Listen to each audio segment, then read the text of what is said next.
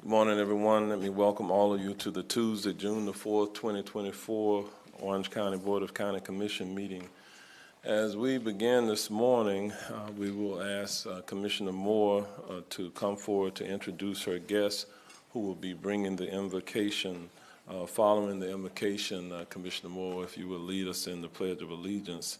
And after that, our Assistant Communications Section Manager, Ms. Jane Wattrell, is going to come forward, who will be reading several proclamations, one recognizing Code Enforcement Officers Appreciation Week and National Naloxone Awareness Day, followed by the Florida Association of Public Procurement Officials Best Practice Award and Art in the Chambers.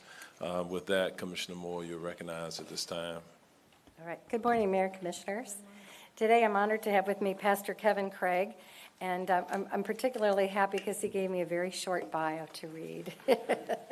He's a graduate of the University of Central Florida, and he even gave us the year, class of 1988, with a BA in communications. Kevin believed his future was in broadcasting and had secured a job at ESPN until he had a life-changing summer camp experience with God that propelled him into the ministry.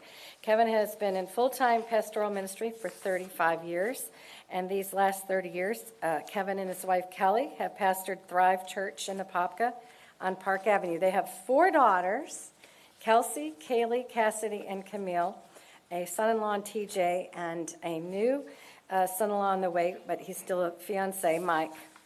And he has a joke for us. He says he's accepting donations for the wedding.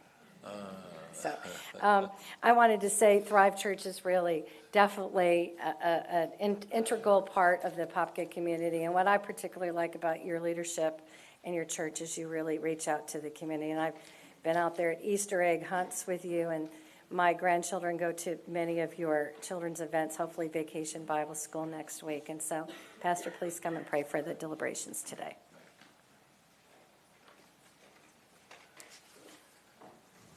Good morning, Mr. Mayor, Commissioners. Thank you so much for allowing me to be here today, and all of our citizens. Before I pray, if I could just share one quick story. There was a 10-year-old little boy that lost his arm in California in a very tragic accident. His mother was the driver of the car. He was a lover of sports, and the mother was devastated that her carelessness cost him the ability to be in sports. So she looked far and wide for the opportunity for him to find a sport to be involved in with only a left arm. She finally, through a series of friends, found that there was a new judo sensei that had opened a gym. And a person said, go down there and maybe they've got a place for him. When she walked in, the judo sensei said, I've been waiting for someone like your son to walk through. If you'll commit him to serving and being here in my gym, I'll make him a champion. 6 months later, the little boy won, true story, the California State Judo Championship as a 10-year-old.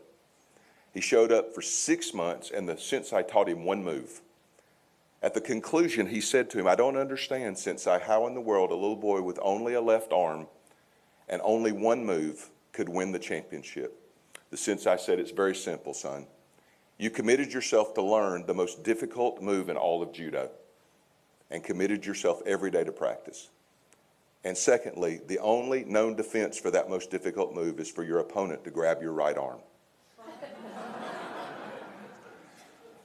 Commissioners, we never know in all of our weaknesses what can be done, but when our weaknesses are in the hands of a master, we can become a champion. Heavenly Father, we gather today with a deep sense of purpose and commitment to serving our community. As we begin this meeting today, we ask for your divine guidance and wisdom. I ask for your blessing on each commissioner and every participant with clarity of mind and spirit. May their discussions be fruitful and decisions be just, always considering the greater good of all residents. Grant each the patience to listen, the courage to speak truthfully, and the wisdom to find common ground. Help these leaders to uphold the values of justice, compassion, and integrity to all their deliberations. We pray today for the well-being and prosperity of our county, for the protection of those in need, and for the strength to address the challenges we face with resolve and unity. I say today the blessing of the book of Numbers. May the Lord bless you and keep you. May the Lord make his face to shine upon you and be gracious to you. May the Lord lift his countenance upon us all and grant us peace. In the name of the Father, and the Son, and the Holy Spirit. Amen.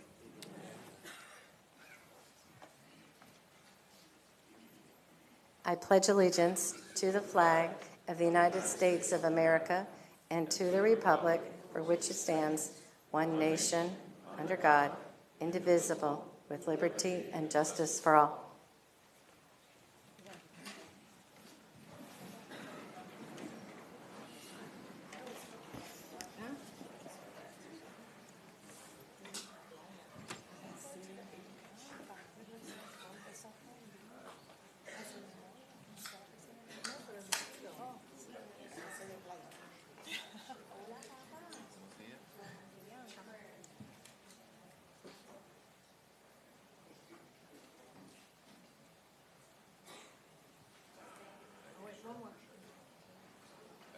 One more, Pastor. Please use that.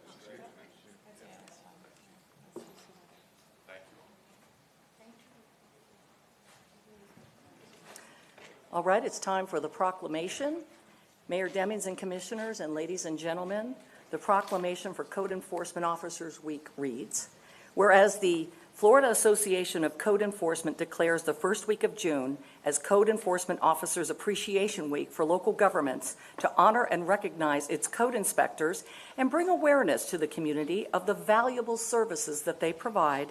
And whereas Code Enforcement Officers Appreciation Week highlights the importance of code inspectors in ensuring the health, safety, and quality of life in neighborhoods through compliance with applicable zoning codes and regulations. And whereas, in the best interests of residents, code inspectors in the Orange County Neighborhood Services Division strive to achieve compliance through engagement, education, and enforcement by conducting inspections at properties, being a resource to residents regarding code violations and the code compliance process, and attending community meetings and events to proactively educate residents. And whereas beginning October of 2023, the Orange County Neighborhood Services Division's Code Compliance Section conducted more than 22,000 inspections and boasted a compliance rate of 77%. And whereas the Orange County Neighborhood Services Division's Code Compliance Section encourages the community to report code violations by contacting Orange County's 311 non-emergency help and information number via phone, web chat, and smartphone app. Now, therefore, Jerry L. Demings, by virtue of the authority vested in him as Orange County Mayor, does hereby proclaim the week of June 3rd through the 7th, 2024, as Code Enforcement Officers Appreciation Week in Orange County, Florida. Done and ordered this 4th day of June, 2024, signed by the Mayor and all 6 members of the Board of County Commissioners. Accepting this proclamation will be Jason Reynolds, the manager of the Neighborhood Services Division. Jason.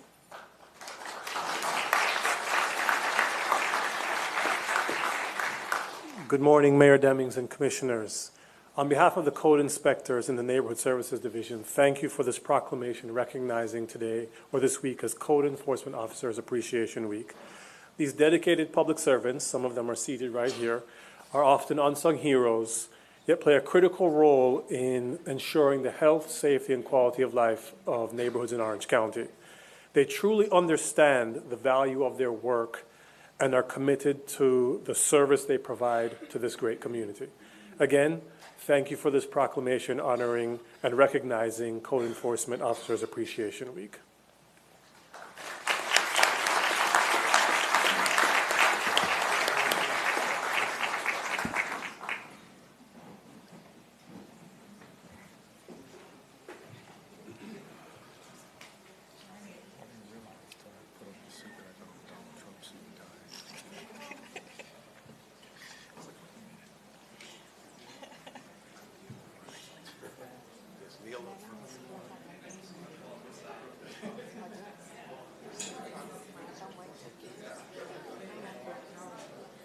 We need some people up front to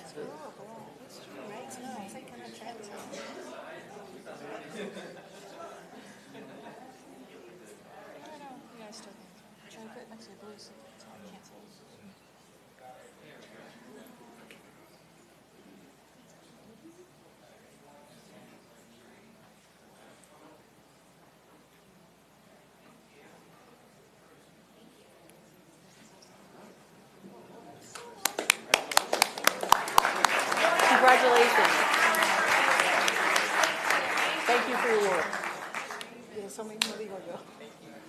Thank you for your work.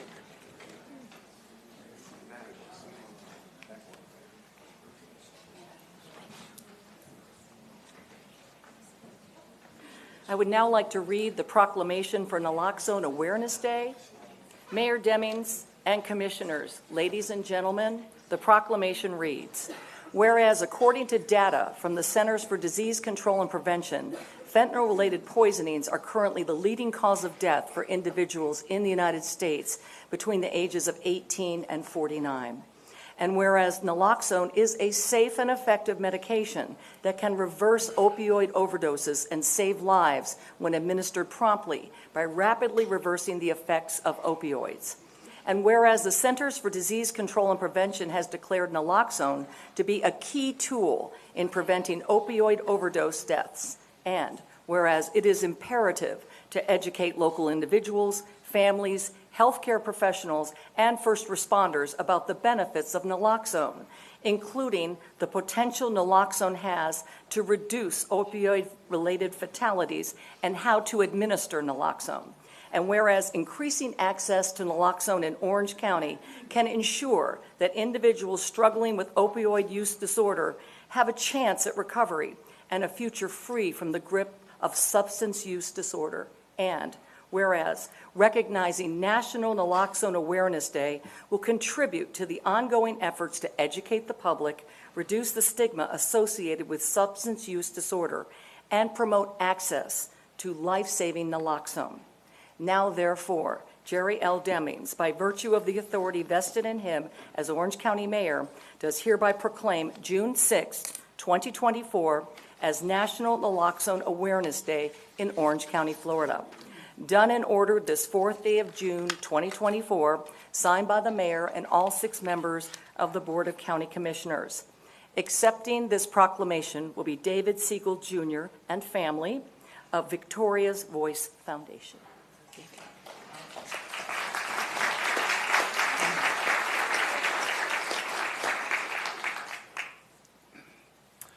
Good morning, everyone. I'm David Siegel. I'm here with my 2 brothers, Daniel and Drew, and my sister, Debbie.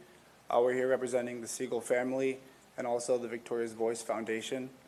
I really want to start by thanking the mayor, Mayor Demings, and all the commissioners and Orange County staff for their advocacy in making today possible. This is a very momentous day here, bringing awareness to this right here. What I'm holding in my hands right now is naloxone. This is the antidote to a drug overdose. You could be overdosing one breath away from death, and this right here, it's a spray, nasal spray. It will buy you enough time to get to the hospital so they can save you. It's completely harmless. I could spray this in my nose right now and nothing would happen to me. So it's really important that we bring awareness to this because 9 years ago, June 6th, was when our sister passed away from a drug overdose. And if the first responders there had naloxone, she'd probably be with us here today, and I wouldn't be here making this speech. And quite frankly, naloxone is more important today than it was 9 years ago, because as you heard, the #1 cause of death in the U.S. From 18 to 49 years old is drug overdoses. I mean, it's because of the fentanyl flooding the streets. And everyone should grab one of these when they leave the house, whether they're a drug user or not. They should grab one of these like they grab their car keys when they leave the house, because it's not the drug abusers that are overdosing nowadays. It's the experimental one-time users from all the fentanyl. But today is really about bringing awareness to naloxone, and we say with all the effort that we do, if we can save one life through all this, then it was all worth it. And with that said, I just want to thank the commissioners again and the mayor and all of you for being here today.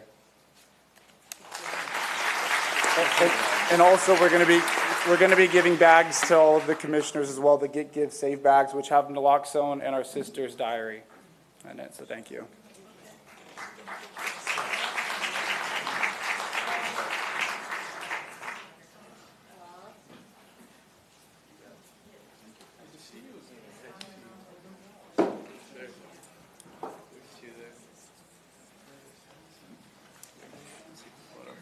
Thank you. How you guys doing? Good, thank you. Everyone good one? The mayor.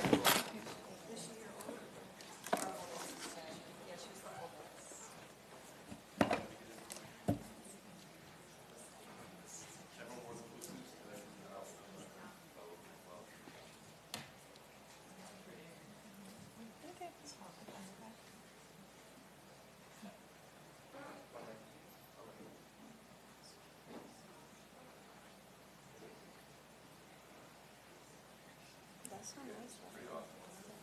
Siblings.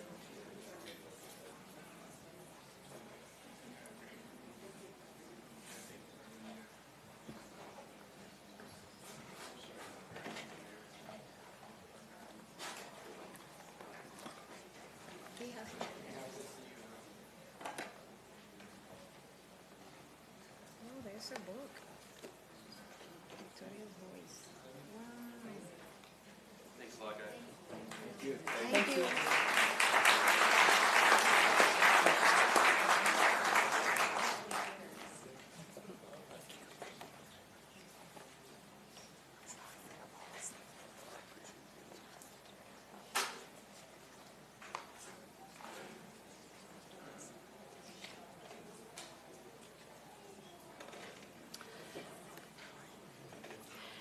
And now, Mayor and Commissioners and ladies and gentlemen, we have two presentations for you.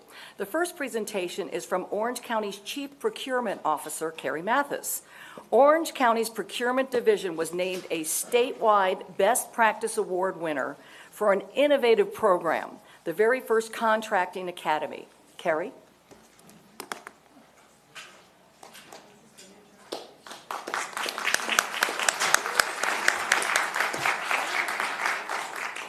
Good morning, Mayor, Commissioners, County Administrator, Comptroller Diamond.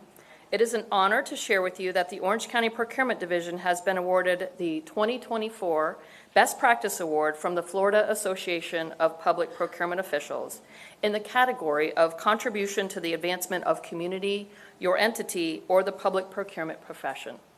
The award was bestowed on us for the creation of the Contracting Academy. To tackle the challenge of reduced competition in procurement processes due to market volatility, the Orange County Procurement Division initiated an innovative approach to engage and educate potential vendors. This initiative was born out of the recognition that a more competitive procurement environment could lead to better contract terms for the county, including lower costs and improved service delivery. To address this issue head-on, the county's Procurement Division introduced the Contracting Academy, a no-cost, comprehensive educational event designed to demystify all aspects of the procurement process and encourage broader participation from the business community.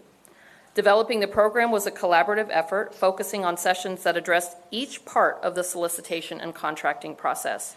The curated sessions were led by professionals from various fields, including procurement, risk management, business development, and OpenGov, our e-procurement platform. We also engaged external bond counsel to provide education on bonding requirements. The Contracting Academy's comprehensive approach, focusing on the intricacies of each aspect of the procurement process, sets a new standard for educational workshops. By addressing specific components critical to successful submissions and partnering with experts to provide targeted sessions, the Orange County Procurement Division has created a unique and highly effective model for engaging with and educating the business community. We are proud to be a leader in this space and have already been contacted by numerous procurement operations within Florida looking to emulate this program. The impact of the Contracting Academy was both immediate and measurable. In the week following the event, we realized an increase of over 200 new subscribers to the solicitation notices on our OpenGov platform, indicating a significant boost in potential vendor engagement. Post-event feedback from attendees resulted in an overall average rating of 4.8 out of 5, underscoring the value of the Contracting Academy, with many highlighting the clarity and usefulness of the information provided about the procurement process.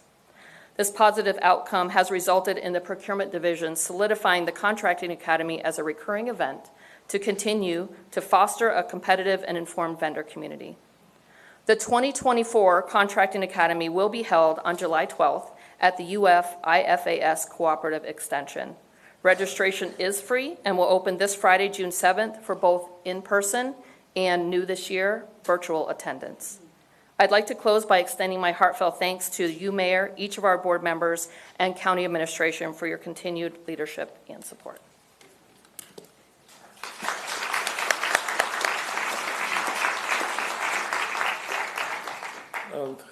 Now the rest of the story. What Carrie didn't tell you is that she has served as the president of the National Association, and she is known all across the country and our state for being a leader in procurement, and we do applaud her as well today and the great staff that she has, who really are the ones who made certain that we competed well within this category. The award that Carrie is holding now, it reads 2024 Best Practice Winner, Orange County Procurement Division for their entry, Orange County Contracting Academy, Florida Association of Public Procurement Officials Incorporated. So again, join me in giving Carrie and the entire team a round of applause. Thank you so much for always representing us well. So they set the bar, so we look forward to these awards in the future.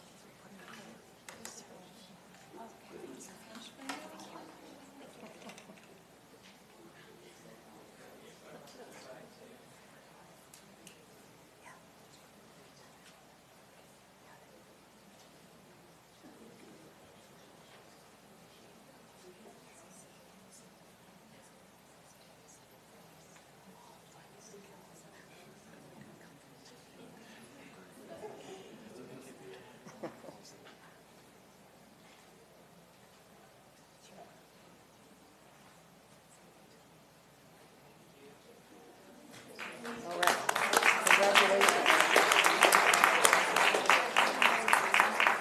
Congratulations.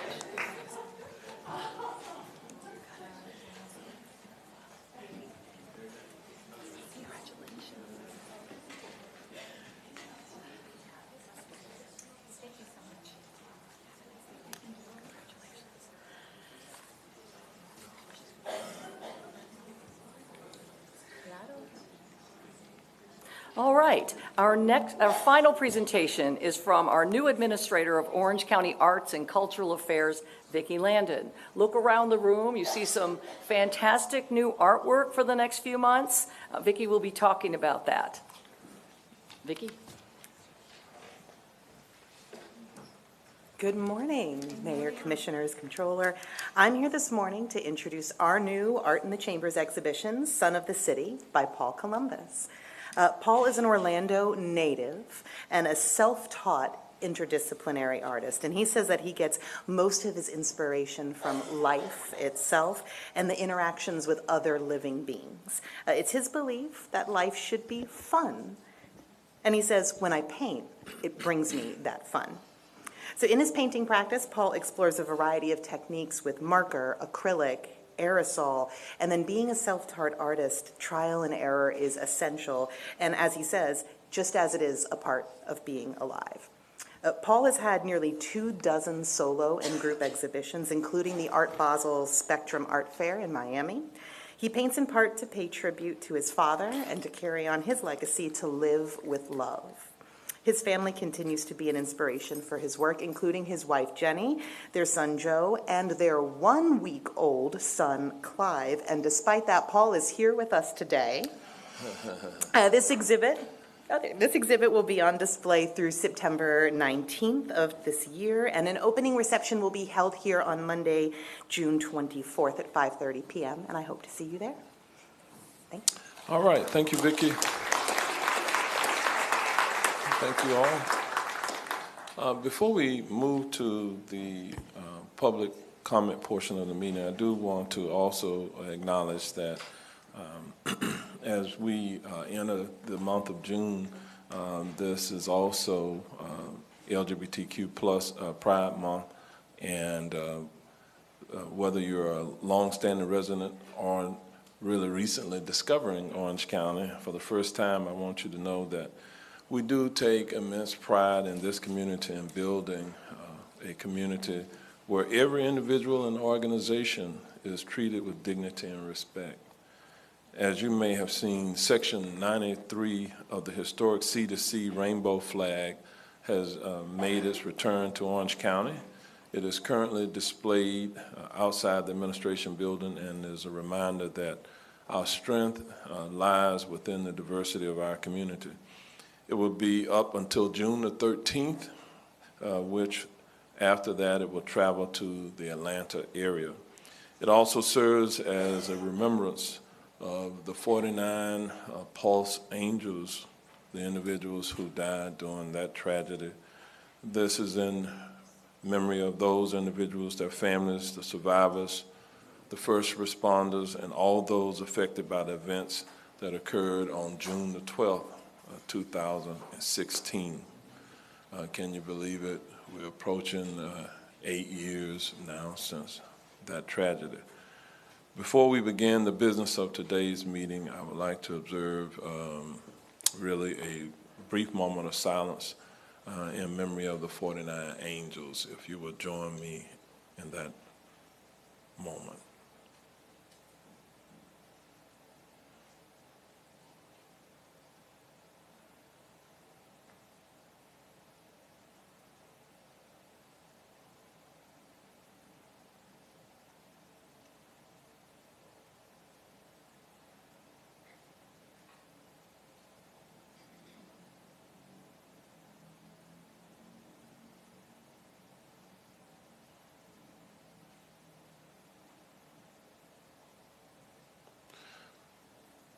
All right, thank you very much. To learn more about the Pulse Remembrance events that will occur in our community, residents can visit the pulseorlando.org, which is now a City of Orlando website. And now we'll move to the next item on our agenda, and this is the public comment period of time. And as we begin the public comment period, I'd like to invite comments from members of the public regarding topics of interest or concern that are within this board's authority. However, there are certain matters which are not appropriate for public discussion during this public comment period. These matters include pending procurement or land use issues. This afternoon, we will certainly have our public input period of time during the public hearings. And with that, we'll begin our public comment period.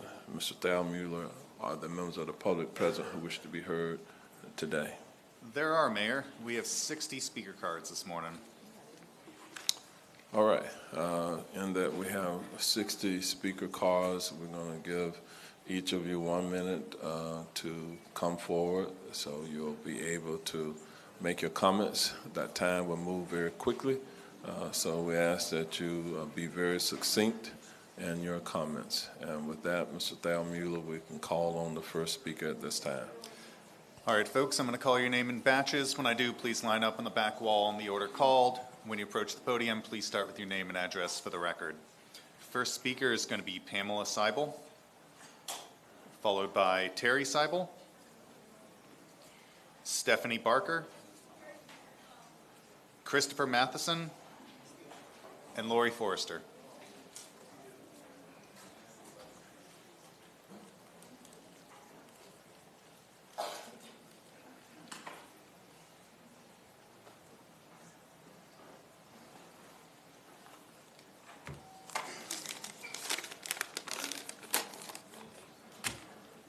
Good morning, Mr. Mayor and Commissioners. Being a licensed real estate broker in the state of Florida for over 35 years, as well as a longtime East Side resident in Orlando, I'd like to take a minute of your time.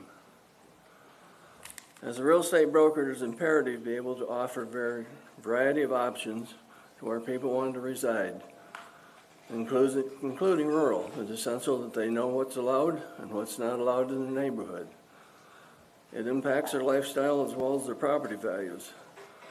The pending Vision 2050 Orange Code, as well as the city annexations, are making this very uncertain. The Orange Code proposed has less safeguards and will cost the taxpayers more.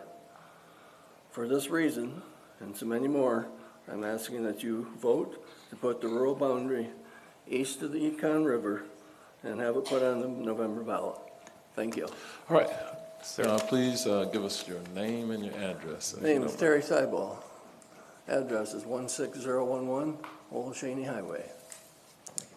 All right, thank you. We'll move to the next speaker, please.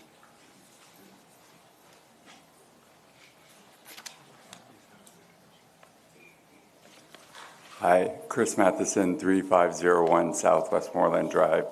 What I wanted to speak about today is accessory dwelling units and the code and how the plan that Malcolm and McKinley and I spoke about last time serves more constituents and provides more housing. If you look on the third page of this, I detailed a property that's owned by the county now on 20th and Southwest Moreland, and I showed it with the ADU. I did the numbers, so the net monthly expense comes to $1,223 for that homeowner. And if you look at this sheet, it serves 99% of the people on this sheet because you're building not only affordable house, but also affordable renting unit. So instead of building one house on one lot, you're getting 2 units. So it increases the clip of affordable housing available. The standard what's been done on affordable housings now is on the next sheet, and that pity payment per month is $1,800. It's a little bit lower in price because of the accessory dwelling unit, but if you look at the delta between those two numbers, the accessory dwelling unit is cheaper for 2 people as opposed to just building the single family. Thank you. All right, thank you, Mr. Matheson. We appreciate the information you provided. We'll move to the next speaker, please. Greetings. My name is Pamela Seibel, 16011 Old Cheney Highway. First, thank you to the Board of County Commissioners for this opportunity. We're here, myself and others, and many could not be here. As you know, I'm sure many of you guys, many petitions sent to you regarding our wish and my wish for a rural boundary. And we ask for your help to make it happen by letting the voters decide and put it on the ballot. For those that agree with me, please stand. Thank you. More and more asphalt is covering one of Orange County's economic generators, the agricultural land. The ag industry is the top 3rd industry in Orange County versus urban sprawl that is costing Orange County and its taxpayers. We know about $22 billion roads deficit, but there's so much more we don't know. It's not on paper, including the livelihood being jeopardized. We ask that you really look at this, the benefits of a rural boundary, to help us have our rural area, give us opportunities to grow and have what we want. I can't believe we just have a minute. Thank you. All right, thank you very much. We'll move to the next speaker, please.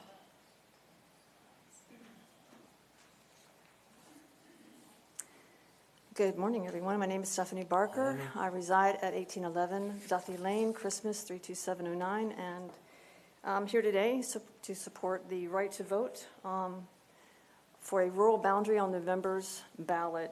Developers have capitalized on Orange County's natural beauty for a really long time, and I think that the rural boundary is a vital decision that is going to affect the Orange County residents' daily lives and their future. And I would like for all of us to have the right to vote on that. I'm here today because I know if I don't stand for something, I'm liable to fall for anything. And I'm here today to stand with Orange County voters. We, the people, want to vote. And I'm asking you and I'm challenging you to stand with us and give us the opportunity to vote on this vital decision that's going to affect us going forward in the future, every day of our lives. Thank you. All right, thank you for your comments. Next speaker, please. Lori Forrester, 16050 Sand Hill Road, Winter Garden, Florida.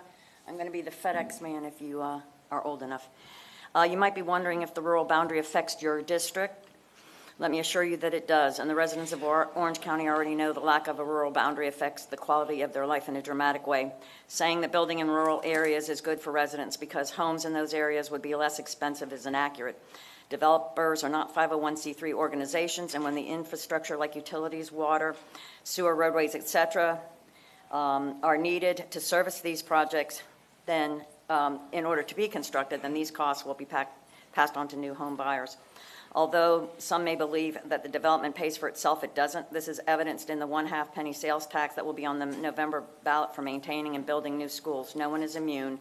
This affects every single person in every single district, the 1/2 cent penny tax.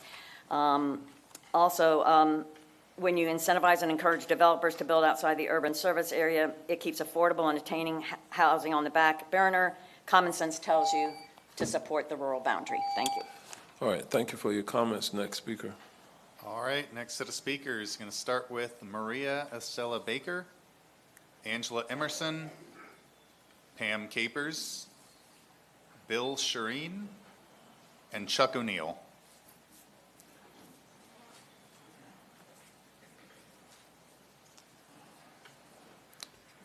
Whoever makes it up first can approach the podium.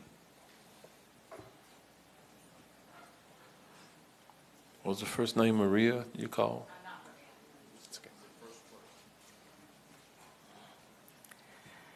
Good morning. My name is Angela Emerson, address 14729 Baltusrell Drive. Did you know that the east side of Orange County, where much of the rural boundary is also, they are only required to design stormwater management systems to accommodate the 24-hour storm event. But on the west side, they have 100-year 24-hour. Why? The reasoning is that the east side is an open system, meaning we can drain into the river basin during storm events. But what happens if the speed of that water draining increases exponentially due to urban sprawl, which ultimately leads to the paving over with concrete acres of open land?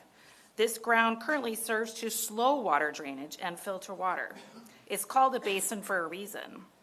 If we all live in the basin and that water fills up too quickly and it can't get down the hole, we all flood. In the end, please stand up for the rural boundary and against the developers, or face the distraught faces of those families who have lost their homes to flooding in the future. Thank you. All right, thank you for your comments. Next speaker, please. Good morning. My name is Pam Capers. I live at 5401 Rex Drive, Winter Garden. I am here to speak to you in support of the Rural Boundary Amendment that you will be discussing a little later this morning. This is an important amendment, not only for the residents who live in rural areas and would like to preserve their lifestyle, but also to the taxpayers of Orange County. This amendment will not prohibit growth and development, but it will raise the bar for approvals and thereby increase the scrutiny applied when considering development applications outside of the urban service area. As you are well aware, for the past several months, the Charter Review Commission has done extensive research, held multiple meetings, and performed very thorough work to craft an appropriate rural boundary amendment for Orange County. The citizens that attended multiple Charter Review Commission meetings and public hearings were overwhelmingly in favor of this amendment. The Charter Review Commission was also in favor of this amendment, but because of shenanigans in Tallahassee, their hands were tied and they could not vote to put this on the ballot for November. I urge you to review the work of the Charter Review Commission and vote to put this on the November ballot. Thank you. All right, next speaker, please. Thank you. My name is William Sheeran. I'm at 2450 Williams Road, Winter Garden, Florida, 34787. Whether it's by public or private transportation, residents are tired of the unbearable amount of time it takes them to commute to work. Appointments, stores, schools, etc. Mass transportation improvements and expansion won't be a reality until we understand there's needs for large populations based so mass transportation can be designed to move people from where they are to where they need to be. It's a responsibility. Well, that's the reason why Mayor Dennings has pushed for that 1 penny sales tax for transportation. It was in part an expansion of the bus service, the extended Sunrail lines, build better and safer roads. Thank you for that. The inhabit deficit will continue to push road projects down the pipeline. Sorry, thank you. Thank you very much. That time does go quickly. Next speaker, please.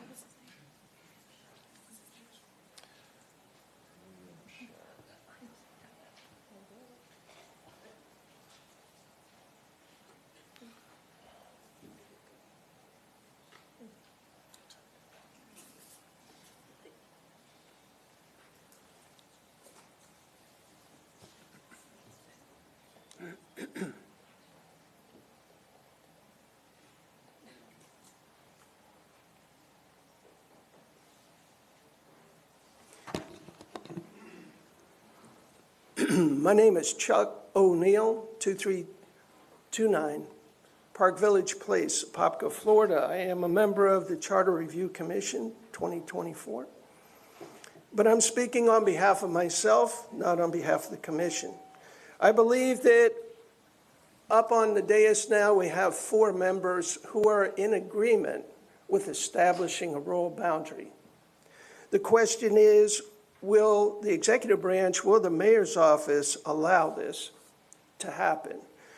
Section 302 of the Orange County Charter says that one of the duties of the mayor is to carry out other powers and duties as required by this charter or may be prescribed by the board. So if 4 members of this board vote for the charter amendment, for it to be placed on the November ballot, the mayor must allow it. There is no discretion. Thank you, sir. All right, thank you. Next speaker, please. All right, Mayor, our next batch of speakers are going to start with Rosanna Malherbe, Karen Wallen, Eugene Staccato, Peter Murray, and Heather Murray. Good morning. My name is Rosanna Malherbe. I live at 4302 Rex Drive in Winter Garden. I'm here to speak in favor of the Rural Boundary Amendment and ask that you place the amendment on the November ballot for the voters of Orange County to decide. A rural boundary works, and Seminole County is a perfect example. If you look at their most recent longitudinal cases, you can see the benefits of their rural boundary offers. Their penny sales tax for roads passed because the county drew the rural boundary line to prove to voters that their money would be used to improve roads in their urban service areas. Their property values have increased well beyond those of Orange County. Seminole County commissioners who supported and swore to protect the rural boundary have been repeatedly reelected. Residents of Orange County should not have to pay for the long-term cost of urban sprawl and building and maintain infrastructures that benefit developers that enable them to build unaffordable housing in areas away from jobs and transit. Please vote to approve placing a rural boundary amendment on the November ballot for voters to decide. Thank you. All right, thank you for your comments. Next speaker, please.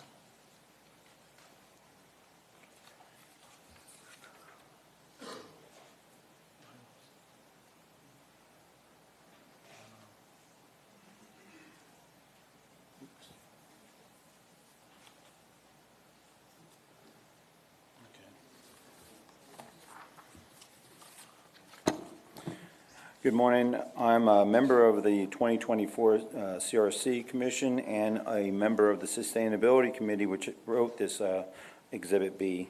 My name is Eugene Staccato, and I live at 331 Roswell Avenue.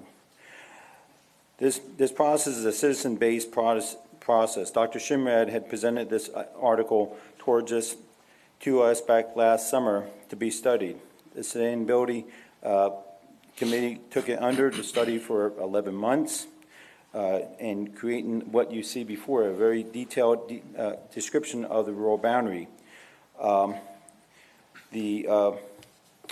I would like to see this commission do is make a motion today potentially to move the Exhibit B with a notice of public meetings to vote on this for the November ballot for the voters to decide.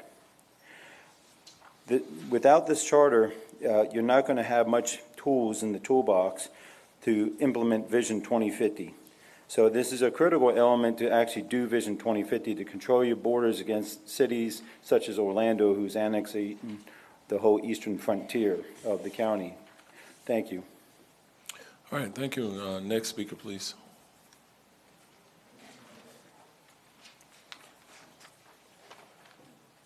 Good morning, Mayor and Good morning. Commissioners, Attorney Newton, and Mr. Diamond. My name is Heather Murray. I live at 238 Braylock Drive, Ocoee, Florida. I've been working as a nurse here in Orange County for 12 years. I worked during COVID. I wore two masks, two face masks, a KN95, a face shield, a hair covering, and a non-permeable gown. I lost my stepfather on April 29th of 2020 to COVID. Transitioning to work in Orange County at the Orange County Digital Enablement Project seemed like a safe direction to go in.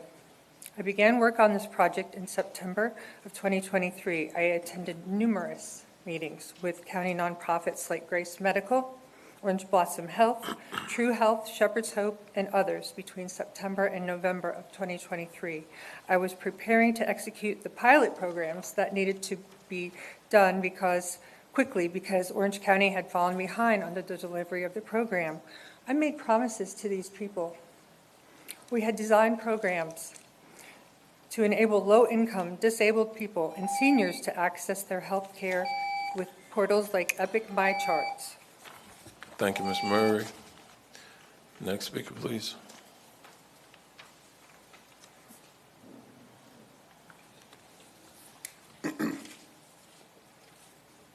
Greetings, Mr. Mayor and Commissioners. My name is Peter Murray. I reside in Ocoee, Florida, 34761.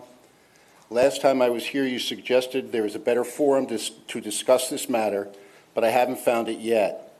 The proper forum probably was Roseanne Harrington's office on January 26th at 3 p.m., where we would discuss federal violations.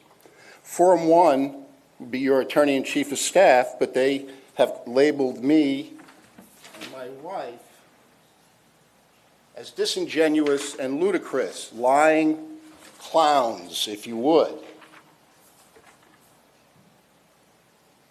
I filed a public records request to get these personal texts that Simone Babb had sent illegally.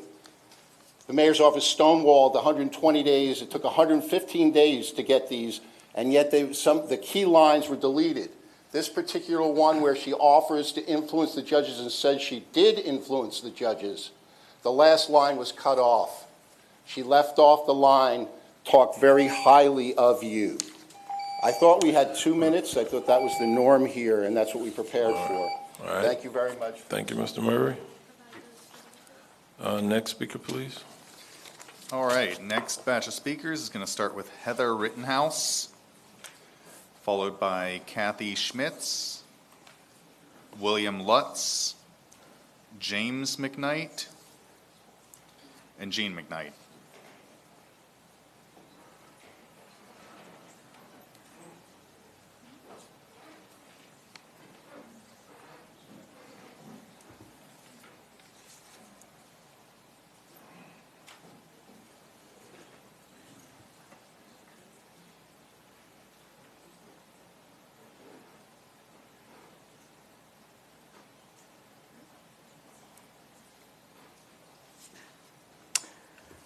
My name is William Lutz, 2618 South Tanner Road, and I support the CRC recommendation. This is a very big issue for the future of Orange County. Home rule is being weakened constantly by the state, making it very difficult for us voters to make decisions. Voters don't have lobbyists, we don't have lawyers, we don't have large sums of money to push an issue. We only have our vote. There should be no fear in allowing us to vote on this issue. Let the people vote on the rural boundary. Thank you. All right, thank you for your comments. We'll move to the next speaker, please.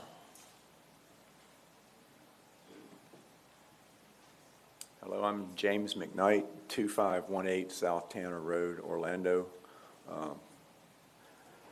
I'm just here to try to encourage the commissioners and the mayor to pass This rural amendment of the rural boundary onto the voters in November. That's simply all I want. Everybody here countless times have been to these chambers to argue for different points. If this were done, that would simplify a lot what we've got going on out there. Thank you. All right, thank you for your comments. Next speaker. Good morning, Mr. Mayor. Good morning. Commissioners. Good morning. I'm Kathy Schmitz, President of the League of Women Voters of Orange County. I reside at 1500 Mount Vernon Street in Orlando.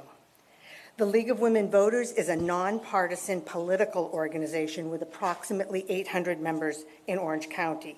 Its mission is to empower voters and defend democracy. We never endorse candidates. We do take positions on issues. We appreciate the work of the Charter Review Committee, and we think that they are the essence of home rule. By stripping our CRC of the authority to put the rural boundary issue on the ballot, those in Tallahassee deny our citizens the ability to define our own future. Your constituents, the League of Women Voters asks you to stand up for home rule. Your constituents deserve the right to decide if a rural boundary is right for Orange County. We are advocating for our right to vote in November. There's no time to waste. Thank you.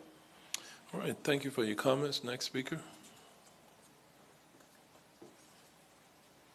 Good morning, Mayor and Commissioners. My name is Jeannie McKnight, and I live at 2518 South Tanner Road. I would like to start off by letting you know you should have seen petitions from 1,500 constituents who are in favor of the rural boundary. As a resident of Orange County for over 40 years, I urge you to blaze a trail straight to the ballot boxes in November and uphold the work that the CRC has accomplished. Please place the rural boundary on the ballot and let the voters have a voice. Thank you for your dedication to the citizens of Orange County. All right, thank you very much. Next speaker. All right, next to the speakers is going to start with Gretchen Robinson, followed by Marjorie Holt, Kay Hudson, Pam Neighbors, and Jacqueline Foster.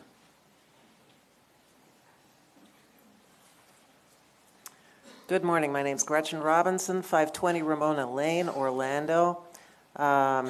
Thank you, Commissioners. I strongly urge you to put the Rural Boundary Amendment on the ballot for November, and I speak as a member of the Classroom Teachers Association of Orange County, member of the Board of Friends of Split Oak Forest, and the Florida Wildlife Federation. So I'm speaking both as a teacher and an environmental steward.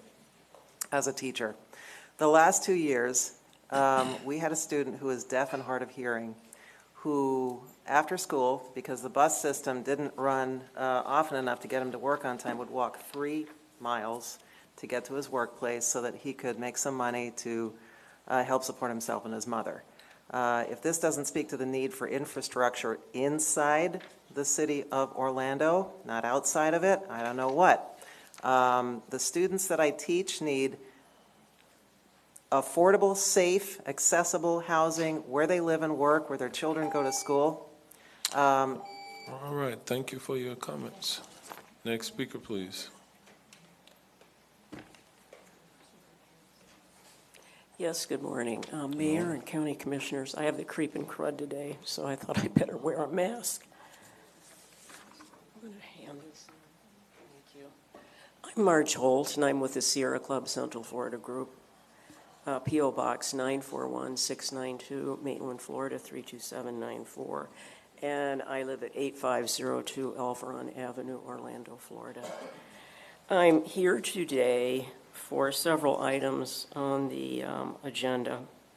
First of all, I noticed the Sunbridge Camino City of Orlando annexation is on the consent agenda. And it may be a sensitive issue, but if we could get an update, maybe some clarification as to what is going on. And secondly, I'm here because the Sierra Club recommends the Orange County Board of County Commissioners vote to direct staff to develop the same language as shown in the CRC Exhibit B. And we believe this is important to bring this amendment out to the voters. I did send this in. I apologize. The print is mouse print, but it has the same language that the CRC had developed. So thank you. All right, thank you. Next speaker, please.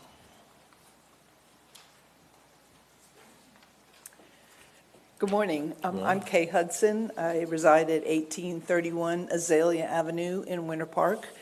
I'm usually here on behalf of the League of Women Voters, but today I'm here just for myself. I was born here. I have been a real estate broker in Orange County since 1980, and I own a web marketing program for home builders. So I just want to say that you don't have to be anti-business or anti-building or anti-development to be pro-smart development and smart future planning. I want to ask you, if you would please, to move as directly as possible to placing Exhibit B on your agenda to vote and get it moving towards being placed on the ballot in November. Thank you. All right, thank you. Next speaker, please. Good morning. I am Pam Neighbors. I reside at 9348 Shadow Pinar Court, Orlando, Florida, 32825. Thank you, Mayor and Commissioners and Orange County staff, for the opportunity to speak with you this morning. On behalf of the CareerSource Central Florida Board of Directors and staff, I want to express my appreciation and thanks for our partnership with Orange County to invest and elevate the skills of Orange County residents. The Level Up Orange initiative, funded by the American Rescue Plan, has been innovative and unique in its approach to address the challenges that have been created by COVID. Level Up has successfully trained over 3,000 residents. During the initial years of the pandemic, Level Up leveraged resources with federal and state workforce to put residents quickly back to work. As the economy has improved, employers need workers. Level Up has targeted growing careers in the region and used innovations as embedded organizations and libraries, and in partnership with Valencia College and Orange Technical College. We are grateful to the Orange County staff for their support and guidance, and we look forward to continued partnership in the future. Thank you. All right, thank you, Ms. Neighbors. Next speaker, please.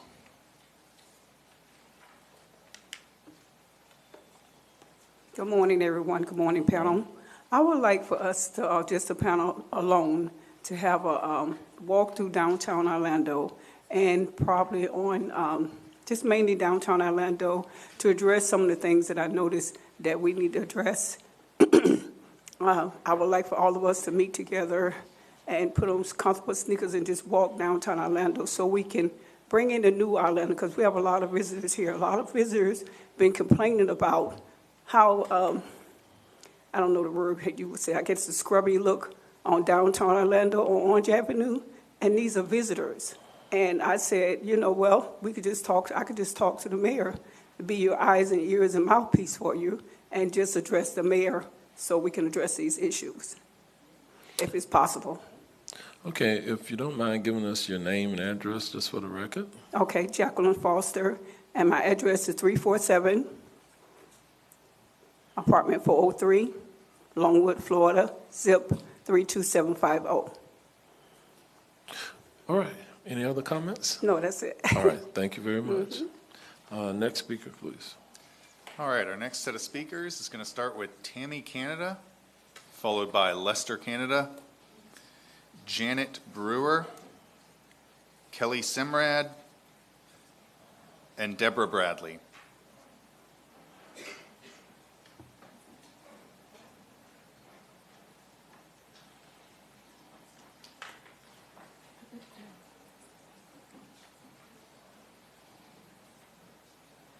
Good morning, Mayor and Commissioners. My name is Tammy Canada, 2701 Phillips Road, Christmas, Florida, 32709. And I highly support you guys putting this on the ballot in November for the rural boundary. We walk out every morning and listen to the whippoorwills and watch all the animals come through our yard. We watch the rockets go off from our back porch, and we love the fact that we can do that without lights being all around us, and we can look at the stars. We can do everything, and if you let all this growth come in, then this may obstruct our views and being able to see all the animals and everything, is we're just going to keep pushing them further and further away. When was the last time you had a panther screaming out your back door? I know that they are endangered, but we still have them in Christmas, and we want to keep them. They're not dangerous. We love the fact that we have this opportunity, and we want to continue to do that. So please, please put this on the ballot for November. All right, thank you. Next speaker.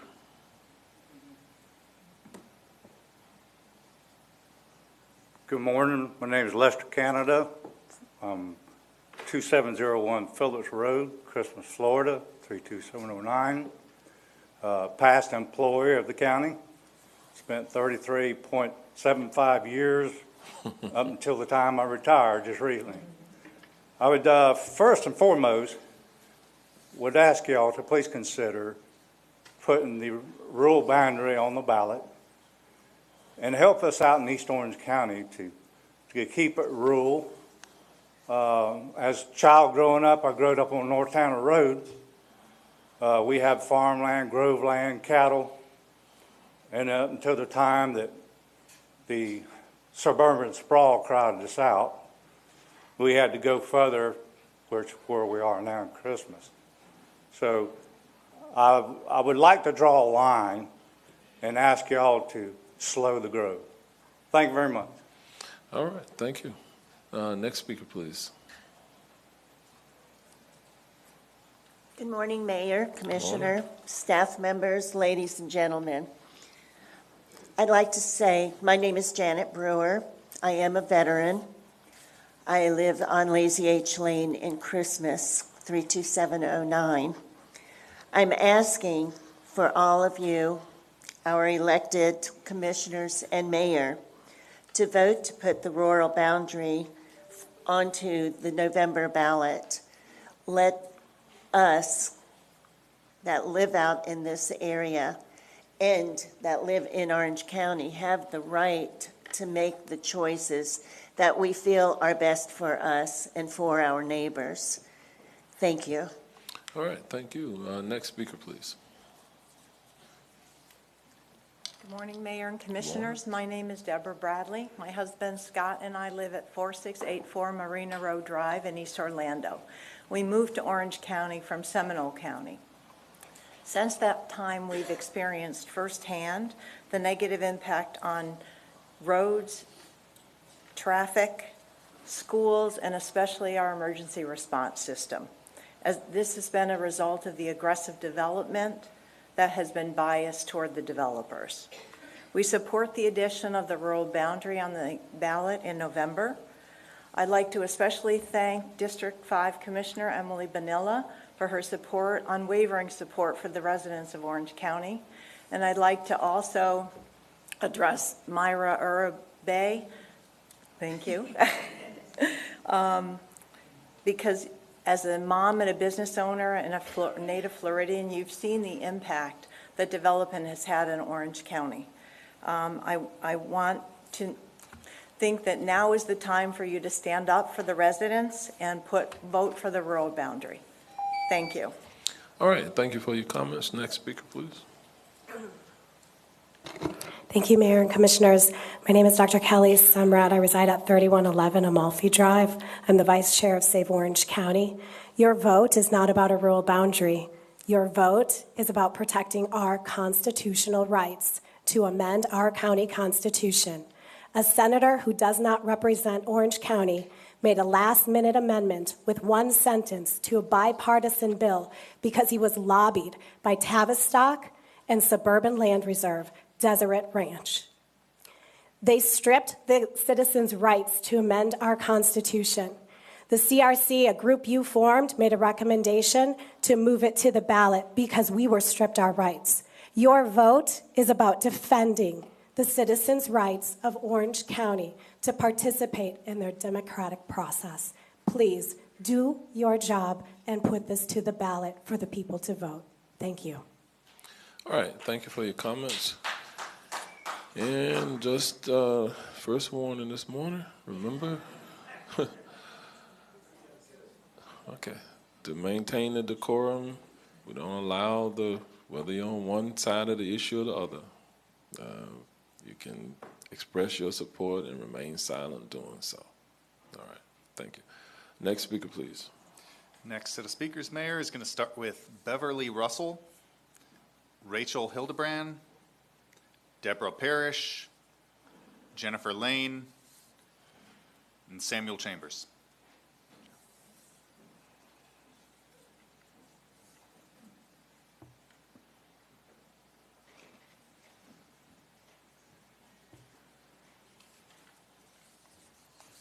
Good morning. Good morning.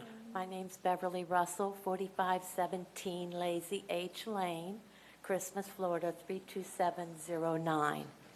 Well, this morning when I got up, all my animals in my yard, the wildlife, came to me asking me to come here and please ask you to vote for the rural boundary and give the citizens the right to make that decision. So I'm here for the animals and wildlife. All right, thank you very much. Next speaker, please. Hi, I'm Rachel Hildebrand, and I live at 4651 Juliota Road, Orlando, Florida. Thank you for allowing us to speak again about the Rural Boundary Charter Amendment adding it to this November's ballot. I strongly support the rural boundary for many reasons, but I'll choose my words quickly and wisely.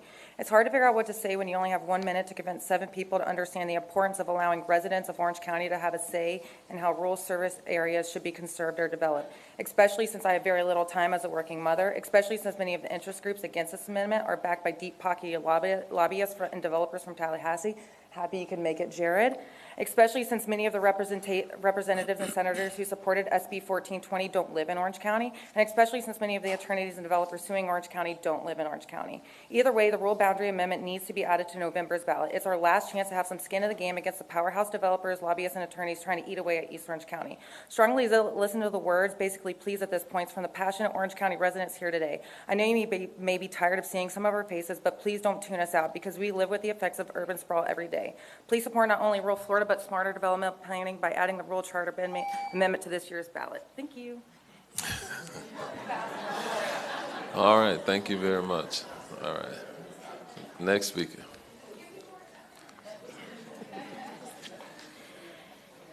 Good morning. My name is Jennifer Lane. I'm at 503 Fitzwilliam Way, 32828. I'm a resident of Orange County and here to express my support of the Rural Boundary Amendment. Please don't ignore our existing strained infrastructure, emergency services, and stormwater issues. These issues need to be remedied before we pull resources to build more in the county. I implore you to consider the financial, physical, and emotional toll it will take on your constituents to deny putting this on the ballot, giving us the ability to exercise our right to vote this into being. All right, thank you. Next speaker, please. Good morning, Mayor and Commissioners. My name is Debbie Parrish. I am the president of the Lake Pickett Community Organization, and I've been here a million times over the last 23 years. I live at 4563 Chuluota Road in Orlando. We've lived there for 40 years this year. We are here, the entire community organization, the estates at Lake Pickett, the reserve of Lake Pickett. We are all asking you to honor the CRC, what they have voted on, the language that they approved, and we're asking you to please put that on, put the rural boundary and super vote on the ballot in November. Allow your constituents, your voters, to decide if they want a rural boundary. We're not asking you all to make that choice. Let the voters make the decision, please. And I talked to CRC about legacies. Well, y'all all have legacies to leave behind from the service that you've done. And you've done a lot of service. This is probably the most outstanding legacy that you can leave behind because you allowed the voters the opportunity to create their own destiny. So thank you All right. again. Thank you very much. Next speaker.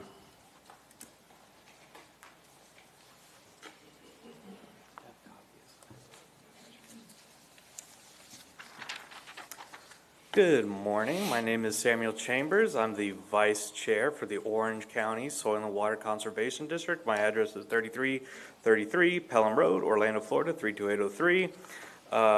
I am here speaking in support of the rural boundary with the authority vested in us, not only by the Florida statutes, the Florida legislature, but the voters of Orange County who elected us. We have written a resolution in support of the rural boundary. Although the proposed language in our resolution has changed in the sense that the CRC has recommended Exhibit B, which is what we're here to support.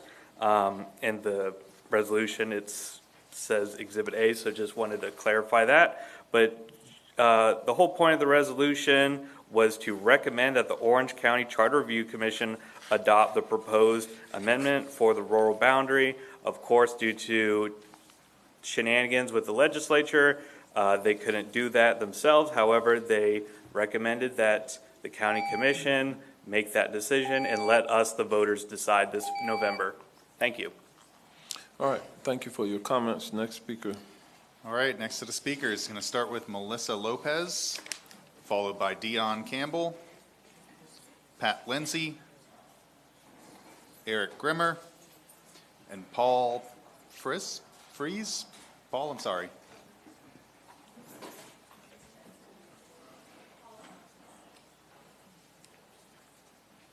still sorry. Good morning. Good morning. My name is Melissa Lopez. My address is 1414 Drayton Court, Orlando, Florida. I'm here in support of the High School Career Express program that my daughter Jasmine was honored to be one of the few students this year. This is a pilot program. It was a success. And this was a great opportunity for her to experience what is out there. The different business industries that the Orange County offers, and she is more confident. I think she got a clear path now what she want to do after school, and it was well organized. The staff very professional. I can attest with the communication with the parents. They do want these kids to be a success in the future. So I thank you for the opportunity for these kids to be able to do all of this. And not all of the counties offer this. So I just want to say thank you. All right. Thank you, Ms. Lopez. Next speaker, please.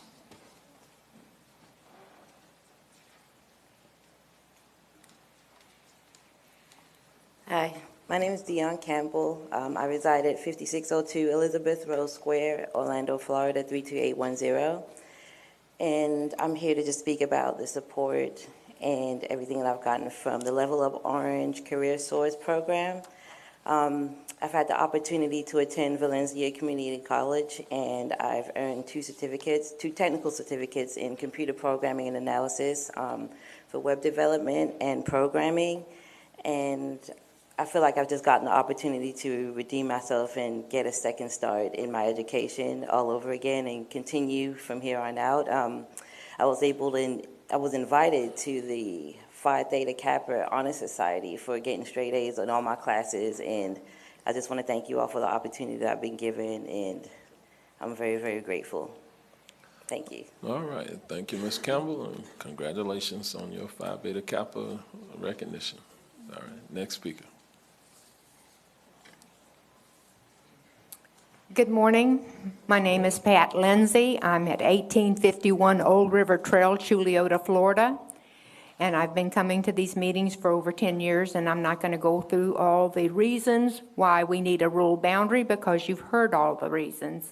I'm just going to ask you to please, please follow the CRC's recommendations, use the language they used, and please put this on the ballot. And I thank you very much.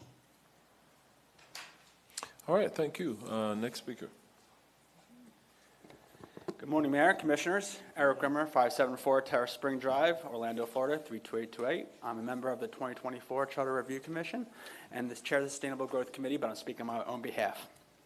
This morning, I'm asking you for support for not only the proposal for the rural boundary drafted by committee, but also the lengthy and considered process which we undertook. We studied this issue for over a year. We heard from planning staff on topics that included Vision 2050 and the years of work that had gone into it. It was that expertise and the extensive stakeholder outreach they engaged in that we felt was appropriate to use the urban service area map as the base for our rural boundary. But when we heard concerns from staff and municipal partners, our committee took action. We heard from planning staff all about joint planning agreements, sector plans, and growth centers. We listened to municipal representatives who talked about actions taken and preparations for future annexations. In response to this newly presented information, we acted again. We carved out areas, places from the rural area that is subject to more intense development in the future. We heard from elected officials in Seminole County. We heard from county staff again. We heard extensively from legal counsel about other Florida charter counties. We considered several versions of our draft proposal. We tore this issue to shreds for over a year. I ask for your confidence in the work that we completed. Thank you. All right, thank you very much. Next speaker, please. All right, next set of speakers is going to start with Gerald Sutton, Susan Adams, Susan Morris, Cheryl Coates, and Hal Coates.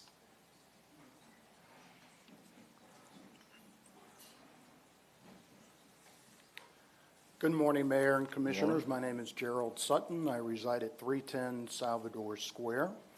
I am the CFO of the Eris Foundation, and I'm just here this morning to thank the Commissioners, the Mayor, for the approval of the grant that you approved back in October that's allowing our organization to distribute needed technology to those without throughout Orange County. I want to thank Simone Babb and her staff at the Office of Innovation and Emerging Technologies for the great partnership and the professionalism that they have shown in our interactions with them. And we're looking forward to seeing each of you at one of our upcoming distribution events in your district. So thank you very much. All right, thank you for your presence. Next speaker. Good morning. Susan Adams, 60 West McCormick Road, speaking as an individual. That's Apopka, Florida, 32703.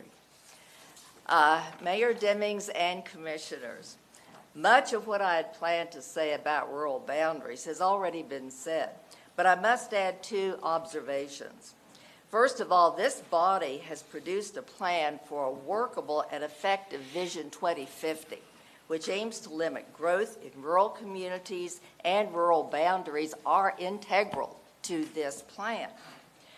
I have also seen this body on numerous occasions over the years insist that developers work with communities to address concerns regarding impending plans for rezonings and projects.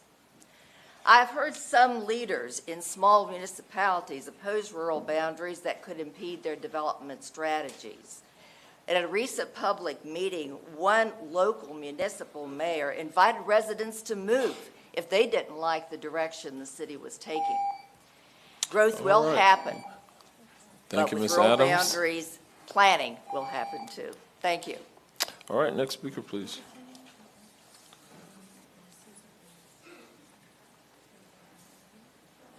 Good morning, Mayor and Morning. County Commissioners.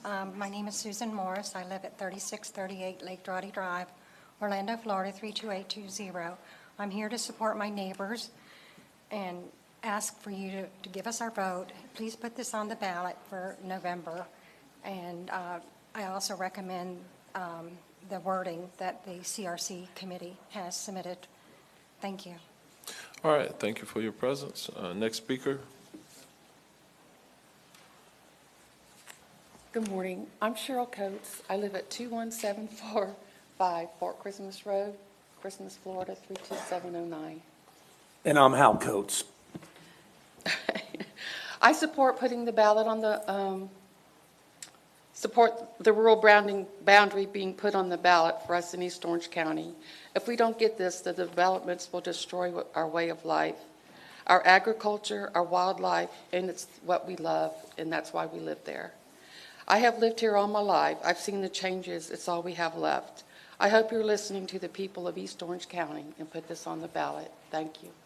All right, thank you. I'd also like to let everybody know that I'm here to support the rural boundary.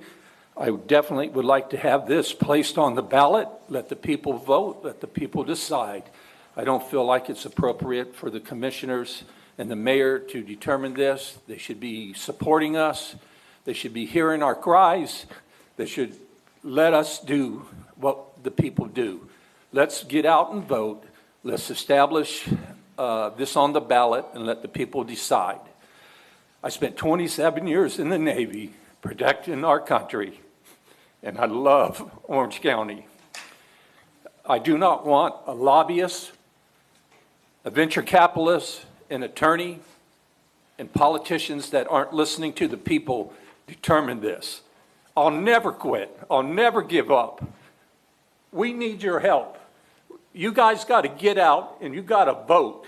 And you got to let the mayor know, Mr. Demings, and you got to let Mrs. Moore and Mr. Scott know that you want to vote, that they can't silence you. Thank you very much. All right, thank you for your service, Mr. Coates. All right, next speaker, please. Next speaker is going to be Leanne Frederick, followed by Richard Barbari, Steve Myers, Liz Connor, and Alan Beck.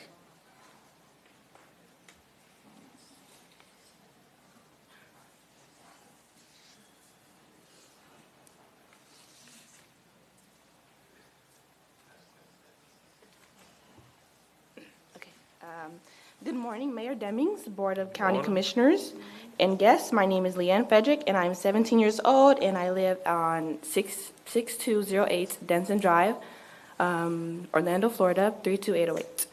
Okay, thank you for the opportunity today to share with you about this opportunity presented to me as president of the most prestigious after-school enrichment and mentoring program, Future Leaders United. This opportunity was the opportunity to work with CareerSource. And through this opportunity, I was able to be exposed to all sectors of industry, such as public sector, health care, technology, and much more. Without this opportunity, I would not have known that I had an interest in hospitality and also the financial industry as well. I walked into those businesses, many businesses we visited every Wednesday, with an open mind and a full belly as well, since they fed us. We ventured to businesses such as Addition Financial, which was my favorite, and other businesses as well. Once again, I would like to thank Mrs. Sandra Fatmy Hall, Future Leaders United Program Director, for exposing us to such programs such as the High School Career Express program with CareerSource, who I was connected to by Mr. Tadar Muhammad, and thank you. There you go. All right, thank you. Great job. Next speaker, please.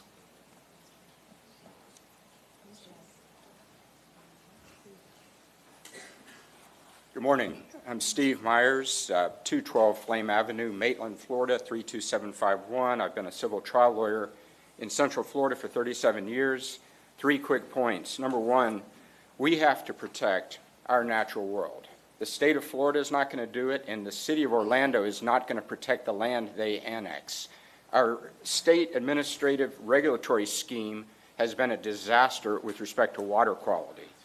Almost every Orange County significant water body is impaired according to the Florida's own Atlas program.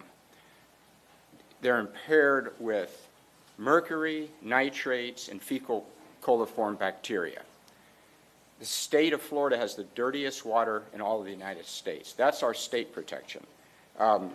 And the city of Orlando is not going to protect us either. In a recent case I took the sworn testimony of 3 of their city planners in a development in West Orlando, and they said they give no analysis to development's effect on the Wekiva River. Thank you. All right, thank you. Next speaker. Good morning, Mayor, County Commissioners. My name is Richard Barbary, 115 Marcy Boulevard, Longwood, Florida, 32750. And I'm here today on behalf of Addition Financial in support of CareerSource Central Florida.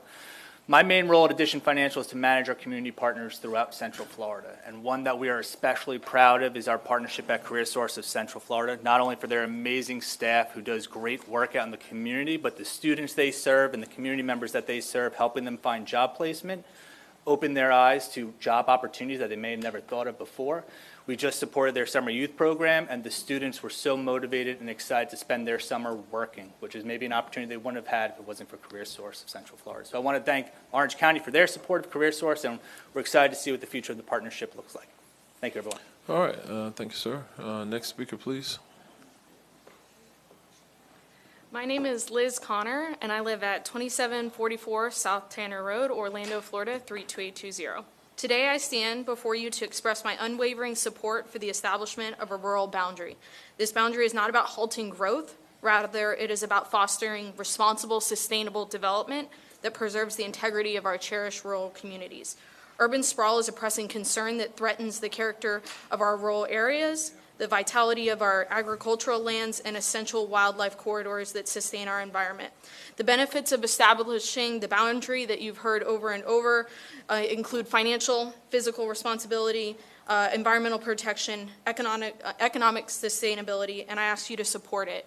Like others before, I am someone who is passionate about our environment. I'm an educator. I'm the director of an organization. I know how hard it is to make decisions. I know money is scarce, but we need you to help us support this. We need you to help us put this to a vote so that myself and others can vote on this. Thank you.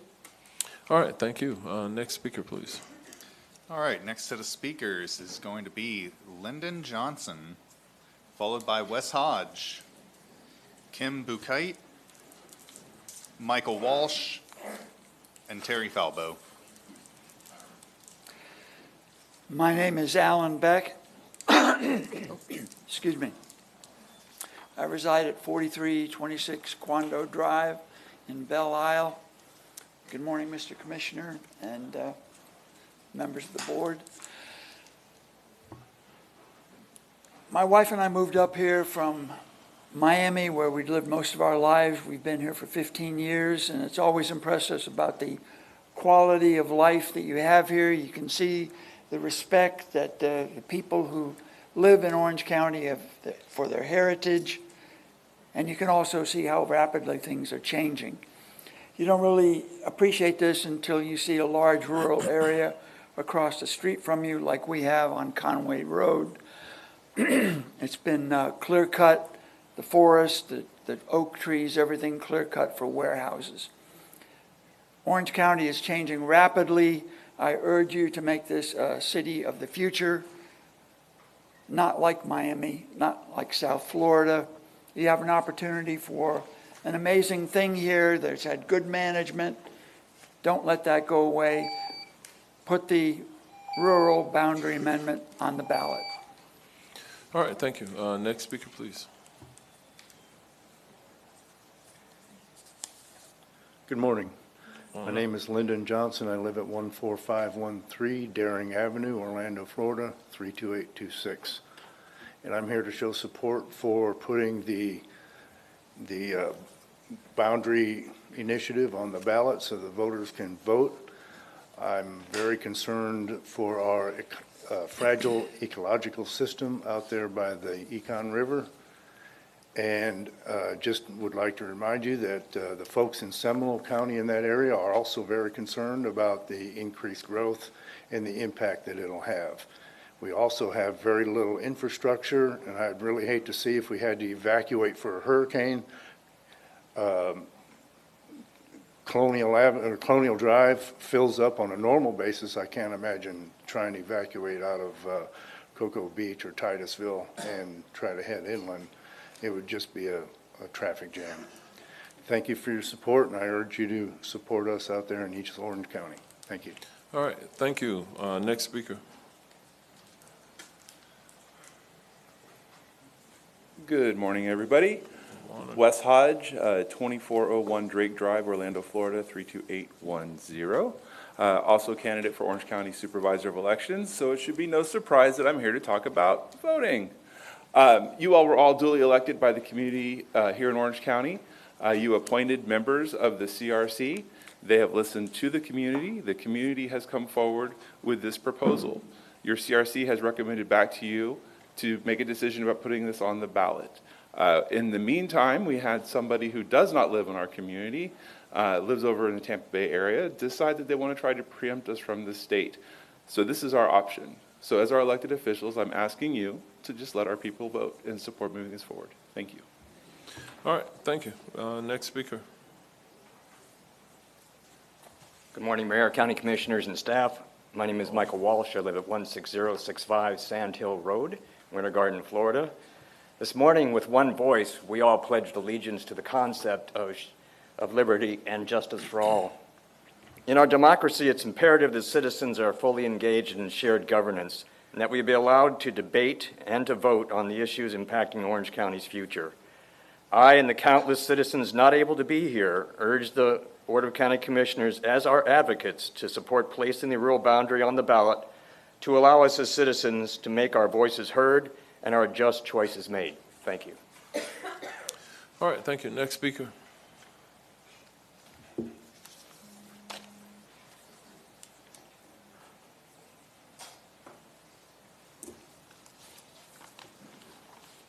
Thank you.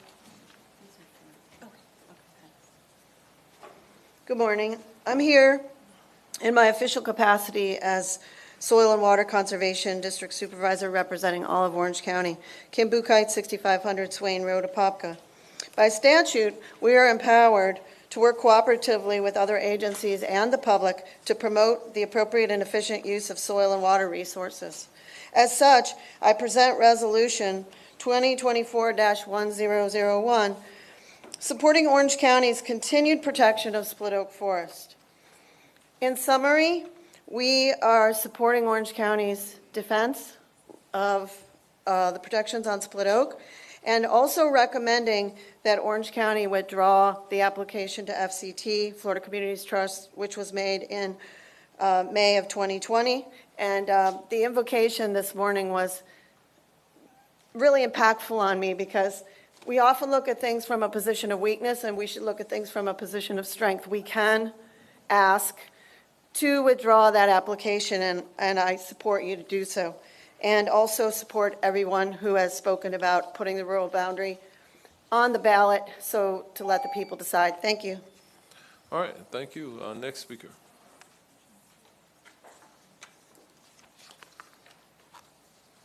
Good morning. My name is Terry Falbo. I'm at 1038 Windswept Court, Ocoee.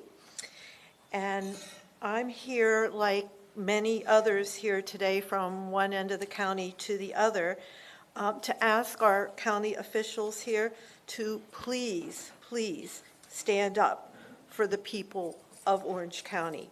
Stand up for our rights. Put the rural boundary to a vote and allow the local people to determine what's best for our Orange County.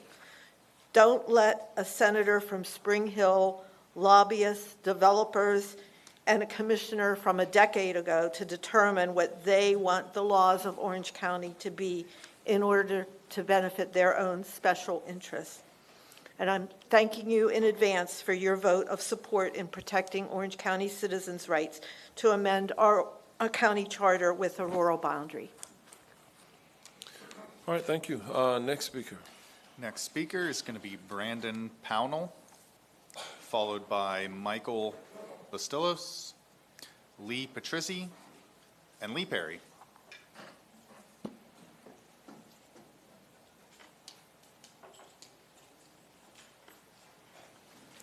Good morning, Commissioners. I'm Brandon Pownell, 1947 Lee Road, Winter Park, Florida.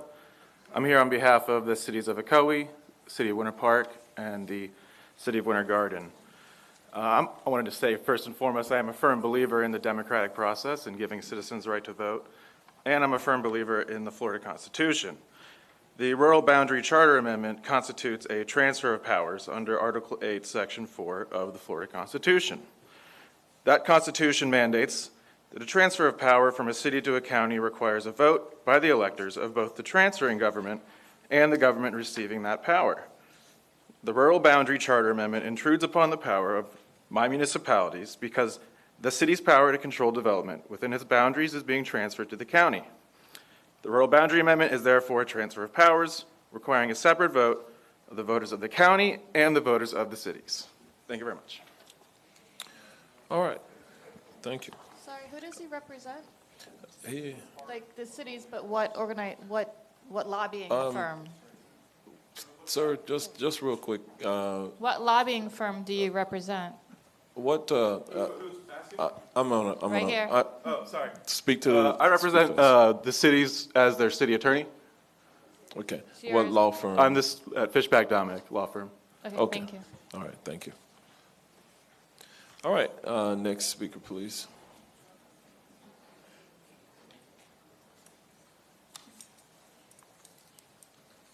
Hello, I think it's me. Hi, good morning. Thank you for having me. My name is Mike Bustillos, 101 Lake Ave, right here downtown. I am here from Orlando Yimby. That's yes in my backyard. We are advocates for affordable, abundant housing. People often hear that as develop everywhere. But something we're actually really passionate about is sustainable housing. The suburbs are not sustainable. Bulldozing thousands of acres of wetlands to expand more suburbs out into the Florida ecology is not it. The future of human flourishing is not in leveling the Florida wetlands to build more suburbs. It's in sustainable, walkable neighborhoods. The state ecology is an interconnected system. We're a part of it. We have to be serious about stopping suburban sprawl and preserving Florida's wildlife. The rural boundary helps to incentivize developers to build up where we already have growth instead of building out. And for that reason, I support the rural boundary at this time. Thank you for your time. All right, thank you. Next speaker, please.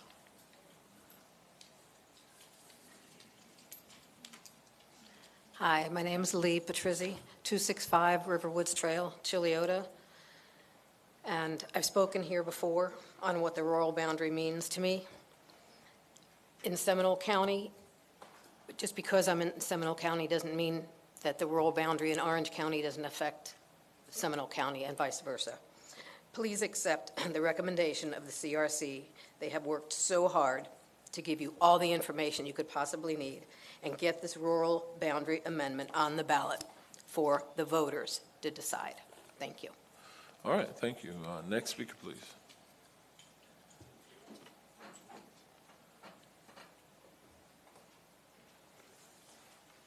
I just want to confirm that you called Lee Perry after Lee Patrizzi. Okay, wasn't sure. Hi, everyone. I'm Lee Perry. I reside at 2008 Carina Drive, 32810. I'm so thankful to be here today to speak in support of the rural boundary. You all have an amazing opportunity to listen to the people today and to do the right thing and get this on the ballot. There were some comments about a sense of urgency and why we might need this right now. And I will tell you, as a resident who just bought a home and has experienced extreme flooding, this is the time. With rising seas, with temperatures skyrocketing, with the climate crisis running rampant here, we really need these types of guardrails to make sure that we're developing in a smart way. And the rural boundary is just one step to make sure that we're not encroaching upon really ecologically sensitive lands and that we're actually investing in the urban corridor to make sure that we have the resources to put money where we need it. And also to rejuvenate a sense of hope for our residents and our voters. I work on the Split Oak Forest campaign, and people are feeling really disenfranchised by Democrats and Republicans, and we really need this opportunity to show them to still have faith in government. So, thank you. All right, thank you. Next speaker. Mayor, we have 4 registered speakers left, starting with Ramon Bonilla, Kenya Richmond, Jared Willis, and Maria Martinez.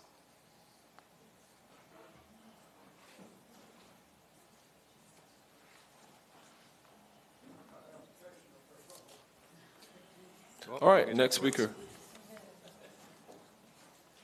Any of those names work.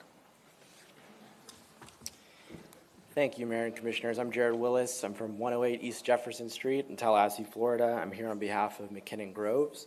And I believe you have a copy of a memo that I sent to the CRC in your agenda packet. I tried to update it, and I sent it to you yesterday, kind of discussing in further detail the implications of the county commission's contemplation of this. But I just very briefly want to draw your attention to one thing. The primary mechanism in the rural boundary is the majority plus one vote. That mechanism is preempted by not SB 1420, but current statute. So right now in Florida statute, there's a prohibition on any referendum or initiative that discusses or regards a land development regulation. You have on your current books a regulation that basically says that if you're going to do a comp plan amendment, it has to be by a simple majority. So that would override that. That would violate the statute. So I just wanted to offer that to you, and I'm here if there's any other questions. Thank you. All right. Is that a law firm that you represent, by the way? Bobby, if you just hold on for a second, I'm still asking him a question. Okay. Just identify the law firm one more time. I'm a sole proprietor, Okay. Jared Willis. Okay. And you said that you... I'm here on behalf of McKinnon Groves. It's a 40-year agricultural operation. Okay, gotcha. Okay. We can pick that up later. Okay. Next speaker. Overhead, please.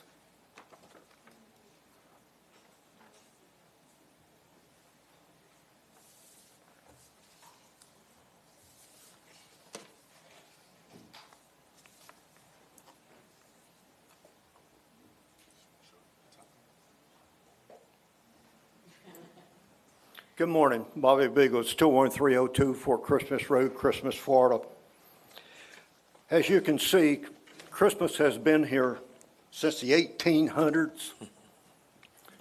We're older than you are, if you really look at the history of Christmas.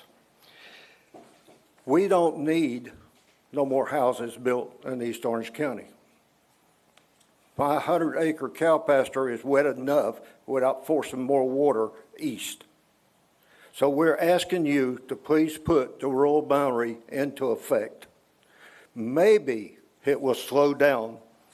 And just in case you don't know where Christmas is,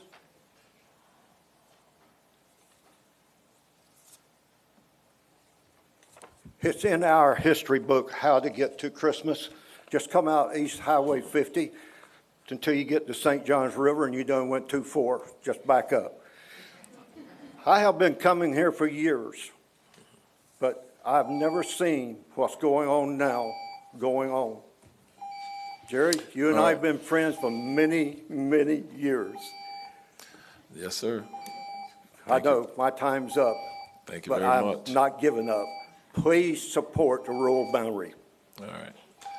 Next speaker, please.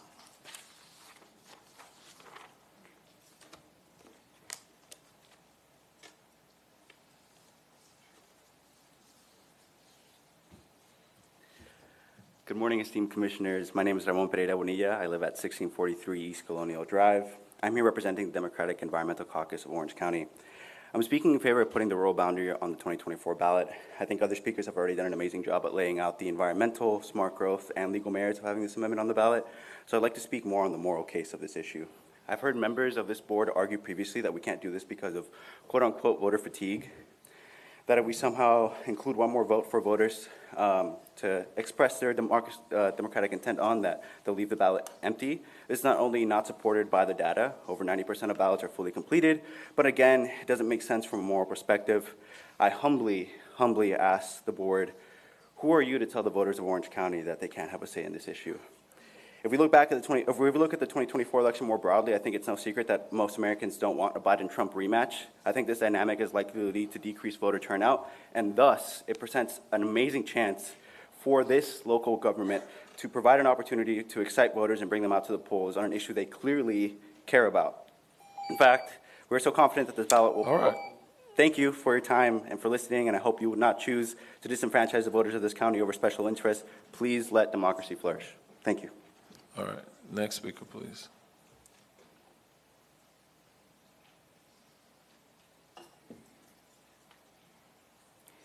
Hello, my name is Marie Martinez, and I live 30 minutes from the urban core of this county at 14431 Stanford Circle, Orlando, Florida.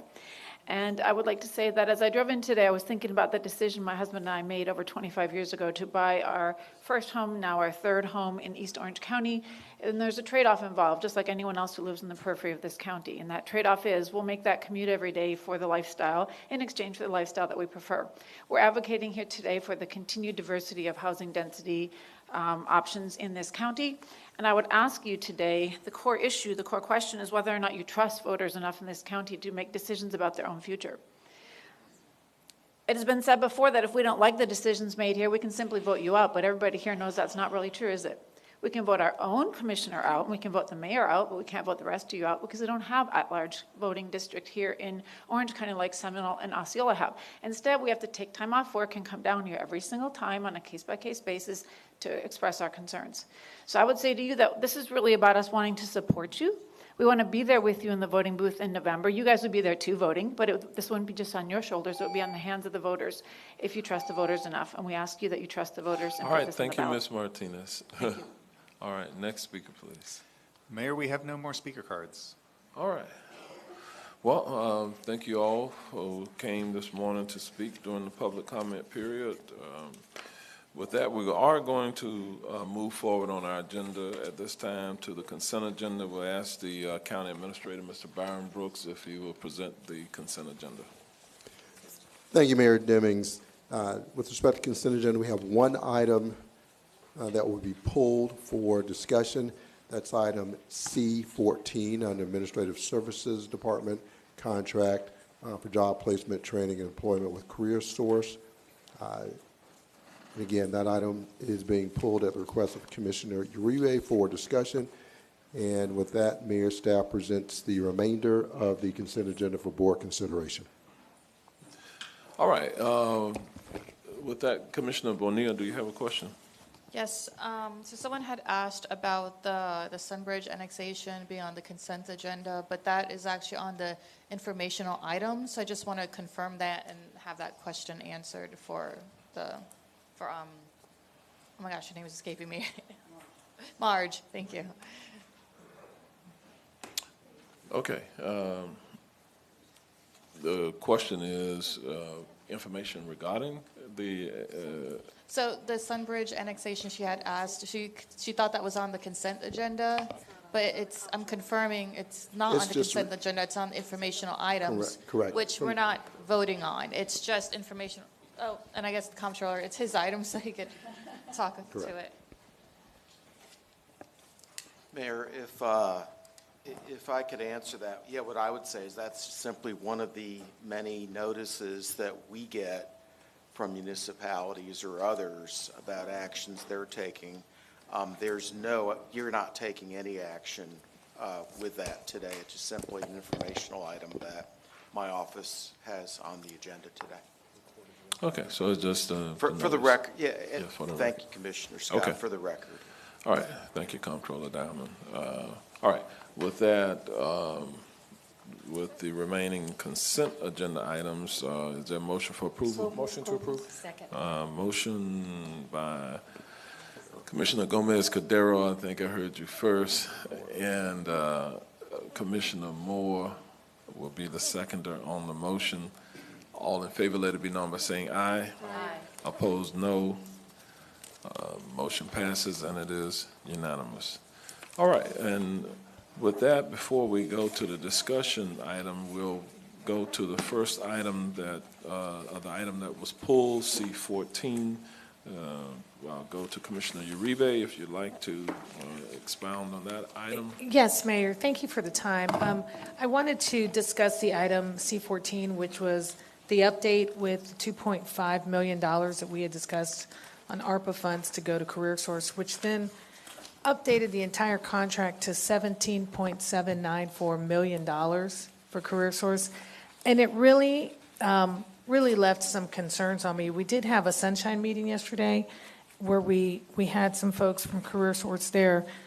And one of the biggest concerns I have is us trying to do some funding for further education for our students actually graduating high school. I was doing analysis of all the high schools, and I did participate in 3 graduations this week. And when you looked at some of the high schools that are in dire need of further education, one of the top is actually Colonial High School, Evans, Jones, Oak Ridge, Ocoee, and Wekiva. And what we learned also is that CareerSource over in Osceola County, I don't know if any of you guys have had the chance to visit, but I encourage the Prospero program run by Valencia College, funded by Osceola County Commissioners, where they put their ARPA funds to secure that their young people actually have a job and career, but a sustainable job and career, and they get some training. So they've offered all of their high school students this opportunity to go. And there's 2 facets. One, Osceola County went from number 64. I deviated my numbers yesterday. I said 46. It was actually, they went from number 64 further education to number 4 in the state. So out of 67 counties, they were number 64. Now they're number 4. I believe we're number 14. And the incredible difference that it made was amazing because, one, they don't have to do the 2-year college where you then transfer to Valencia. There's technical training, there's robotics, there's optical training, there's multiple different trainings, and the private corporations are actually even assisting. So Osceola County set aside so many millions of dollars, but the great thing is because it's Valencia, it's in an institute, they can actually see who qualifies for FAFSA, who qualifies for all financial aids, assistance, Bright Futures, and all that. And then they use the money from the county. Well, guess what? They returned money to Osceola County. Over $1 million was returned back that they didn't need to use because they used that as the final resource. And ladies and gentlemen, we need help with that. Now, I'm not undermining what CareerSource does. CareerSource does get federal funding, so they are getting funding. They actually send people to get further training. We even heard somebody today that they sent to Valencia, but yet Valencia could actually do it. We don't need the middleman for that further education. And Valencia, since they're an institution, can also check to see what other financial assistance they can get. But we need help on getting our young adults ready for real jobs, ready for career-making jobs. In the robotics industry, I asked, what is the amount of money they make right outside of training? 22 weeks, so that's 4.5 months. They make $25 to $28 an hour, which is $50,000 to $52,000 a year. If they do the optimal program, which is only 15 weeks, they get $23 to $25 an hour. These are real paying jobs. I understand our population is quadruple what Osceola's can, but I also looked at every high school and looked at what their return is. And not everyone needs this help. A lot of students go. But one particular thing, I know many of you do graduations like me. It's part of what we do. Sitting at Oak Ridge, where they were so excited that they had gotten $5.2 million in scholarships. That doesn't mean all the kids got scholarships. That meant one kid actually got $1 million in scholarships. She only gets to use one. So the rest of that money, you know, right? As a former school board member, it's great to hear that number at graduation. We've gotten $4.8 million. No, that doesn't mean all these students are getting scholarships. It means one, and this one person is actually going to Johns Hopkins from Oak Ridge, which is really awesome. Yeah, they got $1 million. They're not even going to use the whole million because you have to pick and choose what scholarships you take. But guys, when we talk about real jobs and real careers and real opportunities, it really saddens me to see Colonial High School at the top of that list as lacking in further education because it is the top Hispanic high school in Orange County. And also, I know that Harris Rosen offers scholarships to everyone in Tangelo Park and Paramore. And then I also know that the leisure and travel, they do Eatonville, yet the actual return of Tangelo children graduating college, the quickest is they actually leave after year 1. So not everyone is college bound, and there should be opportunities for training. And then I would be remiss, we've sat in meetings where we talk about these folks coming from South Florida to Orlando to do firefighter training, and it costs $6,000 to get a firefighter ready. We should be paying for that. I mean, we should be recruiting from our schools, from our young people so that they stay here because they're vested here. And I just really, really encourage when I saw that final number on our consent agenda, $17.74 million, that means they were getting 15 and we're giving them 2.5 more, and we would have given them a total of 20, Because at one point, there was 5 million assessed. And while CareerSource has their avenue, and even Valencia says they help with the job placement after, but we're almost deviating the circle, because if they send people to Valencia, why don't we just send them to Valencia directly? Why are we paying to send them there? And we also know they receive funds from private sectors, from the federal government a lot. And this is something we could really make an impact on our communities. And I would love to see a discussion on this moving forward. I went and checked the numbers. I've looked at cost association. I really, really encourage all of you guys to see this. I met a class of students, 25 students, that were actually building their robots and doing their robotics as I was there. And these people, these kids or young adults, felt like they were going somewhere, that there was a future. And it really makes sense, but really is sad is what we're seeing at the college outcomes, or the further education outcomes that are happening from our high schools here locally. So I wanted to bring that topic up, and I would be remiss if I didn't say something. We just can do better. All right, Commissioner Bonilla. I'll just say I was at we were together at the Sunshine meeting, heard some of what she said there, heard more of what she said here, because she elaborated even more. I completely agree with her, and I just wanted to add to some of that discussion too. Every year, the state increases the score requirements for SAT and SAT for Bright Futures. So every year they make it even harder and harder for our students to be able to get those scholarships, making it even more difficult for low-income families especially to be able to get that scholarship, because in order to get those high scores, you have to take special classes in order to study for those, and low-income families can't afford those classes. And the parents don't have the time to work with their students on that either, or maybe in the capability to be able to work on their students to get those types of scores. So, it just gets more and more difficult for them to be able to get the funding needed to go and continue college. And another thing is, dual enrollment is one of the best opportunities for our students to be able to get an associate's degree while they're getting their high school degree. However, OCPS, the high school counselors, are discouraging students from going into dual enrollment, because the money because I've tried both my students trying to get them to dual enrollment, and their counselors have talked them out of it. And I kept wondering, why is this happening? And the reason is because I found out that if the student funding from the state that each student gets, that the school gets for each student, if they get dual enrollment, that money actually diverts from the high school to the college.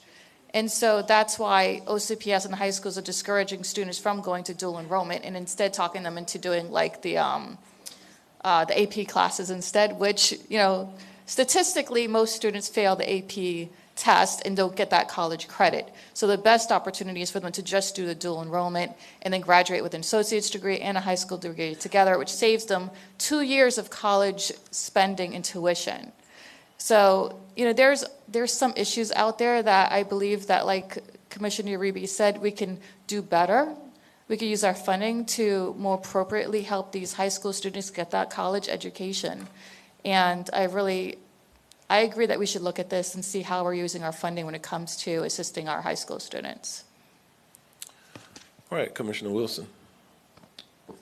Thank you, and I appreciate that this discussion has come up. I think that what I'm understanding and hearing, though, may be a kind of a broader discussion, and I'm hoping that we can continue to look for opportunities. Osceola County did do something I feel like was very innovative with their ARPA dollars in providing post-secondary education, but that's not necessarily in conflict with what I understand CareerSource's full service capability. So my concern is, if we look at this from sort of a bifurcated way, this or that we may be cutting off opportunities, because I think if you've met one high school senior, you've met one high school senior. And there are many, many, many pathways.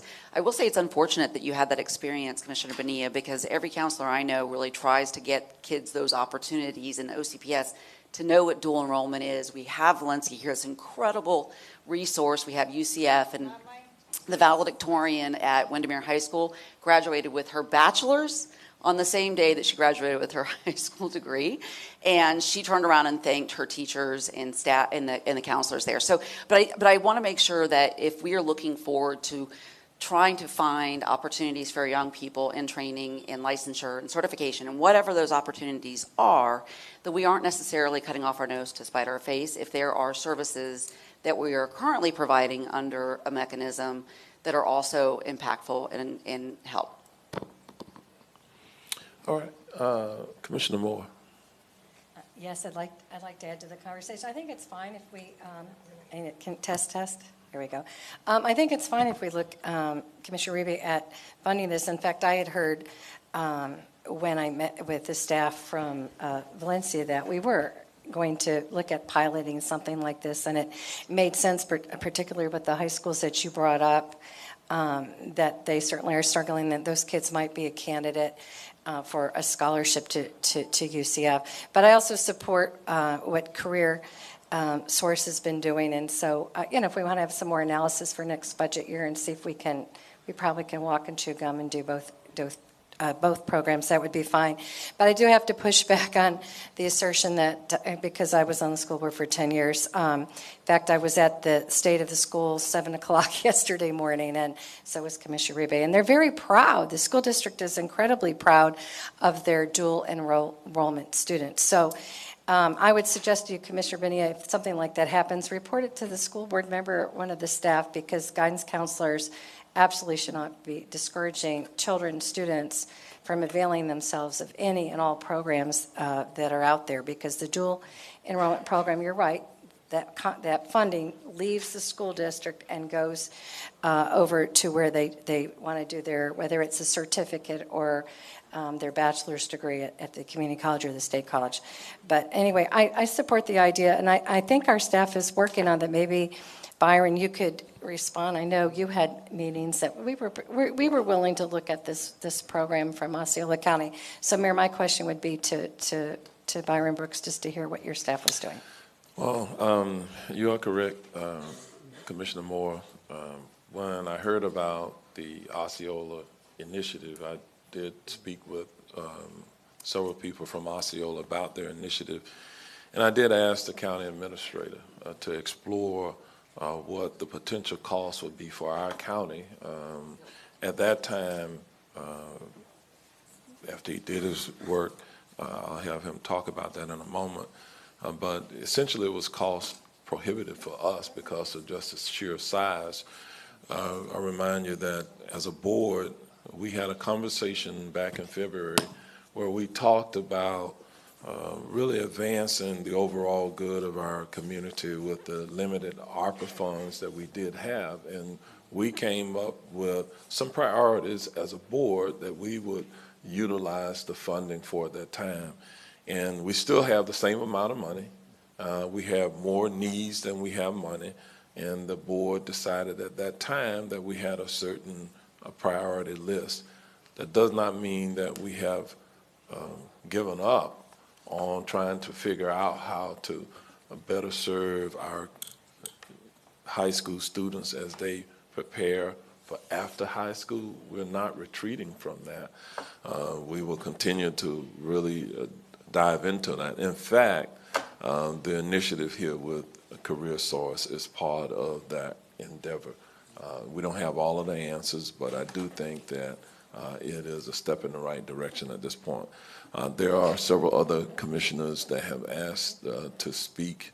After they speak, I will ask the county administrator at that point to kind of bring you up to speed on some of the research that was done.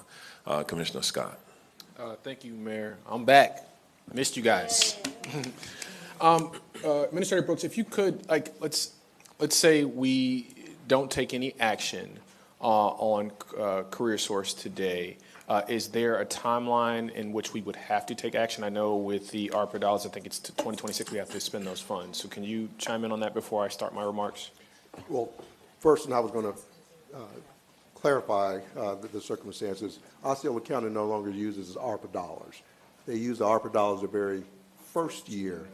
But then with the timing, they recognize the timing because the program goes with the student over that period of time. They cannot obligate the ARPA dollars in time. They now use general fund dollars. They actually use it as an economic development. It's under the economic development program, not under the umbrella that we put our program. So actually ARPA dollars would not be appropriate, would not be a good source.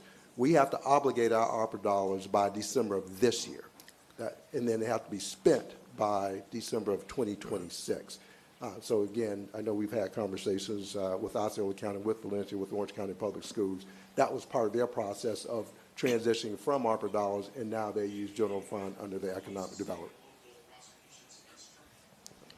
Okay, we're going to ask you all just remember to silence your cellular devices.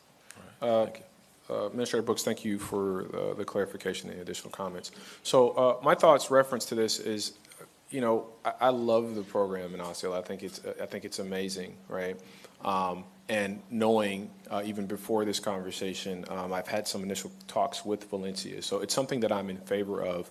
But given our timeline, how will we be able to accomplish that? It's a logistics thing, right?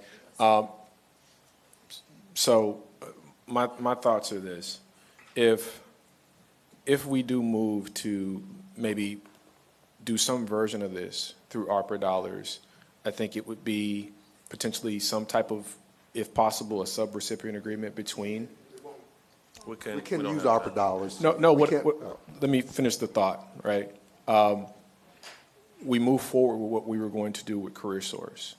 We engage CareerSource to engage Valencia to figure out maybe at least piloting the program, and then we look at the feasibility in doing this in the future. I think it's a good program, but being realistic, if we use general fund dollars to pay for any number of kids to go to Valencia or, you know, Orlando Technical, Orange Technical College, or any of the accelerated programs, and then someone else who does not want their child to go to those programs because maybe their child would be better served at another school, then how do we engage them? Because if you're going to just say spend maybe $2,000 for a kid to go to Valencia, and that's what I want for my kid, and then my neighbor, for one reason or another, doesn't want their kid to go to Valencia because there's a better school, then how do we, you know, meet that family's needs as well? And so I'm open for the conversation in terms of what the logistics would look like. And that's where I'm at, Mayor. Thank you. All right, Commissioner Uribe. Commissioner Scott, thank you for that. And let me preface, for CareerSource who's out here, this is not an anti-career source, okay, at all. They have done their best to work with me, come see me. I don't know, like you guys, I have an intern from Colonial High School starting today. So that's not it. It's just that when you talked, you know, you just made a comment like, can we get CareerSource help us with Valencia? It's actually better for us to go to Valencia because they're an institution, and then they could use all the financial resources available by the government before they use our dollars. I was just saying, when we look at the numbers and we're seeing the impact of further training, education outside of our high school students, is when, and that was such a great comment, Byron, about an economic, you know, investment, because that's what it is. If these kids are going to be, you graduate high school, you're 18, you take 4 months, and you could be making $52,000 a year. Whoa, you know, that's way better than working retail, food, fast food, all those kind of things. You know, in our community, that's huge, that's successful, and that's a starting wage of $25 to $28 an hour. So what I wanted to just do with this conversation, and I feel like CareerSource might have felt like this is an anti-career source, these dollars are committed, we're done. This was only on consent to add the additional 2.5. It was not to do the whole 17.7. But when I looked at those numbers and I divvied up how many people we could have sent to two-year university at $6,000 or further education, I'm like, wow, we could have sent 5,000 kids to school, you know? But also, I really wanted to open the conversation on, and we've had these in our executive meetings, about our fire and our police training. Costs $6,000 to get a firefighter ready to go. Like, can we do things to actually make real economic impact and economic affecting for our future, for our community, and get those kids that you and I know, all of us know, that in the communities they are, college isn't even discussed, further education isn't discussed. Sadly, a lot of it's labor-issued, labor jobs, and there's nothing wrong with that, but imagine if you're a certified contractor, certified electrician, plumber, all that, where you're actually making the ability to make up to 6 figures. I sat with the ABC, the Builders and Contractors, and they've got programs where you can come in as a plumber making $80,000 a year within 2 years. That's what I'm talking about, real economic investment for real jobs and real futures. And thank you, board, for just even entertaining the conversation, and Byron and the mayor for looking at how we can invest in that. And those schools, those 6 schools that I picked, those were the top ones that lacked the further education on the school. So that was just research I got from OCPS. I've got the whole list of the schools, but what it would cost and where they are. And Colonial was at the top of that list of having any further education or training. So thank you so much. All right, Byron, any additional information? Just a few points, Mayor. One, I just wanted to note that we do pay for recruits through the Fire Academy. That is a program that we have, that we run, called a certified program and non, and so that is a cost that we place for those who we put through the academy so that we can bolster our own ranks as well. But with respect to the analysis, we did meet with Valencia College representatives a few years ago when it first came out, when the first announcement, the mayor asked us to meet with them. At that time, replicating that program had a cost factor like 3 times the cost of Osceola County, and there were some other components of it. And they returned funds back to Osceola, by the way, too. Well, over time, through the different iterations, but that initial calculation, because they, well, for various reasons. Earlier this year, late last year, we did meet with Dr. Plinsky and Jay Galbraith, I think it was late last year, about a program, about kind of iteration, and in recognition of certain circumstances. There also were some differences at the time with respect to the support and the arrangement and the partnership that Orange County Public Schools already had with Valencia that was not in place in Osceola County, so OCPS provided some information with respect to that. But the last conversation we had with them, indeed, was a program in which they said they could be more targeted and perhaps look at schools that were either Title I schools or they looked at certain rates. And that may bring the cost down. The estimate they gave at that time was $27 million a year.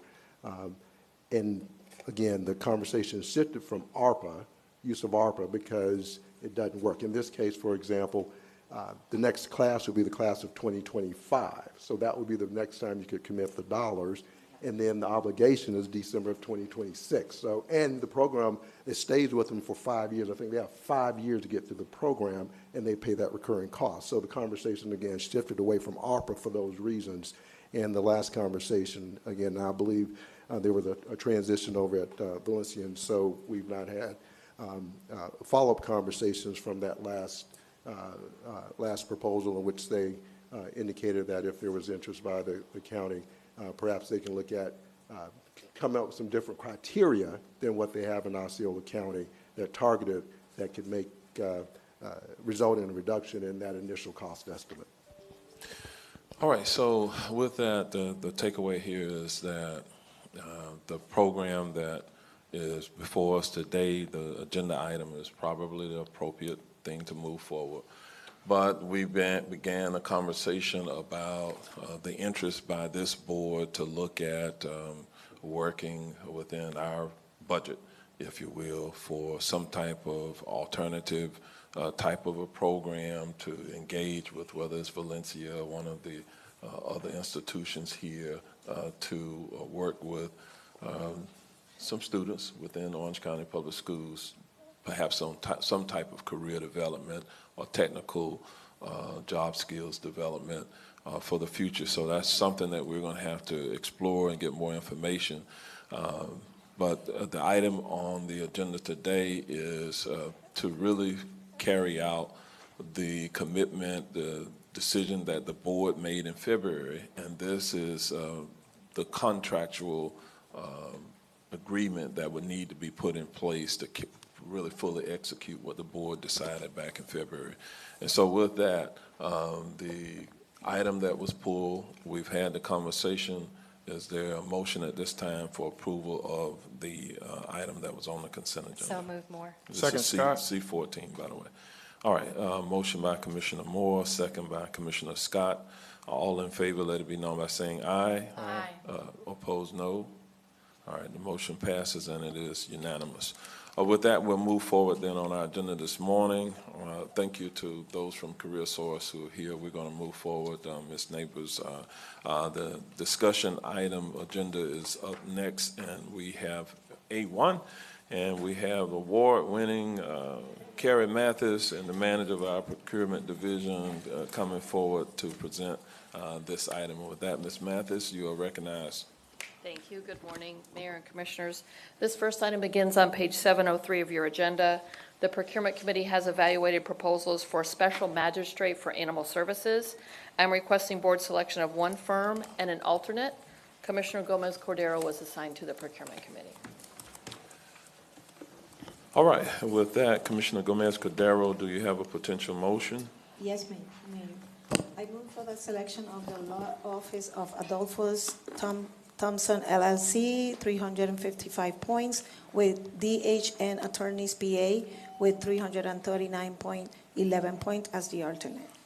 Second, Uribe. All right, we have a motion and a second. All in favor, let it be known by saying aye. Aye. Opposed, no. Motion passes, and it is unanimous. With that, we'll move to the next item on our agenda, and this is item A2. And again, Ms. Mathis, you're recognized. Thank you. This item begins on page 708 of your agenda. The Procurement Committee has evaluated proposals for continuing geotechnical engineering services. I'm requesting board selection of three firms and an alternate. Commissioner Gomez-Cordero was assigned to the Procurement Committee. All right, Commissioner Gomez-Cordero was busy. Do you have a potential motion, Commissioner? Yes, I move for the selection of Terracon Consultant Inc. with 407.83 points, Ardaman and Associate Inc., 370 points, Tierra Inc., 357.83 points, with Universal Engineering Science LLC, 339.24 points as the alternate. All right, we have a second by Commissioner Bonilla. All in favor, let it be known by saying aye. Aye. Opposed, no. The motion passes, and it is unanimous. All right, thank you, Ms. Mathis. We're going to move to the next item on the agenda. We're going to ask Ms. Vicki Landon, relatively new administrator for Arts and Cultural Affairs Office, to come forward, and she will be presenting this next item. And with that, Ms. Landon, you are recognized. Good morning. Thank you. Thank you, Mayor, Commissioners, Controller. I am here before you, as the Arts and Cultural Affairs Office does twice or so a year, to present one of our flagship grant programs for recommendation through the Cultural Facilities Funding Program for you. I'll go through a little bit of the background of the program itself before spending one slide only on each of the funding recommendations before hitting our requested action today. So some background on the program. Of course, the mission of the Arts and Cultural Affairs Advisory Council is to elevate Central Florida's arts and culture to that befitting a diverse and world-class community. That's done through the leadership of the Advisory Council, the incoming chair for which Nathan Hill is here with us today, as well as other members and interested parties. This group of 13, including our Commissioner Gomez-Cordero, help guide these efforts. And every year in the spring, we come forward with the Cultural Facilities Grant Program. The Cultural Facilities Grant Program is open to any nonprofit museum or government-owned auditorium and venue. It's for equipping, renovating, maintaining, constructing, and acquiring of a cultural facility. As it's funded through the Tourist Development Tax, that use is governed through the Florida statute. There's a process for this application procedure in that a full review panel scores every application that is submitted through our fiduciary, United Arts. Once the review panel has scored and made recommendations for funding, those recommended organizations then move forward to the full Arts and Cultural Affairs Advisory Council. And in this particular round, we have unanimous recommendation from that council here to before the board for your vote and acceptance. The process itself begins with an application that's due in February of this past year. I'll note that it is a pretty difficult bar to reach because applicant organizations must have a dollar-for-dollar match secured at the time of application. Previously, this grant program accepted applications that had requests up to $500,000 in funding through this program. We have increased that this year to $2 million to help fill the gap between what these grant programs support and what the TDT ARC funding supports, which is requests of over $2 million.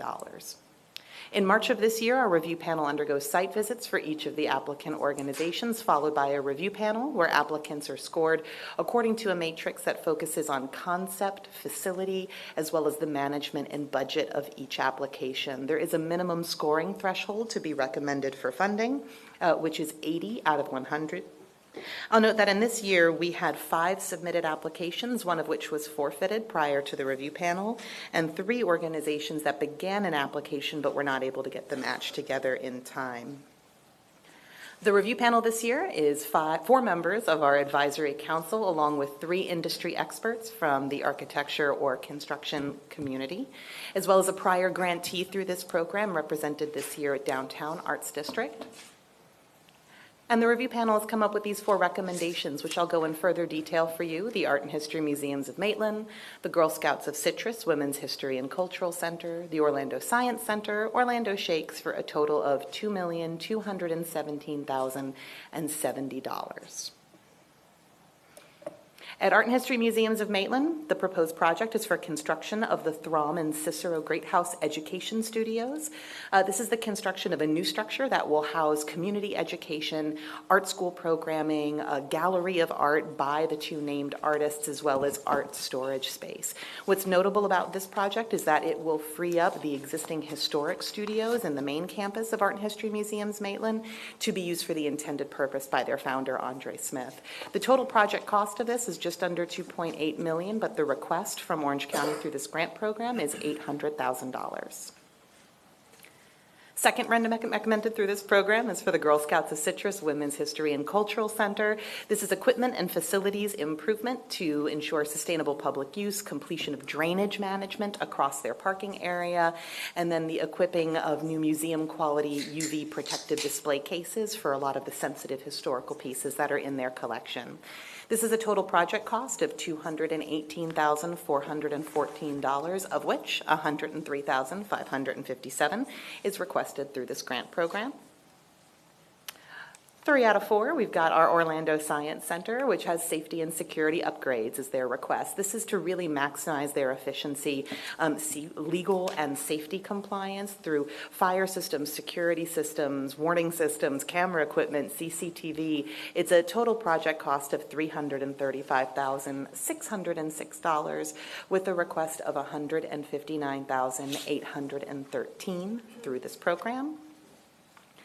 And finally, we have Orlando Shakes for Lounge Shakespeare Center. This is a renovation and refurbishment project that is quite large in scale. It's renovating multiple spaces across the campus, including administration, company management, costume shop, scene shop work. You can see the colored spaces here on the photo indicating the $1,153,700 requested through the County Cultural Facilities Program, and this is on a total project cost of over $5.6 million. Each one of these organizations has scored above the required 80 out of 100. We have representatives from many of them here with us this morning, and the requested action of you is approval of these specific funding recommendations. Art and History Museums Maitland for $800,000, Girl Scouts of Citrus for $103,557, Orlando Science Center for $159,813, and Orlando Shakes at $1,153,700, totaling $2,217,070. I'm happy to take any questions you have.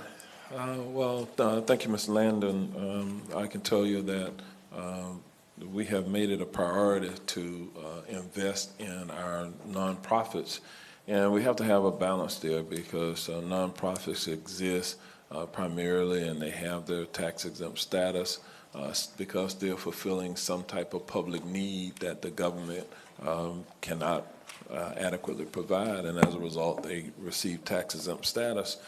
But we always want to fully dive into this with the understanding that government does not have the ability to fully fund all of the nonprofits and their needs, and so we have to create some incentives using our taxpayer dollars leveraged against their fundraising ability and capacity. And so we have said that with, for example, the the $1 for $1 match, it creates an appropriate incentive, I think, for the nonprofits to continue their focus on raising money to support their various endeavors. And we're able to, fortunately, as a county and as a board, to support these types of efforts. So I'm certainly supportive of the funding recommendations that have been suggested at this point. With that, we'll open it up for comments or questions by members of the board. We'll start with Commissioner Moore. Good morning. This is just a fun, exciting topic to see our role, and I support what the mayor was saying in terms of, we don't provide the entire amount, and I know you do a lot of training. And so that's what I wanted to ask you a little bit about, because this board, all of us have expressed, I think, over time, particularly all the conversations with regarding TDT dollars and Visit Orlando, that it was our goal and desire to see more of these organizations, and help, particularly in some of the unincorporated areas. We can still see a lot of these organizations are in the city, or they're sponsored by a city, and we represent all of them, but at the same time, we also have full responsibility for unincorporated areas. So maybe you could speak a little bit to what type of training or guidance, technical tools that you have in that box of yours to help these areas that maybe traditionally have never applied for a grant. Absolutely. So we do a lot of this work through the Arts and Cultural Affairs Office. We also do this work through our partner, United Arts of Central Florida. We will collaboratively host workshops instructing organizations, here's how you can apply. And not only are we sharing best practices in grant writing overall, we also walk through every individual form, narrative question, date process along the application way. So both United Arts and I am available to arts organizations for questions that they have leading up regarding eligibility. In this case, eligibility of a facility, of a lease or land ownership agreement. This is possibly the highest bar out of all of the grant programs out of our office because of so much of the municipal requirement for ownership to be eligible for TDT. I'll share too that through a partnership with United Arts of Central Florida, we have a series of good grant writing best practices and resources that are available on the web for free that are pushed out through not only my office's newsletter, but United Arts' communications to smaller arts organizations on here is how to apply for a grant and what your first process and step might be. So it's a little bit of broad, sending out information into the community, invited, having step-by-step training and workshop sessions, and then also being available one-on-one to answer questions. Well, thank you for that. And I just wanted to make a comment. I've been doing on my own quite a bit of research on, we see a lot of apathy in our communities, and I have followed several authors, Peter Kageyama, he's from St. Pete, and also Richard Florida, but he's from Toronto. And they talk about getting engagement and growing that sense of place and having people take more of an active part in their, whether it's neighborhood, community, whatever, is really enhanced by the arts. And it could be simple projects. It doesn't have to be these multi-million-dollar projects. It could be as simple as a sidewalk art program or something on a, artistic on a fence of an HOA. And so arts sometimes, I don't think with this board and even this community, but, in some communities it's overlooked to the power and the transformational aspect of it. So we thank you for your work on this program. Thank you, Commissioner. Commissioner Uribe. Yes, first I want to thank you for taking the time to sit with me, and I'm really excited about your new role, and hopefully some of the things we discussed we can get accomplished. I do appreciate the modest, in comparison to a lot of the things that we see, the modest investment on these agencies. I'd be remiss if I don't recognize the Girl Scouts, love the Women's History and Cultural Center. If you want to stop by, I'm on the west side of the wall. No, so I reckon, just being involved in Girl Scouts since I was 7 years old and still organized, it's so great that we continue to preserve and lift up this at a time now more than ever. And it's time. You guys need some extra facelifting there, even though you've done a great job. It's always great to keep up. But I think these are such great. Orlando Science Center, amazing. Orlando Shakes, and even what the Museum of Maitland is getting ready to do to engage people And I think that's what's it. I think that we all go and visit these great venues and great locations, but to know that you can touch and be involved in these is what makes a difference. Because for all those artists that are out there that want to and just don't know how, and go, get involved, get encouraged. So keep up the great work. Thank you. Thank you, Commissioner. I'll note that the total project cost for all of these programs is just over $9.3 million. So we really do see here not just the dollar for dollar match, but over and beyond that, community support for each one of these projects.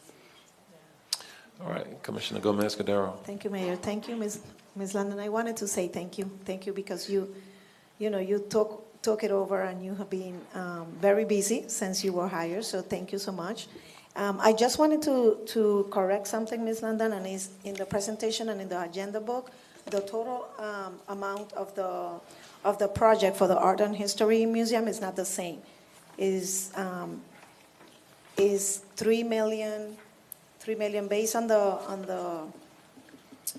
book, on the agenda is $3,107,485, and we have it in the presentation as 2.7 million. Yes, So it's- 2.798,177, as is in this presentation, Yes. is the correct figure. I'll double check the Okay, so agenda that book one for is you. not correct, the 3 million?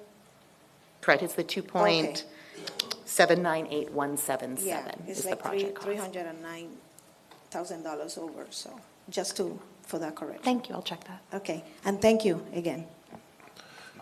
Commissioner Scott.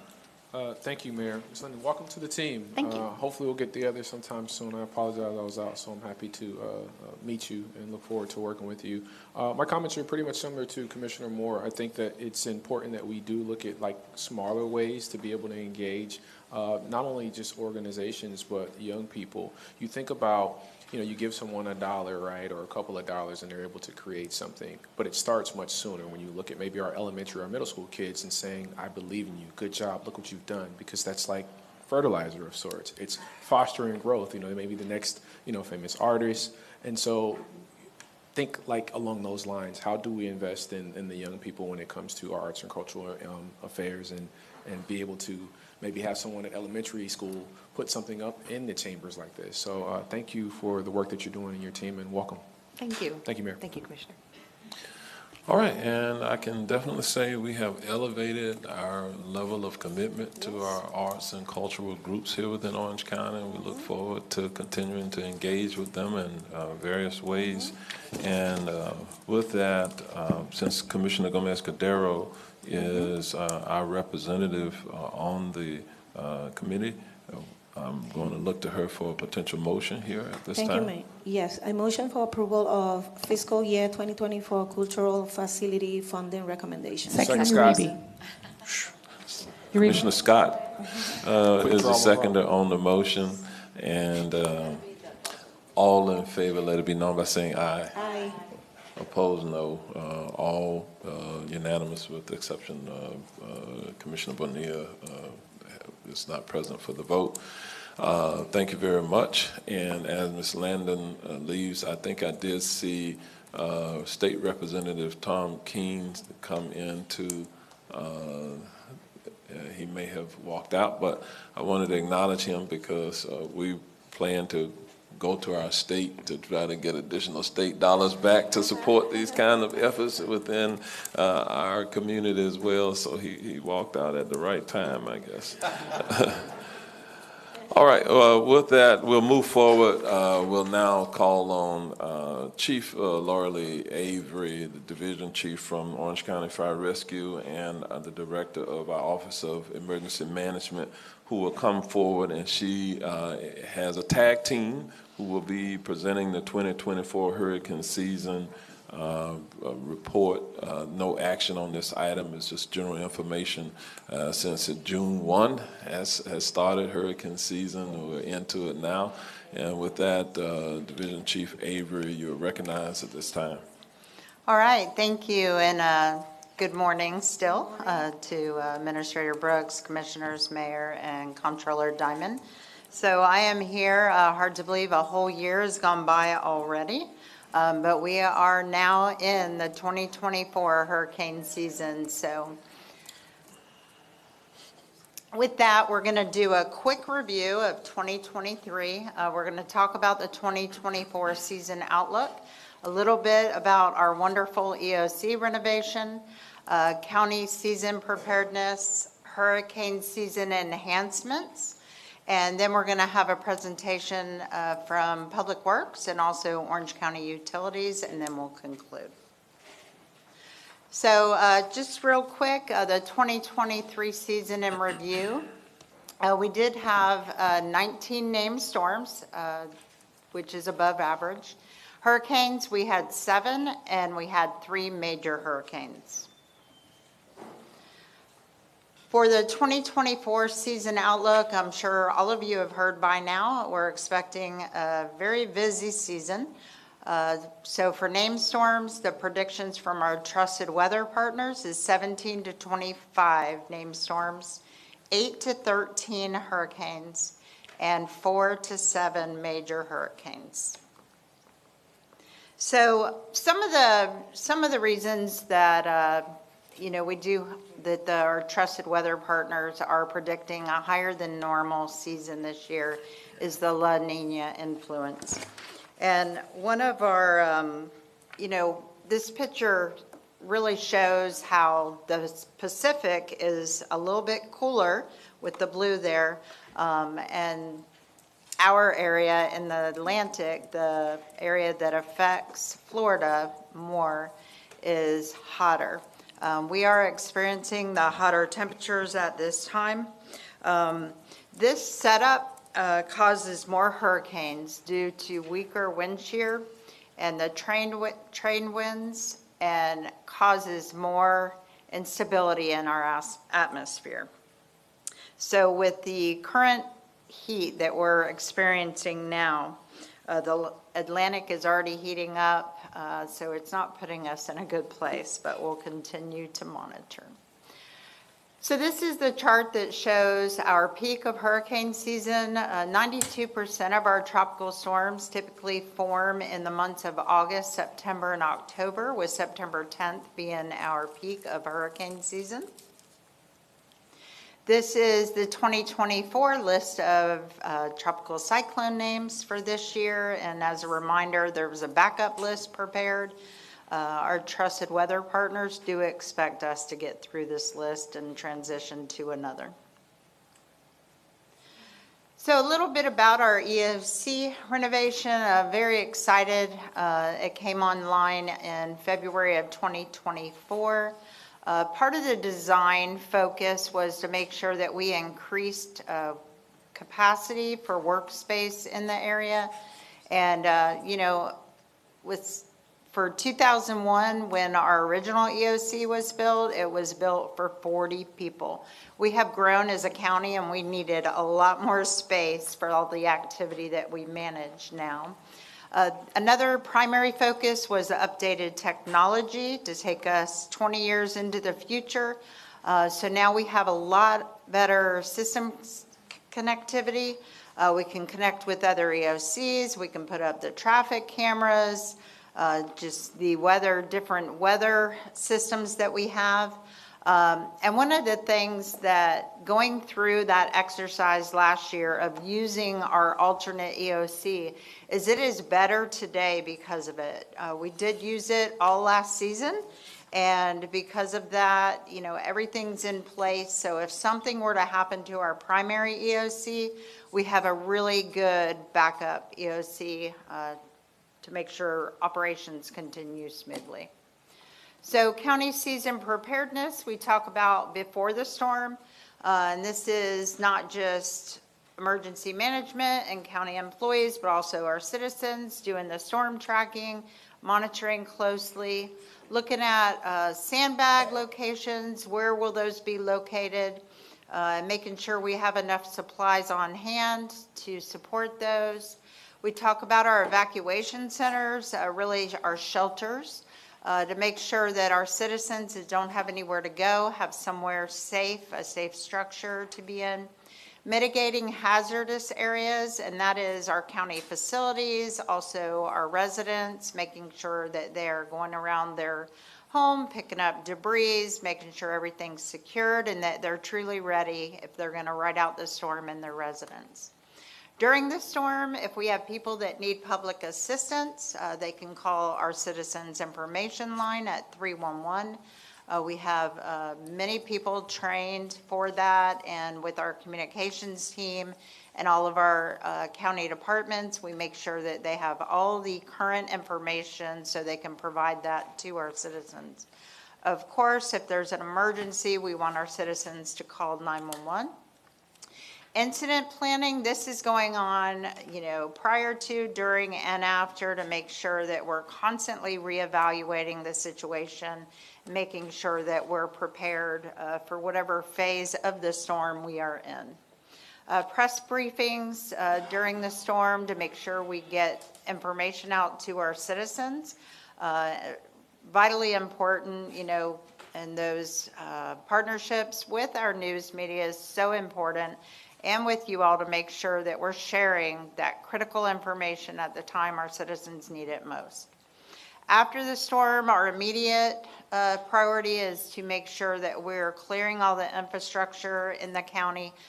We have to make sure that our county infrastructures are good so that we can prepare, be ready to respond to whatever needs our citizens have.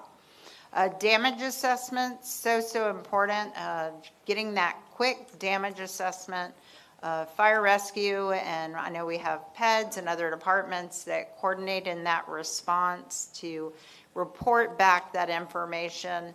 And one of the things, one of the amazing things about 311 is people call 311 to report those damages, and we see that information real time in the EOC.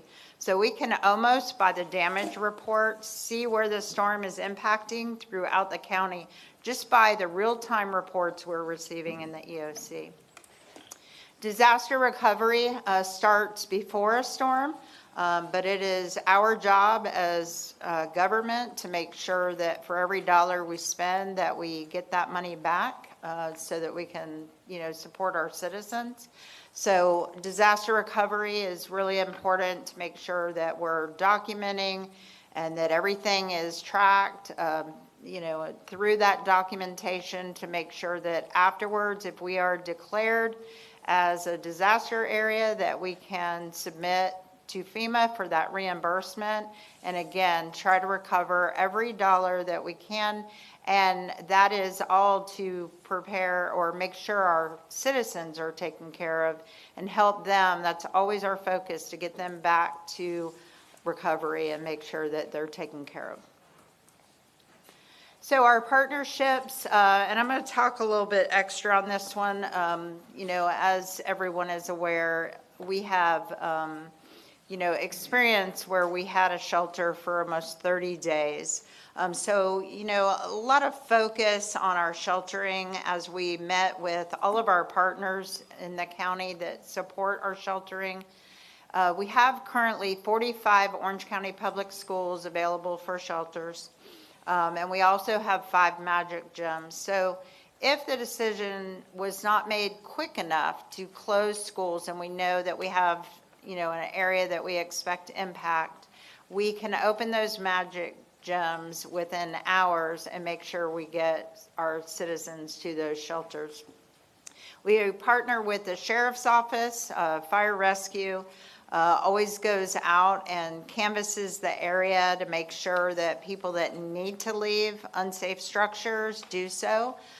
We normally have flyers that we hand out for that. And we also partner with Red Cross, Salvation Army.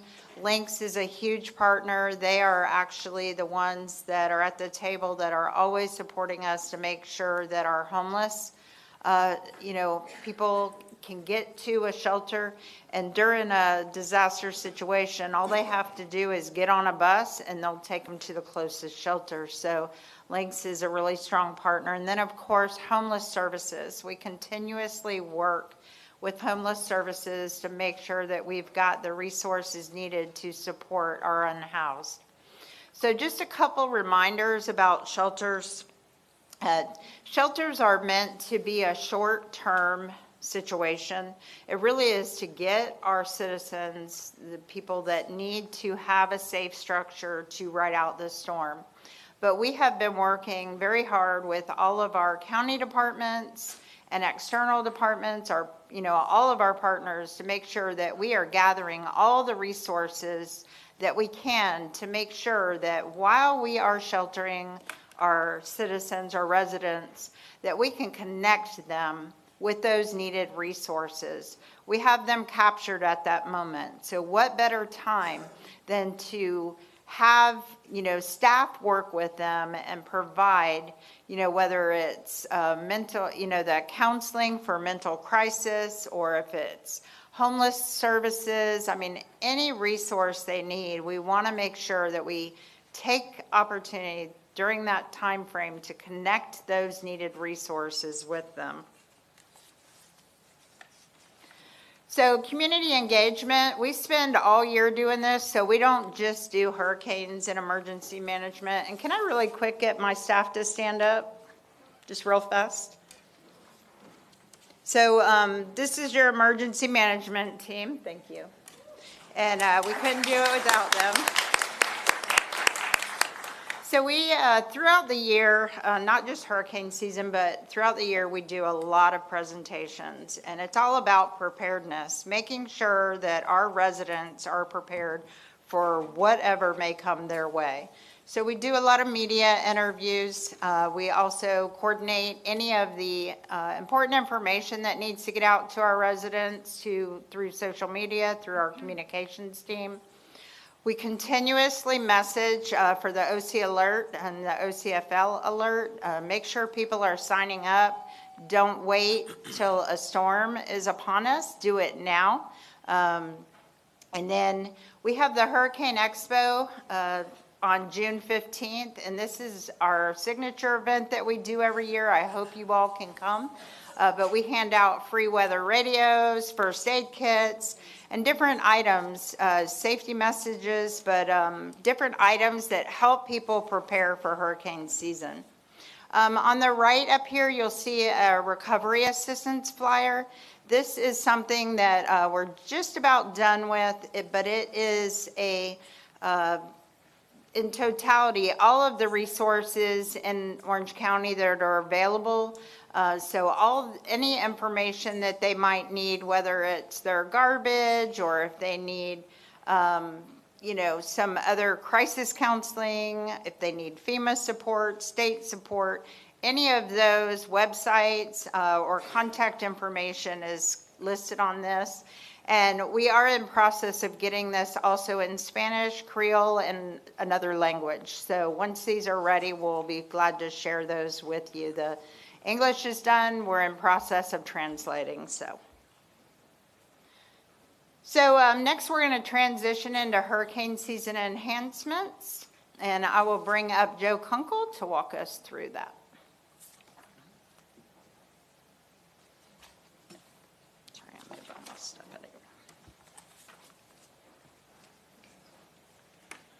Thank you, Chief.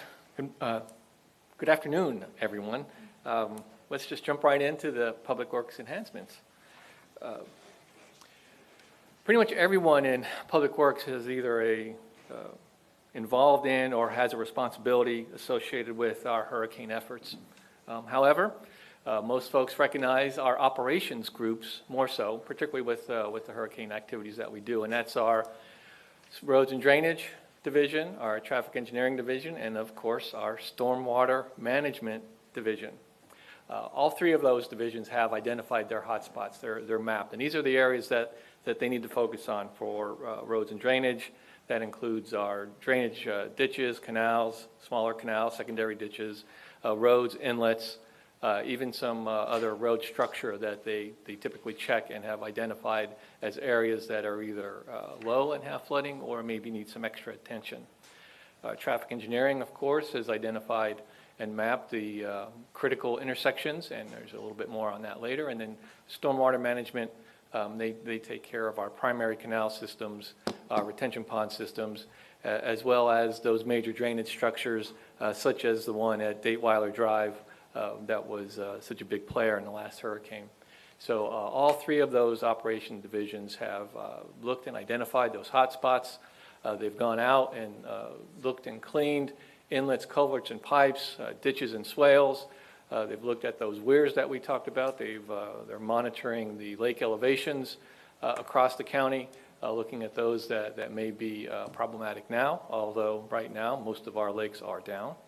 And then as we move forward further into the hurricane season, we monitor all of our retention ponds. And if some of the ponds are unusually high, we draw those down as we're able, as well as we monitor all those weirs for the primary and the lake structures. We work closely with the Water Management District to monitor the weirs and make those at the appropriate levels in advance of the storm. One of the things our traffic engineering has done is they have identified those critical intersections where the signals have either battery backup for a number of them, or they have connection switches for generating power through a portable generator. All those generators have been serviced so that we have those on hand, and we're able to deploy those as needed when signals go out. Likewise, our Water Management District coordination efforts, we meet quarterly with St. John's and South Florida to discuss things including upcoming storms, as well as we've reached out and have enhanced our relationships with Duke Energy most recently. So we're being connected and working with all those folks. We also have some projects and potential projects in the works. Buck Road Bridge was adjacent to the Reams Road area, was severely flooded during Ian. We are replacing that bridge. That's been in the works for a while, but we are elevating that bridge structure just a little over 3 feet. That would provide some additional capacity under the bridge, and then also provides for us to have that higher elevation so that the road can stay open during some of the larger events. Likewise, in the Bonnybrook area, they experienced some significant flooding in the last hurricane in Ian. We've applied for a hazard mitigation grant through that program, and we are looking at some additional pumping systems to be installed, hopefully through the grant, as well as upgrading and modifying our existing drainage structures to provide a higher level of service inside the Bonnybrook development. And of course, our major project, largest project, is the Orla Vista West Side Manor Basin. That construction is still ongoing, but I am safe to say that the areas for excavation, the pond construction is essentially done. You will be hearing a little bit more about this project in the upcoming stormwater presentation, but it's safe for me to say that like I said, the ponds are essentially dug. The pumping systems that will be put in place, some temporarily over this summer, will provide that level of service for the 100-year event.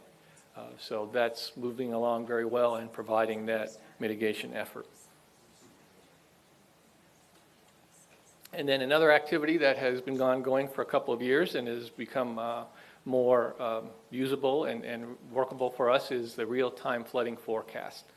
And what the real-time flooding forecasting is that allows us through a software program to track the current storm as it's tracked and identify those areas that would have potential flooding or impacts because of the storm. Again, you'll hear some more about this program in the upcoming stormwater presentation that follows us, but it's safe to say that by utilizing the real-time flood forecasting, we're able to identify those areas and then align our resources appropriately. And it wouldn't be Public Works if I didn't mention sandbags, at least briefly. Chief Avery had identified that we do have 5 distribution sites that we are ready to stand up if and when a storm comes close. The sandbag distribution occurs just before an event is threatening. We work with Parks Department and other divisions as well across the county to stand up those sites in 5 different parks across different areas of the county. Again, it would be 10 bags per household. They would be self-fill. You can see the picture on the bottom, folks filling their bags for themselves. And we have looked at the maintenance of traffic operations across those activities. A few years back, we had some real busy areas that the process didn't work so well. So we've gone away from those areas where we had the congested traffic, and we have some much more workable solutions for that. And last but not least, we have recently acquired a new contract for our debris removal and monitoring. That's, of course, is post-storm event, where we have debris contractors come in and pick up the hurricane debris, vegetative debris, as well as having a monitoring contract that's in place to do that. Our public works staff, as well as the EOC staff, are very familiar with the documentation that's required for us to be able to get FEMA reimbursement for those debris removal and monitoring activities.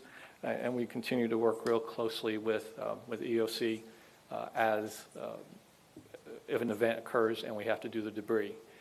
There's a lot of GIS information that comes forward that allows us to provide that information out to the citizens and residents as to where we are and when we can get to certain areas based on where the most of the debris is. And with that, now I'll allow Ed Torres to come up and discuss Orange County Utilities.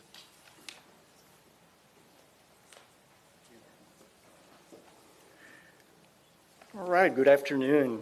So for Orange County Utilities, our main priority is the continuity of essential services to our customers. And again, this is not only during the storm, this is something that we do throughout the year. We're a 24/7 organization, so we do understand the criticality of being prepared for the storms and again throughout the year. This takes a lot of practice, and for the past few months, all of our divisions have been practicing and preparing for the storms. Specifically in May, we conducted hands-on exercises, specifically the Field Services Division, which manages all of our pipes and over 860 pump stations throughout the county. They conducted their own mock storm exercise, right? And they named it Hurricane Celsius. And through that storm, they actually practiced the full deployment of generators, fueling throughout the county, and other response tasks that they have to practice.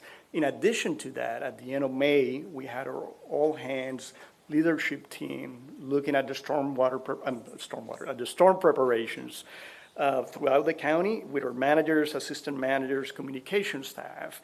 And what we did there is we shared all of the ideas that we had, all the lessons learned that we have over the past storms, and we adjusted and tweaked our plans as we thought it was necessary there. We also conducted a lot of cross-training throughout our department, specifically about how do we restore the landfill after a major storm event. And again, those fueling operations of those pump stations throughout the storm and after the storm, that people forget that those continue, several weeks after the storm. And as you can imagine, you can see the number of generators that we have. One of our major challenges is the loss of power during or after the storm. So we have a lot of generators that we have portable that we move in routes throughout the county as needed. And we also have stationary generators that we have at our major facilities or water plants, water reclamation facilities, and our master pump stations. Now, you're familiar with our water treatment and water reclamation facilities throughout the county. Those are regional in nature. There's a lot of automation that those facilities have, but one of the exercises that we conduct is taking all that automation out of service and running these plants, all of the treatment processes manually. That's a great exercise for our operators, but it's a great exercise for that emergency response, essential for that. In addition to that, at all of our facilities, we ensure that we have completed all the maintenance through our facilities before the storm events, and that we ensure we have all the chemicals and supplies that we need for that storm response. And all the supply issues that we had in the years past, so we don't want to see that happening. I mentioned that we have a lot of wastewater pump stations. Again, that's a lot of effort throughout our 600 square mile service area or so. But we have a robust SCADA system and GIS system that we use to manage the pump stations. So the engineering division have continued to update the dashboards that we have to monitor those systems, and that allows us to visualize our pump operations, prioritize and allocate resources where we need it the most instead of having dispersed throughout the entire area. And that is happening live as these operations are actually occurring. Something that is not listed in the slide, but I want to mention quickly, is that we have continued to install pressure monitors in our water mains and our reclaimed water mains so we can detect leaks or any breaks that we have in our pipes, and that allows us to have that fix as swiftly as we can. In addition to that, as part of our preparations, we do a lot of coordination specifically related to solid waste management at the landfill, the transfer station, and with our haulers that provide the services to our customers. Our communications group has developed several hurricane preparedness reminders and notifications for our customers for before the storm, during the storm, and after the storm scenario, so they're ready for that. We also coordinate the messaging and some of our operations with Public Works, so we're in sync as we respond to the storms throughout the season. And lastly, I want to point out that we coordinate with the major utilities in the area, and we also are part of Florida One, where we can provide assistance to other utilities throughout the state should they need it, and vice versa. Should something major happen here and we need help, we can ask for their assistance. So with that, I just want to let you know that we are ready as a utility serving our customers for this storm season, again, with that emphasis on continuity of services. So I'll turn it over to Chief Avery. Thank you. All right, thank you. All right, so in conclusion, we all know there's an active season predicted, so the good news is your Orange County teams are ready. Hurricanes can impact without a direct strike, and major flooding is always possible. And just a reminder that we're a very large county, so not all county areas will be affected the same. We ask our residents to prepare for 3 to 7 days and plan and prepare in advance. Most importantly, be ready, and our residents can go to ocfl.net/storm for safety videos and preparedness kit lists, and we hope at this point we are in hurricane season. So at this point, I hope that everybody is ready, because the more prepared our citizens are, the stronger the county we are. So with that, we'll take any questions. All right, thank you, Chief Avery. I guess it was last week we had the senior officials workshop working with your entire Orange County Emergency Management team and really the collective of other public agencies participated in that training.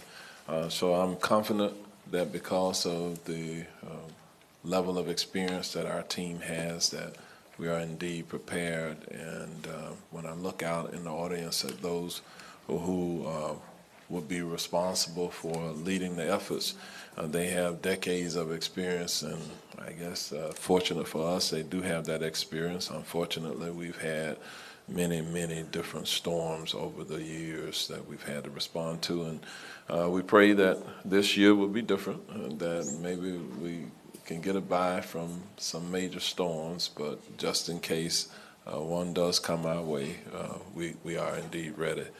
So we'll open it up for questions or comments by members of the board. We'll start with Commissioner Wilson. Thank you so much, Chief Avery. I want to thank your entire incredible team. You talk about the unsung heroes in our county, utilities, public works, because it is really, truly that comprehensive planning. I think knowing even just in the last 5-10 years, the climate impacts that we've had in this area, there are things that we consider now that we haven't had to consider before. And one of the ones I wanted to ask about really upfront, because it's come up in my meetings with homeless services providers, is heat and heat warnings. And, you know, on top of having people sheltering from a storm, a lot of times they leave the shelter and go back to a place that is potentially structurally sound, but without air, without power, and now we have a heat warning that hits. And, you know, is there a modification, understanding the climate impacts and that continued ticking up of the heat that we have all summer long for taking care of people in a cooling situation where we have that kind of critical medical impact of heat? Yeah, so we've been working with our homeless services and our other partners, having those discussions to try to develop. I know they're working on a regional plan that covers, you know, Orange, Osceola, Lake County, Seminole. So we're working together with them to determine what the best avenues are. But, you know, currently we have, you know, our libraries, our community centers, and some other places where people can go to cool off in the heat of the day. So just continuing to make those available for our residents of Orange County. But we are continuing to work with our internal and external partners to try to look at that. We recognize that we are seeing higher and higher temperatures all the time. Yeah, and I was going to say, I think, you know, understanding sort of the way we have sheltered in the past has been a structural issue, and all of a sudden now, you know, knowing that the climate impacts continue once the storm passes. And I wanted to also take this time, because this is my annual shameless plug, the water bottle industry loves to use hurricane season to bolster their sales, but we all know that if we have kids in sports, you've got 1,000 of these around your house. Go ahead and take the time now, fill them up, throw them in your freezer, throw them in your fridge. You have an endless supply of clean, fresh water. Orange County water is fabulous. Thank you much, Ed. And so don't throw away your money during that tax holiday on bottled water when we have the time to really prepare and tuck away our own bottles, and then we don't have to add to the landfill. And then I see our friends from iDignity here, who I'm so excited that we saw them on the consent agenda as part of our investment in making sure we're taking care of people who are getting back on their feet. And of course, this has come up in the past, so I just want to make sure on the record that we address it. A lot of people are concerned about going to a shelter or showing up at Sandbag without an identification if they don't have their ID in hand. And yes, we have this amazing agency that helps them restore those pieces of paper that we know are so important. But how does Orange County navigate somebody that may come up and not have that type of information? Yeah, so we're not going to turn anybody away from a shelter. So we hope that they have some form of identification, because that's how we can help provide more resources and try to get them in our system, you know, of trying to get that available help to them. But we are not going to turn anybody away at a shelter, just as we're not going to turn anybody with a pet away from a shelter. We are there to support. Again, short-term solution to get them out of that inclement weather, but we will support them. So I don't want anybody being concerned about being turned away from a shelter. We will not turn someone away from a shelter. Thank you. I think that's a comfort to all of us. And then the last one is just a request that if you're looking to put materials in different languages, we have a really vibrant, growing Brazilian population in my district. Yes. So Portuguese is always something that I think is very helpful. So thank you so much. And I think that was our other language, so, but we're looking at that. Commissioner Moore. Yeah, speaking of water and water bottles, I remember it was 2017. I was freezing bottles of water and Tupperware, anything I could find, and delivering it to friends because ice was really at a premium. Thank you for your work. How do you feel about volunteers at the shelters? That's back when I was on the school board. I remember going up there and playing with kids, because isn't it true they have to bring all their own activities, and sometimes in haste they end up there for a long time and there's nothing for children to do. So do you recommend or advise against volunteers, and what could they do at the shelters? I think, you know, it's to shelter our citizens, our residents, it is important to pull all of our resources. So, you know, when we talk about volunteers, we have Red Cross, Salvation Army. We want people to be vetted before they come into our shelters, so certainly signing up for the county's volunteer services. But it's an all hands on deck to provide those, you know, sheltering services. Okay, and then the final question, I know some people get a little bit confused. One of the main roles of the county is emergency services. You do it very well. How do we provide services to residents or people in municipalities? in the municipality. So through our EOC, our Emergency Operations Center, we actually have representatives in our Emergency Operations Center to support whatever their needs are. So I know in Hurricane Ian, I think it was, Ed Torres and his group went out and fixed one of their pumps in the middle of the storm and the night at 2 o'clock in the morning. So we continuously work with our municipalities. They're very involved in all of our OCERT meetings and communications and coordinations, as well as, in our plans. So we work as one together to respond, recover from any disaster. So if I live in a municipality and you have, I think it's 5 shelters, I can go to any of those. It doesn't matter if it's in a municipality or a county. Absolutely. There's no lines for sheltering. If people need to come, we will support them in their sheltering. Well, thank you for your work. Thank you. Commissioner Uribe. Thank you, Chief, for the update. Are we set to go see everything live now? I hope we get a chance to go take a trip. I know that you had scheduled with us. I'm hoping. Yes, I think you're on July 3rd. So. Okay, wonderful. Well, first and foremost, I want to thank the team and everybody here on everything that's ever been done. We've been together through some hard times, and we've been together through some times that, thank God, we didn't have to go through more. I want to thank Danny. You always take a very, passive role, but you're so great at keeping us up to par and what's going on, and always appreciate that.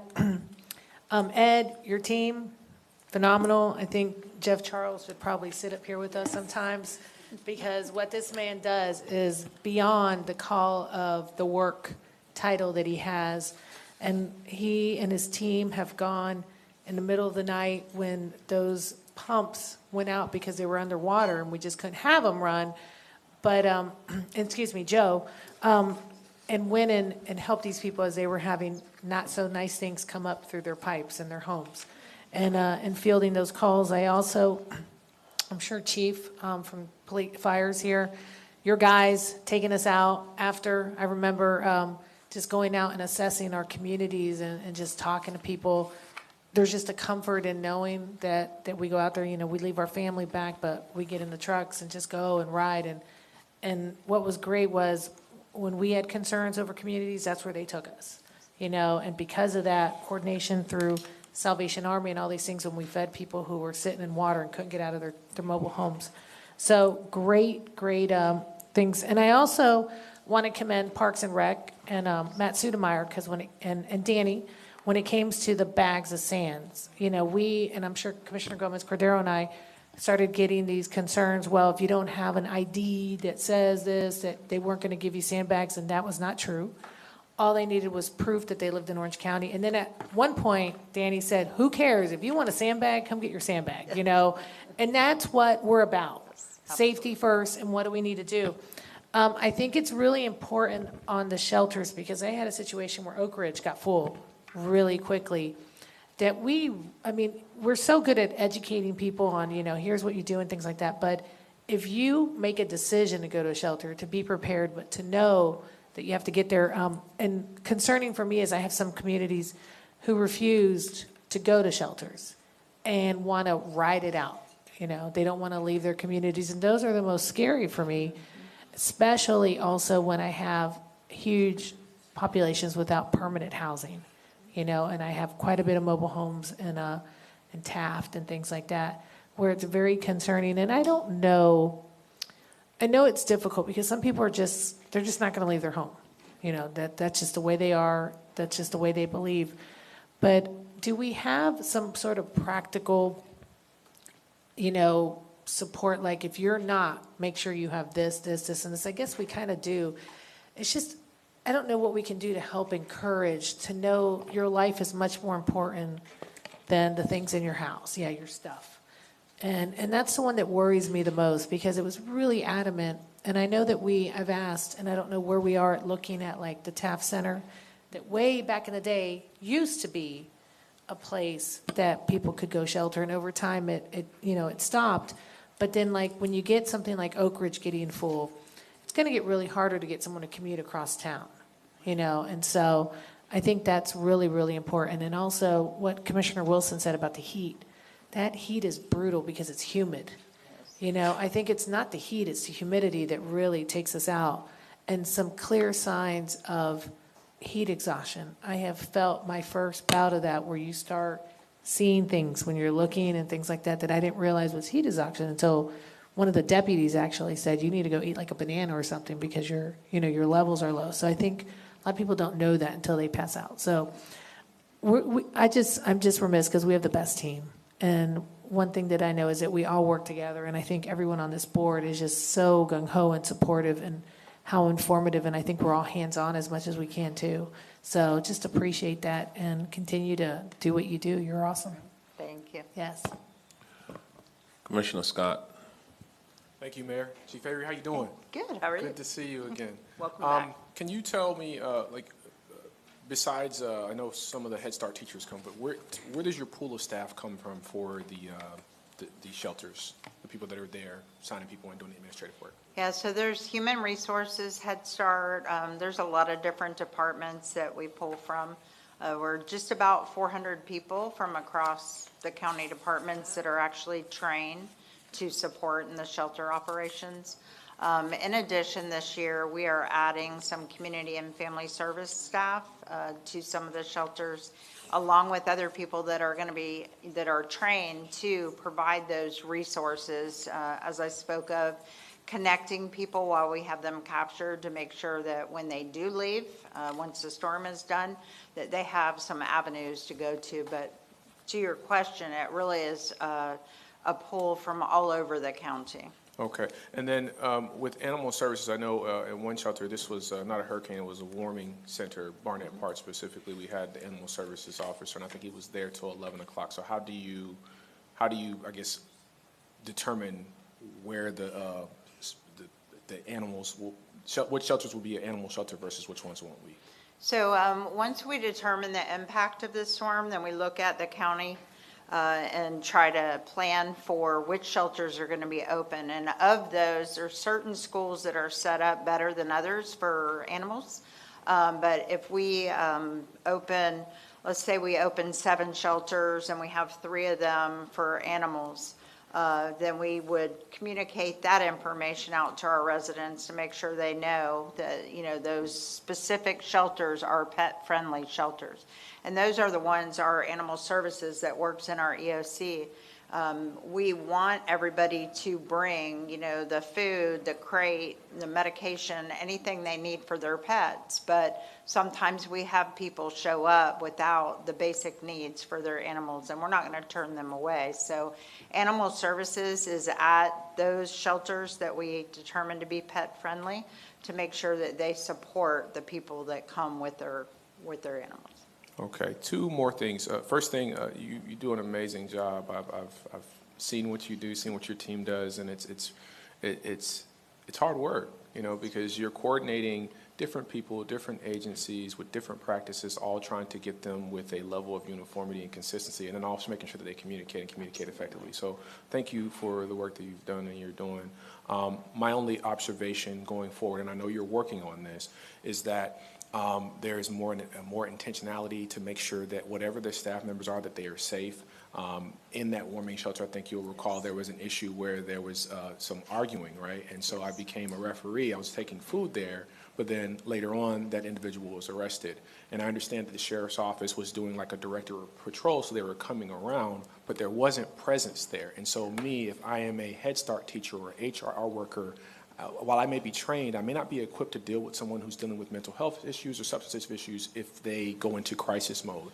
And to have to wait 3 or 5 minutes for a law enforcement officer or a security officer to get there, it could be done better. So I know you are working on that. I just want to let you know that that is important to me, that there is a greater attention to detail when it comes to county staff working in these shelters to make sure that they are supported and they are safe in the event that they have someone who is struggling with mental health or trying to fight another person in the shelter, because you're bringing all these people with all these issues into one place. And it's a lot for someone who's there for more of an administrative role to have to deal with something where, hey, I'm waiting for backup, someone to deal with this, and they're not there in that time. So other than that, I appreciate what you and your team doing. Thank you. Yeah, and I recall the incident that you're speaking of, and that should not have happened. But we did run it up the chain of command and get that resolved quickly. But we do have a plan, a shelter plan, and that requires the sheriff's office to be there at all times. So I know they had left for some reason, but we have resolved that, and everybody understands, just like fire rescue has staff there too.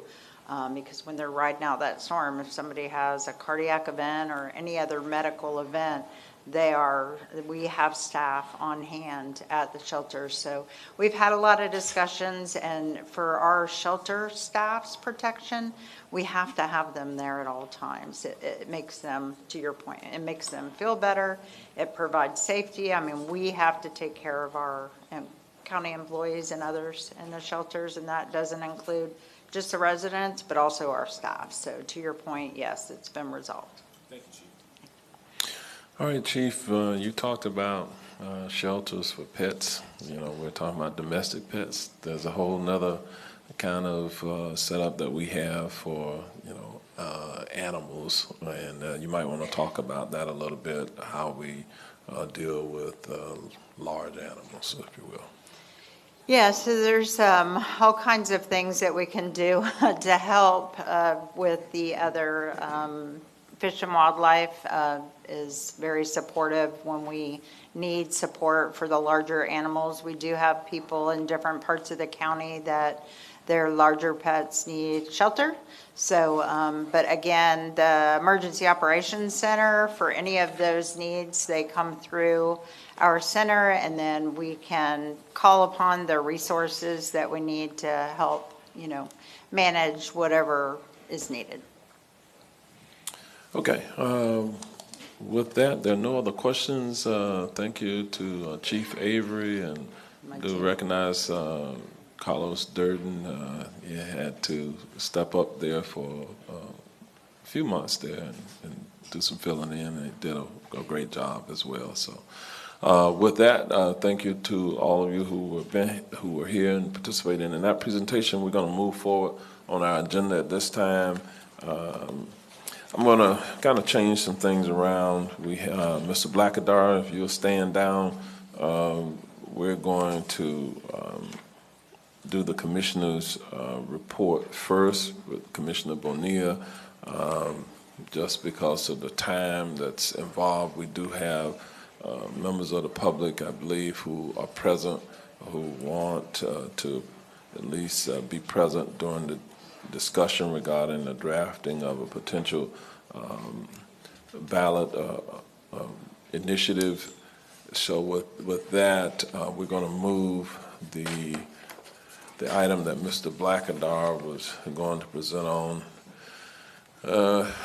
We likely will have to move that, Byron, to this afternoon, perhaps at the end of the agenda this afternoon.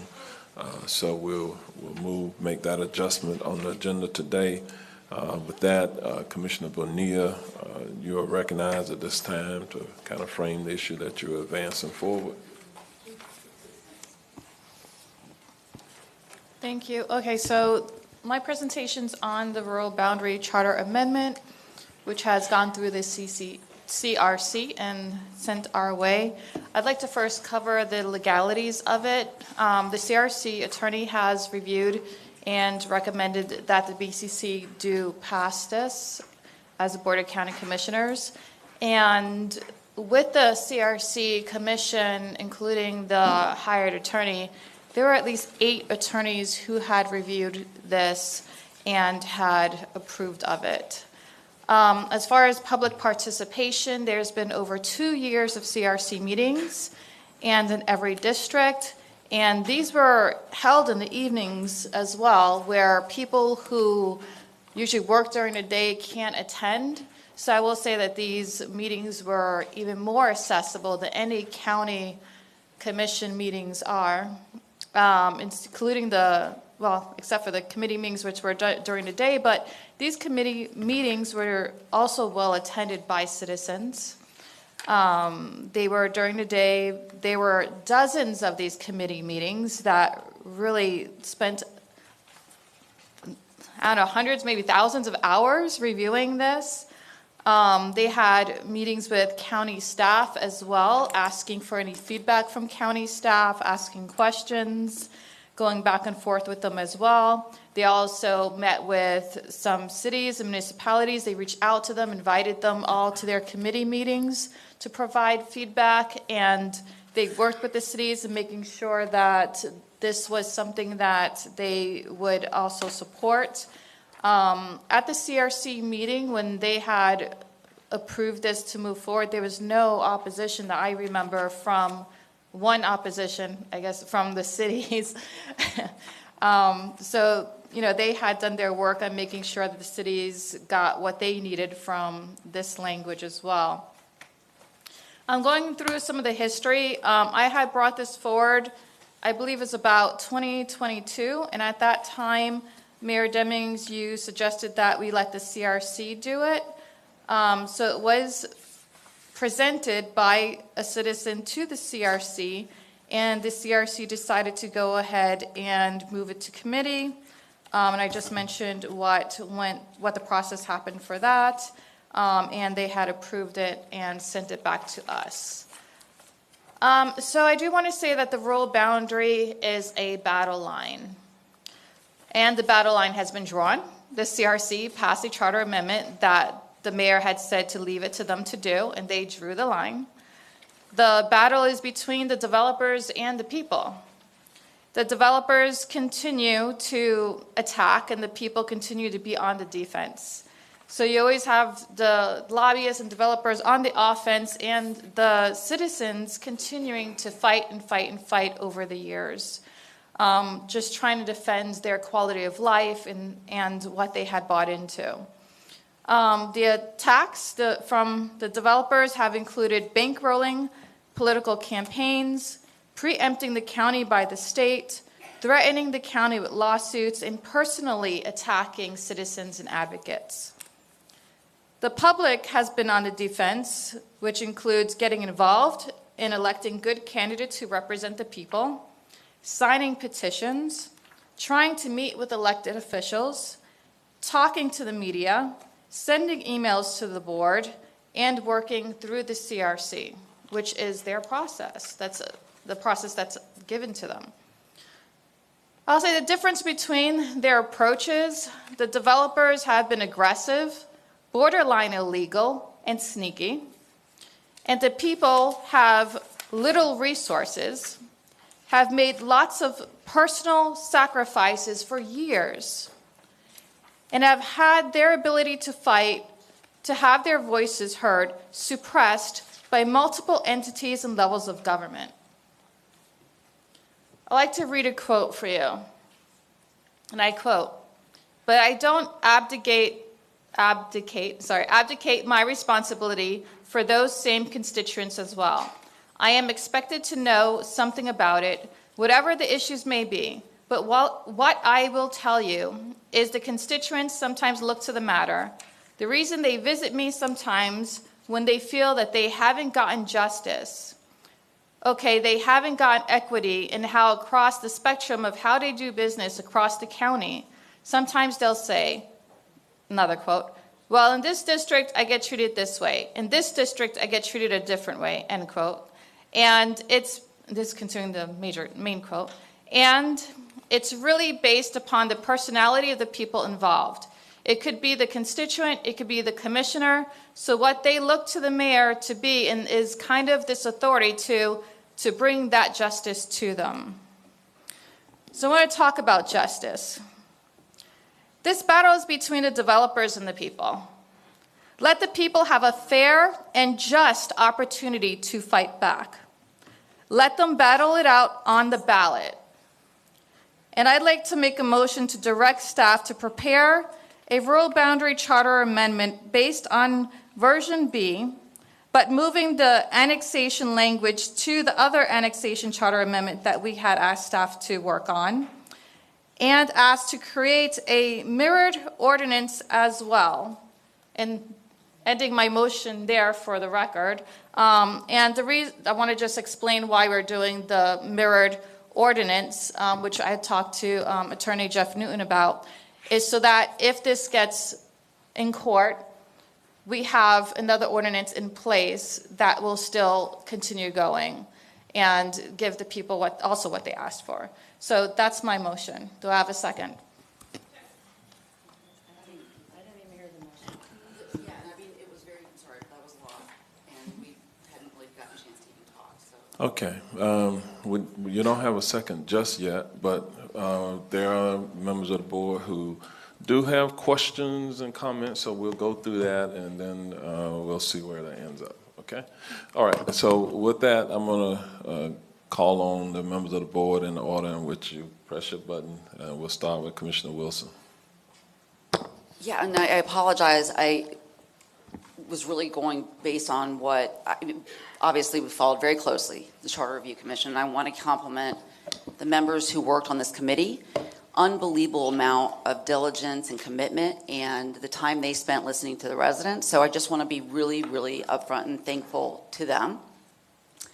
I also think this doesn't have to be, a put your gloves on kind of fight. We literally have the legislative opportunity to do what they were handcuffed to do. So if your motion was to do what they wanted to do, had they not been handcuffed by the special interest that managed to get into Tallahassee at the end of session, then I would second that motion.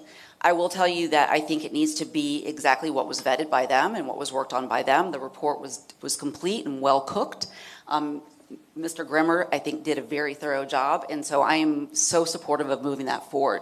I think it was an example when we watched the totality of the CRC of what the best and worst of government can be, because the people that were nominated by the most part did a great job and worked so hard trying to get to what I believe is something that is so critical for our future growth, and understanding that if we continue to sprawl out, we will have nothing left.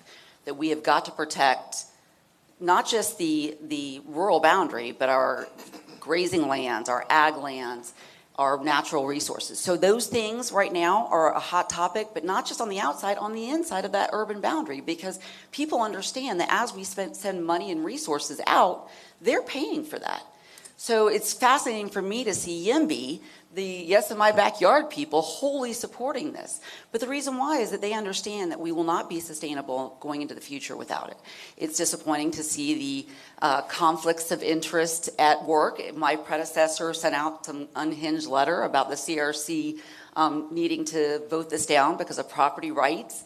And this is the exact opposite. This protects potentially the property rights of the individuals that already own property out there.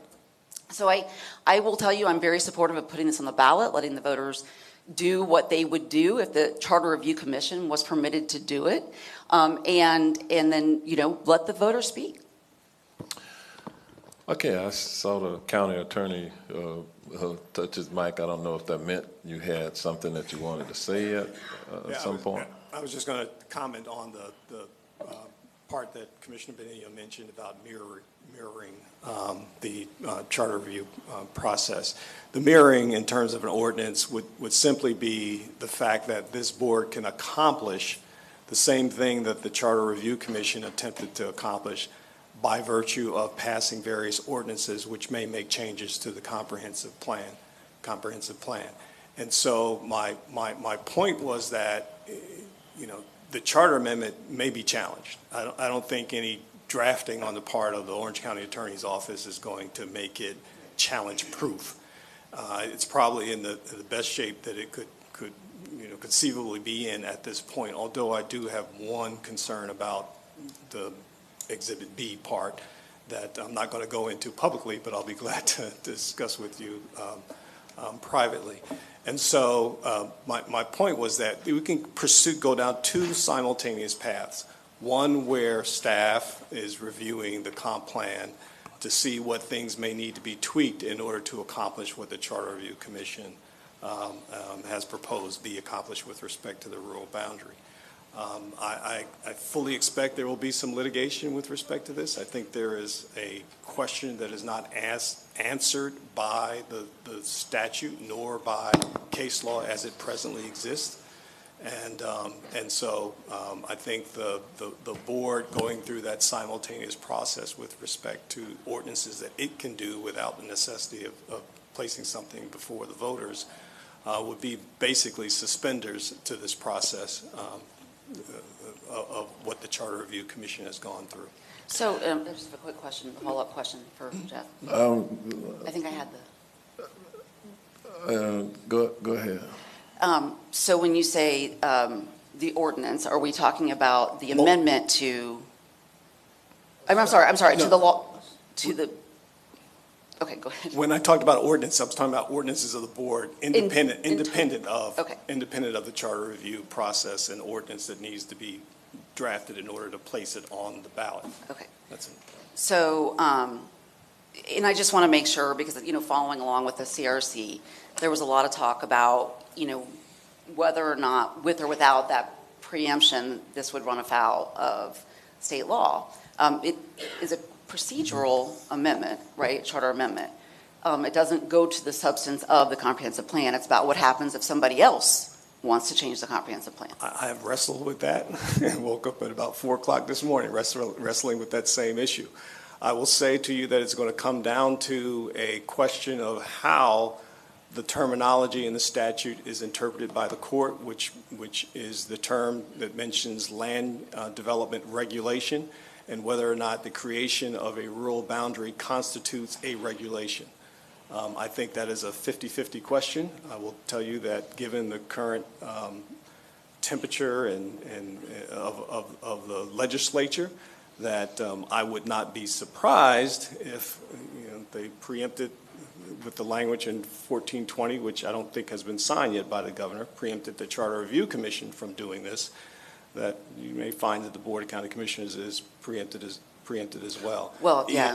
But that's not a reason for you not to do something. Right. I just wanted to make that clear. And I think I also, I think part of why I said we really need to mirror everything that was done by the Charter Review Commission was I think that they were very wise in utilizing for their map something that was already established in our comprehensive plan. They used the urban service area, and that has been part of our comprehensive plan for some time and will continue to be going into Vision 2050. So it does not usurp the Board of County Commissioners in its own underlying comprehensive plan. Yeah, I think they did a number of things to try and make it litigation proof, put it that way. Okay, thank you. Okay, so Jeff, you said something a moment ago. You said that at some point you will want to, I guess, after doing some legal research in private, inform, I guess, the board is what you were intimating here. I want to better understand that because it's the provision. It's the provision, and I think Commissioner Bonilla alluded to it in part of her statement. It's provision in Exhibit B that effectively deals with voluntary annexations and the fact that the county's land development regulations would continue to apply in annexed properties. Okay, and I think that may be something that at least I believe Attorney Willis alluded to in his comments earlier today. So if the board decides to move forward, how do we, at what point will you advise the board so that we? Well, I'd come back with modification to that Exhibit B language that the Charter Review Commission, I know I just heard Commissioner Wilson say, just leave it as it, basically leave it as it is, but yeah, the boundary part, leave the boundary part as it is, so that I don't think we would touch, but I just have a concern about that Exhibit B as it impacts potential annexations, voluntary annexations. And from a timing standpoint, just to be Yes. clear, don't know what whatever the board's pleasure, but our thought from a staffing standpoint was that we can come back next, do a work session on the 18th with a little more information in response to whatever direction the board takes today, then perhaps a work session number 2 on the actual ordinance if the board wants to proceed on the ordinance language And then the public hearing would be on July 30th, if I recall correctly, July 3rd. So, Mayor, the intent was to actually come back. If the board today decides to continue, still come back and have a couple of work sessions going with more detail. That was generally what staff had suggested. And that gives us time to get it on the ballot. Yes, it does. Okay, we have, I guess, verified with the supervisor of elections a date that he would need in order to advance it to the ballot if the board so chooses. I'm still working on getting an additional 8 days, but yes, we have a date. And what's that date? August 20th. Okay. And so what I'm hearing you say is that there's some legal information you'd like to review, to present to the board, that we would have to, as a body, if the Board of County Commission so chooses to advance this to the ballot, that we will have to have it to the supervisor of election by said date. But there would be a perhaps series of workshops that we would have to go through to make certain that we have addressed all of the issues. I don't want to be necessarily dismissive of the legal advice, because I don't know Attorney Jared Willis from any other attorney. I don't know whether he's competent or not. We'll have to figure out whether it's smoke and mirrors, man. But what I'm saying here is that the legal advisor for the Board of County Commission is the county attorney's office. And so what I'm looking for at some point is to hear from our legal advisor to validate whatever was presented before the Charter Commission. They have legal counsel, and at some point, I would want our legal advisor, just process-wise, to say he concurs with the legal opinion of the attorney for the county Charter Review Commission. Okay, and I don't know if you're prepared to do that. I'm not there yet with respect to Exhibit B. Okay, I have the floor now, Commissioner Wilson. I'm not there yet with respect to Exhibit B. As far as Exhibit A is concerned, I think I've mentioned that the critical issue there is whether or not a land development, whether or not a rural boundary, establishing a rural boundary constitutes a land development regulation. Okay, so at some point, what I'm hearing you say is that it could move forward with the A without B, or it could move forward with A and B. Okay, and you don't know, you're not prepared to give us a legal opinion today. Correct. Okay, all right, so I think that's instructive for the entire board. In terms of process, if the board is desirous of moving that forward, we still have to do our due diligence in terms of process and how we get to that point. We'll have something for you by the date that Mr. Brooks indicated in terms of a work session. Okay. And so, with having said that, Mr. Brooks, what kind of schedule, what is the proposed schedule to meet if we decide to move forward, what is the schedule, if you will, of how we would for adoption judiciously move forward? Sure. Given the amount of work that's been done on the rural boundary, staff felt comfortable that they can come back on the very next meeting, June 18th, for a work session with a little more detail, some of the information, and then would propose a work session on July 9th to actually go over the ordinance language. That's been the board's custom, that they also then look at, have a work session on the actual language, with the public hearing, the advertised public hearing, scheduled for July 30th. Okay. And depending upon how our conversation goes today, if at some point Commissioner Bonilla made a motion, but if there's an opportunity to make the motion more descriptive of the process that we would move forward, I would Yes. entertain that in terms of process, to get us to a point where we would have fulfilled our fiduciary responsibility to make certain that everything is in order. And I Okay, think- all right, Commissioner Wilson, you don't have the floor anymore. Okay, I hear you. Okay, I'm gonna get a dry you're erase yielding. board. So at this point, those are my comments. I'm going to again call on the commissioners in the order in which they pressed that button. We're going to go to Commissioner Michael Scott, and then just for situational awareness, and then Commissioner Moore, then Commissioner Uribe, and then we'll go back to Commissioner Bonilla. That is the order in which we will move forward, okay, with the discussion. All right, so Commissioner Scott. Thank you, Mayor. You covered some of my comments, and Jeff, Attorney Newton, thank you for the clarification that you provided. I am not against this rural boundary. I'm not for it either. I would like more information. Those that are listening, I would just ask that you listen to understand as opposed to listening to respond. It's easy in any given profession on the outside looking in to be able to articulate what you would or would not do if you were that person. It's a lot harder when you're sitting in that seat. My thought about this is that I think that a rural boundary is needed, but not in a hurry. And what I mean by that is this. This board, prior to my election, did what I thought was just and good in enacting a Senate Bill of Rights.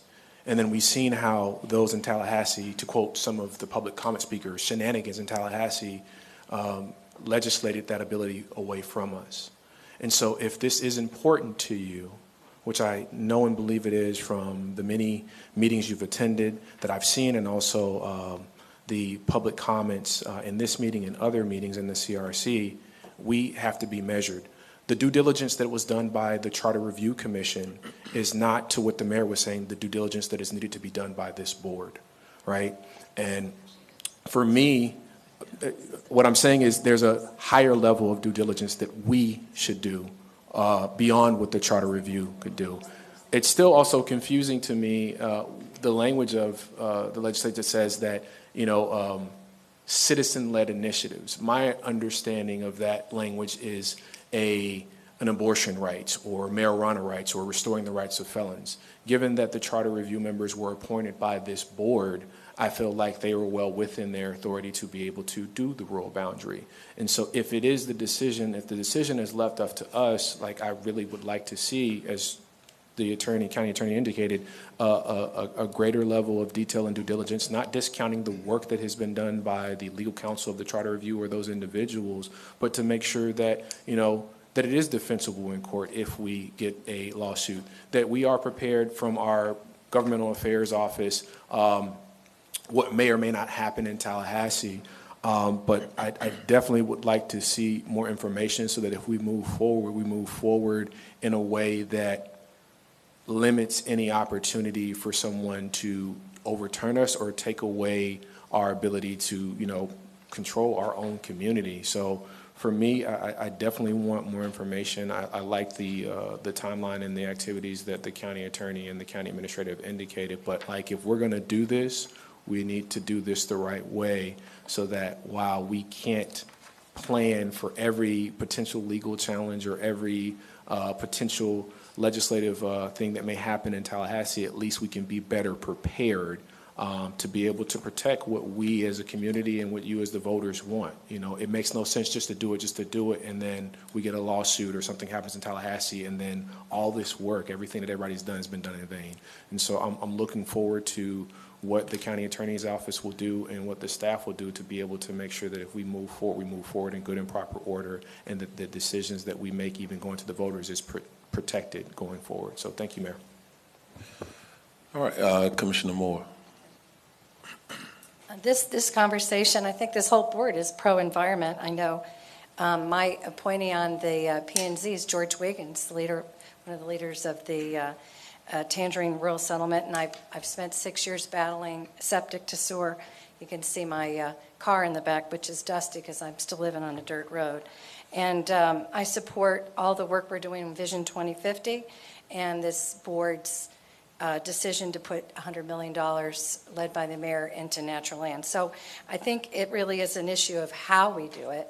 And so I have a couple of questions, Mayor, that if we're going to have this next series of meetings that I would like to be answered for me, because my district has not been as involved in this.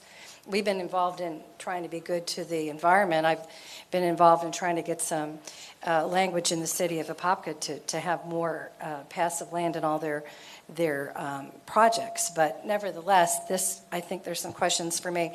So if it's all right with you, Mayor, when they come back, I'd just like to have a few things answered for me with my district.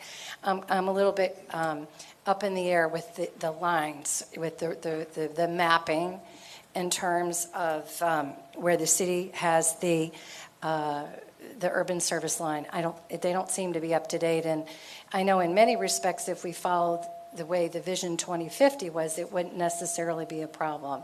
But I don't think, I'm worried about the line and the mapping. And I'm hoping if this process moves forward that those lines would be up for negotiation. And then I have some concerns if we do this, if that's going to affect my ability to continue to find, all the millions. I mean, I'm up to 140 million on my, grants from FDP for septic to sewer.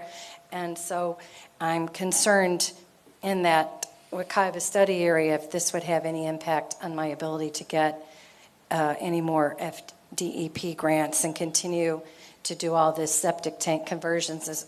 We're at about 2,000, but I've got another 20,000 to go. So I'd be very concerned for the quality of the water if I can't keep getting grants. Second of all, I guess you answered that, Attorney Newton. I want to understand on each of these 3 points, what your legal ruling is. But I don't know if you can answer this question for me now. I know with constitutional amendments to the state, you typically try to avoid, or maybe you're precluded from having multiple items. So can this legally be put all in one? Because we're talking about annexation, we're talking about a boundary, and we're talking about a supermajority. Can those 3 things be put together all in one package? Yes. Okay, so that answered that question for me. We haven't had time to get briefs, so here we are doing it on the fly. Let's see. And I guess the final question is, when we come back, could we compare what Vision 2050 is? I've engaged in that for a couple of years, and I know Alberto Vargas' staff has been doing this for 6 or 7 years. I'm a little bit confused, Byron, as to how this is any different from the Vision 2050, what we can already accomplish through our own comp plan. So that would be the piece I'd like to have addressed. And that's it. Thank you, Mayor. All right, Commissioner Uribe. Thank you, Mayor. I did have a follow-up question, Jeff. Sorry to put you on the spot. And again, I look forward to us being briefed on this. Commissioner Moore just brought up the 3 different issues, and you said they could be put on as one, but, and I guess we won't really know this, but I feel I feel like I have some confidence in the CRC because they did have a county attorney there all the time advising, and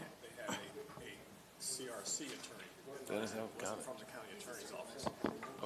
but he's a certified attorney. Yeah, he's an attorney. He's represented the CRC in the past. Yes, Correct. Correct. Yeah, because I've seen him, and he's very knowledgeable when I've gone to the meetings. And so my issue is the preemption, which has not been signed yet, but also how much, because just because there's one doesn't mean there's others. And so one of the things I am worried about is all 3 being put together. Because we pass that as one measure and something happens, then are we now in an issue? Let's just say the supermajority. Let's just say, the boundaries on the east and west. I do worry about putting it all together because I don't know if something else would come along or if we're challenged legally that we would be stuck worse. And I guess that would be an assessment that we'd learn more through our workshop. Clearly, what the CRC did was very extensive, and I applaud everyone and all their hard work. And then we all know where it's coming from. So I just want to make sure that I'm for moving this forward to us gather everything that we can so that we can make a comprehensive decision as a board. But I think that it is wise that they came to us because while Commissioner Scott, I understand your assessment, which we really don't even know if that's actual or not. Would they consider the, Citizen Review Commission as community-led, even though we did appoint them, we really don't have that and would never get that in time to know that. So I would never want to compromise all the hard work and the ability for us to save this, essentially, if it were or were not. So I just want to go ahead and voice it. I do want to move forward, but I do want to know the implications if we stick all three together. So that's going to be very important to me because I don't want to lose it all and I don't want to cause anything else that would come back and come back to us and make this all futile in a sense because we'd get challenged. But yes, I look forward to discussing it further and getting briefed and learning as much as we can. I want to thank everyone that came out to our sunshine meetings because we have learned a lot and sharing your passion and your extensive concern and reading the code and reading the Vision 2050 and really realizing we've got to look at things. So that is super important, and I hope we continue that dialogue moving forward because we don't want to hurt ourselves from the inside with what's going on. So we want to make sure both sides are checked. So thank you. I think Commissioner Uribe, very interesting points that you brought up, and really thinking about where we are at this point. I don't know what I'm hearing is the board may not be ready to make a vote today without having all of the information by which to make a decision on. But this is an issue that certainly is important to our community, important to our board. Board may very well end up in that position, but we still do have to do our due diligence to get to that point, to move forward in terms of the motion that has been made. Almost negates the opportunity for the board to hear from the county attorney because we're kind of at that point putting the cart before the horse. And I don't want the persons here to read anything into that, but understand that our body does have to do what we've been entrusted to do. And process-wise, I believe that we do have time to get all those questions answered, to move forward. When we talk about competent legal advice, I hear the debates every day in the highest courts of the land where attorneys don't agree what the law says, and we certainly see that even here within the state and here within our circuit. We see disagreements over that, but the board does and should have the benefit of hearing from our attorney on this. And there's something, to me, problematic about the fact that, how long you been an attorney, Jeff? It'll be 40 years in October. Okay. 40 years of experience, and how long you've been either a deputy county attorney or a county attorney? For about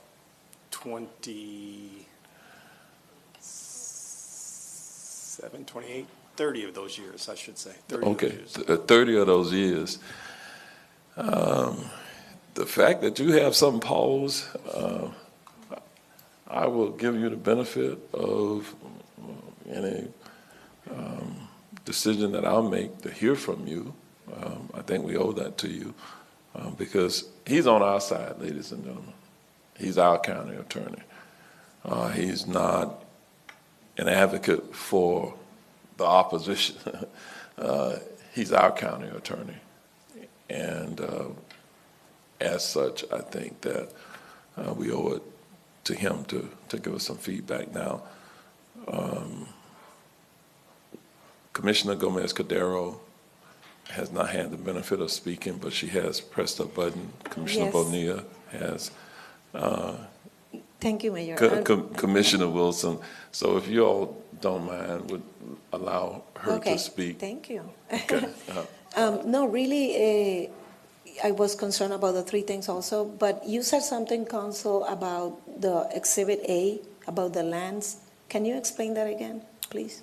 Exhibit A? Exhibit A is just dealing with the rural boundary and the vote requirement. And what I said with respect to that is that the open question, a question that, is not going to be resolved by any drafting, it will be resolved probably by a court of law or defined by the legislature in terms of it attempting to preempt what is done, is that the question there is whether or not a rural boundary, establishing a rural boundary constitutes a land development regulation. If it does constitute a land development regulation, then it is preempted by the legislation not by the legislation, but by the statute that currently exists. Oh, okay. Okay. Now, there's an argument on both sides of that issue. Okay. I wish I could tell you that it would go one way or the other. I happen to be leaning on the side that it does not constitute a land development regulation. So that's where we are with respect to that. All right. Thank you. For me, I'm leaning towards doing something with a rural boundary, but I want us to be right, okay, in it, because otherwise I think we weaken local government's authority, because if it is perceived by the legislature and or others that we make decisions without due diligence, then that almost encourages the legislature to preempt us and say, this is an example of what I mean, they don't do their due diligence. So in our zeal to take care of our community and follow the will of our people, we should not inadvertently harm ourselves in the long term, because there is a drumbeat of this continuation every session of, at least with the current leadership in Tallahassee to further diminish local government's authorities. Okay, and Orange County is kind of like the poster child there. Okay, and let us not feed the beast, if you will, that or the perception that we're not doing our due diligence in the process. Commissioner Gomez-Cordero. Okay. I'm going to go back to Commissioner Bonilla. Thank you. So I have done a lot of research on what the CRC was doing, talking to their attorneys, doing research on the annexation as well, looking at all the case law, all the statutes, Orange County policies. And I'm no attorney, but I have been elected to work on this sort of thing. And I talked to the attorneys. I talked to Jeff Newton. And based on my conversations with him is how I worded this motion. And, I've talked to both Attorney Wade Vos, and our county attorney. My motion is to allow them to go ahead and do the work that they need to do. It's not stopping them or limiting them or anything like that. So the plan is what the plan is, for them to go and draft it and come back with the work sessions, which I already, Byron had already told me what the dates were going to be in our briefing. That was all understood. I apologize for not stating every single thing, but I just didn't want to take everyone's whole afternoon. And because I have all the legalities all written out, if you want a copy of that, I could send that to you, all that research, if you like. I just wanted to save our time. So I can add to that motion the dates, the work session dates, and, hope that we could move forward and get a second. So I will amend my motion just to what I already had said. Hopefully the clerk has that. Do I have to read it again? All right. We finished discussion. So I have done my research. Okay. And I'm doing the best motion in order to protect us in the best way possible and give the county attorney to get the work done that he needs to get done to protect the county. All right, Commissioner, we didn't have the benefit of seeing what your motion was. You kind of was articulating that, and Okay. it created a little, I think, Again, I was just confusion. trying to save our Okay. time. So you certainly can restate your motion. Okay. If you've heard the benefit of the input from the board, the motion isn't to make a decision today to No, it's move not. forward, but what I'm hearing you say, your motion is to empower staff to Yes. set up the workshops and do their fact find and come back to the board. Yes. Okay, so you can restate it, and I do acknowledge Commissioner Scott had a question also. So, Before you make your motion, just a quick question. In addition to the work that you're going to do, given that we had this attorney from representing the municipalities, I would love to have, like, in writing, how they feel, it's like whatever argument they're trying to articulate as to why we should or should not do it, I would love to have that from the municipality. So if in your work reach out, I would love to get that in writing from them. I'll come back to you. I mean, you hear what I'm saying. You came in public comment, we want it in writing, so please. May I Okay. have one more thing to say too before?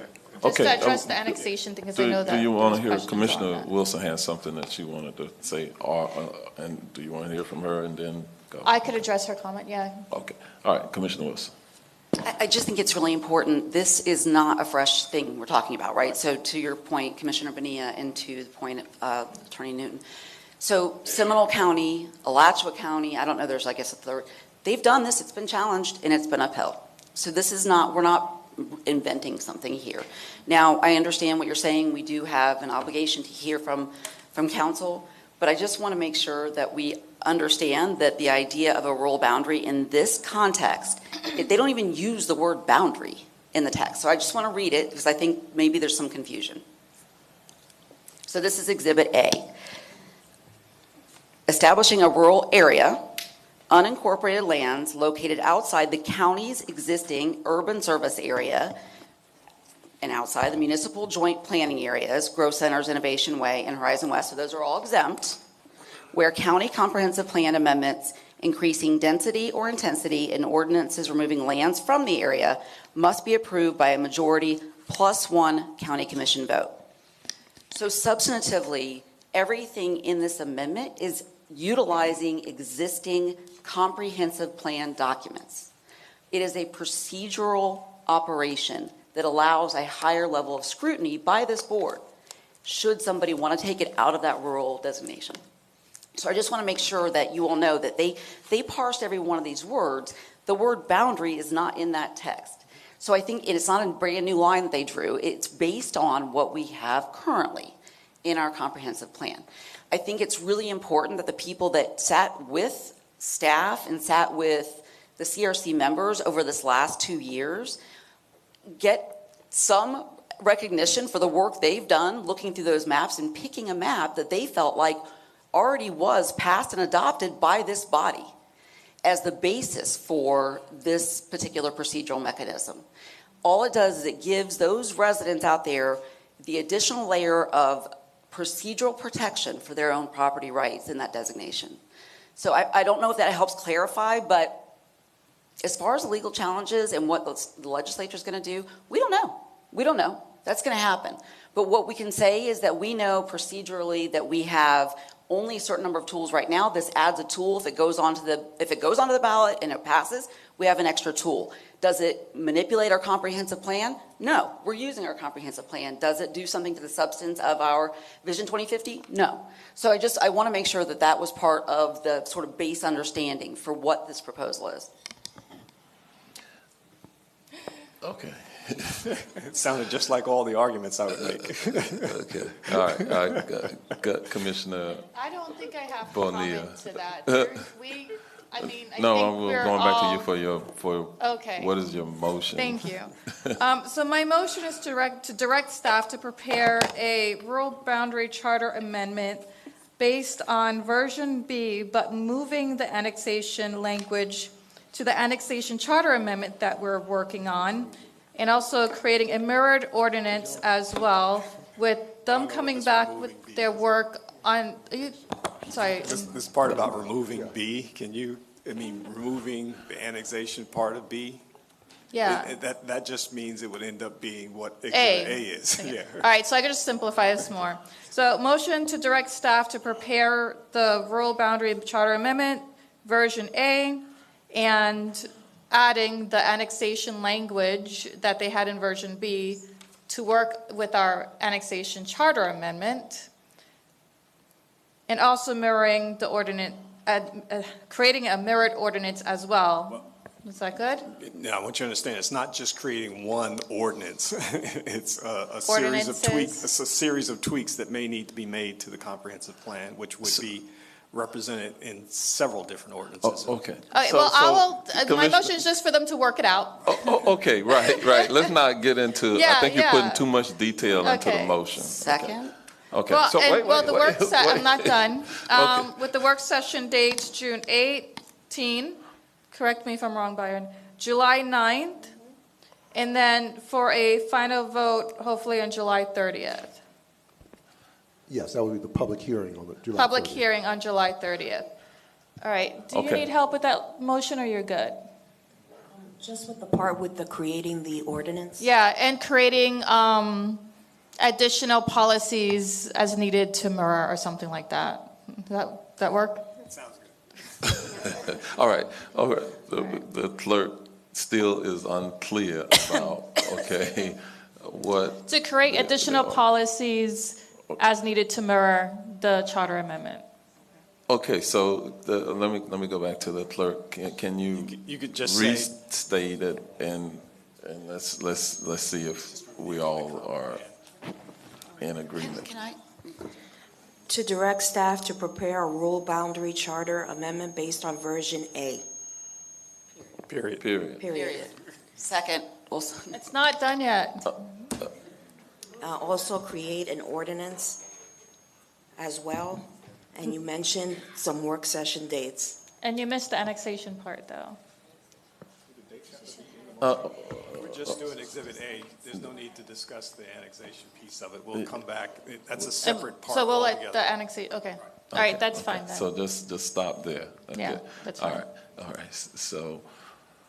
Can I understand it again? I'm not sure, just listening here, that I understood it, so maybe Okay. just to make sure everybody's. That's what I'm trying to get to, because otherwise it'll become a debate later. All right, motion to direct staff to prepare a rural boundary charter amendment based on version A, and to draft additional policies as needed to mirror the amendment with the work Okay. sessions on June 18, July 9th, and public hearing on That- July 30th. That's where you're getting, I think, they just want to stop at A, and we understand the intent, I think, of what you're trying to do. So don't even mention any version? Or just yeah, the but you dates. you told me to add the dates. I'm just trying to get us there, that's all, so that everybody is hearing what they want to hear. All right, so version B. I know people keep bringing it up, and we had some questions on annexation. We're already doing an annexation charter amendment. And according to the statutes and everything, you have to have the policies for an annexation in the charter. You can't just have something that's referring to it, that, the whole procedure has to be drawn out in the charter. So version B isn't even complete when it comes to that, as I really feel that it's best for our county attorneys to go over that and really lay it out the way it needs to be. I think that's the safest way for the county to deal with that. So maybe then the motion can be to do Part A and have the county attorney opine at subsequent board work sessions what the ordinance will be for the ballot. It could encompass all of what you just said without necessarily spelling that out, because they're not going to bring forward an ordinance that is incongruent with law. So I'm just trying to get there with the least words so that the clerk can follow it, because otherwise these A and B clauses of that motion will get pretty complicated. So just scratch the version A out of that. Just leave it at rural boundary charter amendment. Can you read it back, please, what you have? So that I don't have to, because you wrote it down. I'd have to read, it won't be the same. To direct staff to prepare a rural charter boundary amendment, period. With additional annexation language Okay. based upon the work session dates that were announced by County Administrator Brooks. Okay. And not to complicate, so based upon the direction by the board on the charter, on the annexation language, we're on a concurrent track. That one, we're looking at being ready for, that's a little more complex, a little more complicated, not as same amount of work that's been done on the rural boundary. So we were looking at bringing that to the board for a work session in July. So July 9th for that first work session, July 30th, with the date, should the board choose to proceed, for a public hearing on August. We had a tentative date of August 27th, which is what I'm working on right now. It's getting an addition, that's why I said early on, trying to get an additional 8 days out of the supervisor elections with respect to that. For the annexation piece. Correct. So we had that coming separately. So that's the only thing you're throwing me off about the annexation piece. That's a separate I'm not track altogether. following. Yeah, because I'm Yeah, not so sure how I that- reworded it, and I said, she kept in the annexation, but I took that out when I reworded it, So yeah. we're just dealing with really Exhibit A in the Yeah. rural area, also known as the rural boundary. Yeah, so simple. Motion to direct staff to prepare rural boundary charter amendment. Period? And, period. In addition, preparing additional policies as needed to mirror. Yeah, that is part of it. And that's it. And you don't want the dates, so we'll just leave out the dates because we already understand what the dates would be. That's it. Mayor? It's really, Commissioner Scott. All right, so that first sentence, solid. That second sentence, here's my concern, and again, I'm not an attorney. But we have to direct staff in order to do that. Hear me out here. You're directing, the first part is good, because they're gonna do it covers everything. When you say mirror, which I'm assuming doing exactly with the charter review, that's the issue I have, because his legal research may require him to make a modification, so we can't direct him to mirror something that may not be proper in good order. When you say direct staff to make a charter boundary, you can leave it at that. He's gonna do everything that goes into all of that to make it happen. We have to also direct them for other policies. Well, One thing is the charter amendment, it's the gonna other come thing back. but the other thing is but they could do it at the same time. what you're saying, it would be review county policies that, in order to, in the future, come forward with tweaks to the comprehensive plan that would be in alignment with the charter amendment related to the rural area or rural boundary. Period. Okay, so I look at the clerks and they're trying to capture all of this, and I'm glad it's them and not me. But, okay, so. You know what, they could go back to the recording and get the wording. Okay, I'm gonna give you all another opportunity to, the clerk that is, to ensure that they're up with us. Okay. Just read the first sentence. To direct staff to prepare a rural boundary charter amendment. In addition, to review county policies, to come up with a comprehensive plan to explain, that is in alignment to explain the rural boundary. I do have to listen to the audio, I'm just Yeah, taking- let her Right. get it I'll from audio. I will work with them on what I said in terms of okay. the county's policy. So that's the motion. All right. Second, So Wilson. we have a motion, we have a second. All in favor, let it be known by saying aye. Aye. Opposed, no. All right, the motion passes and it is unanimous. Okay, and with that, we're going to go into recess until 2 p.m. For the afternoon portion, and we'll regather here for the afternoon.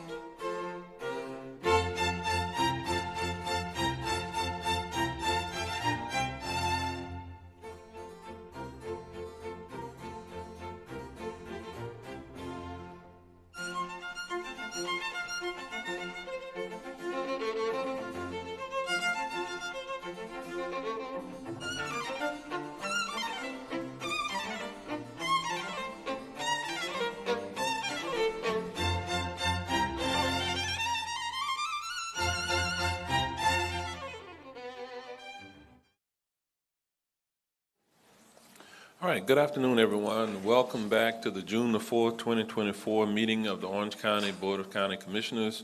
We're in the afternoon portion at this time, and we're going to begin with our Planning and Zoning Commission recommendations, and we're going to ask Mr. Jason Sorensen, our Chief Planner, who's coming forward. He'll be framing this item. With that, Mr. Sorensen, you're recognized.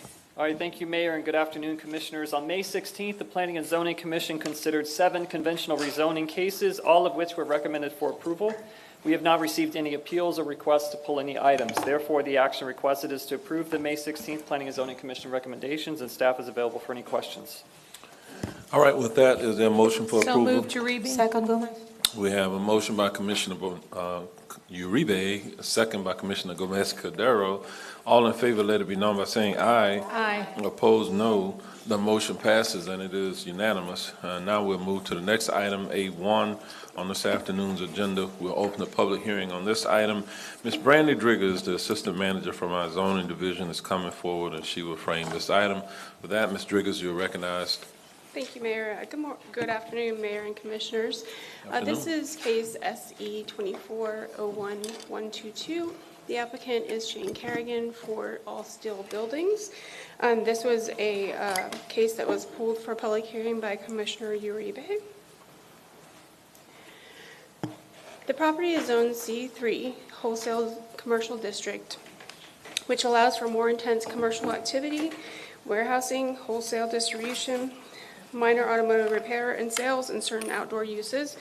Other uses may be permitted through the special exception process. The address is 5301 South Orange Blossom Trail. The property is located on the east side of South Orange Blossom Trail, west of Macoma Drive, north of West Oak Ridge Drive or Road, and south of Americana Boulevard. The site is 1.71 acres in size, and it is located in District 3, and staff has briefed the Commissioner on this case. The request is for a special exception and a variance in the C3 zoning district. The special exception is to allow automobile towing service with on-site storage. The variance is to allow a maximum on-site storage of 45 inoperable vehicles in lieu of the maximum on-site storage of 30 inoperable vehicles. This is a location map which shows the property is located on the east side of South Orange Blossom Trail, south of Americana Boulevard, and north of Oak Ridge Road. The zoning map shows that the property is zoned C3 zoning district. The properties to the north and the south also have a C3 zoning district, and the property to the west is a C2 zoning district, which all allow commercial uses. The properties to the east of the site are zoned R1A, which allow for single-family residential dwelling units. Here's an aerial of the site.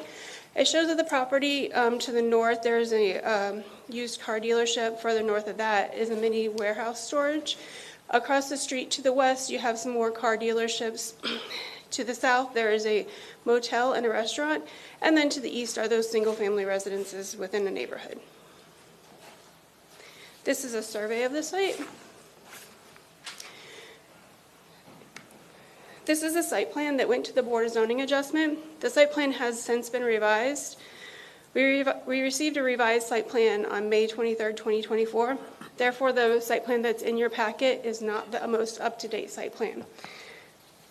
The revised site plan shows that the building footprint has increased from 10,000 square feet to 11,200 square feet. The width of the building along South Orange Blossom Trail increased from 100 feet to 120 square feet. The number of bays in the building increased from 9 to 13, and now 5 of those bays are fronting on South Orange Blossom Trail.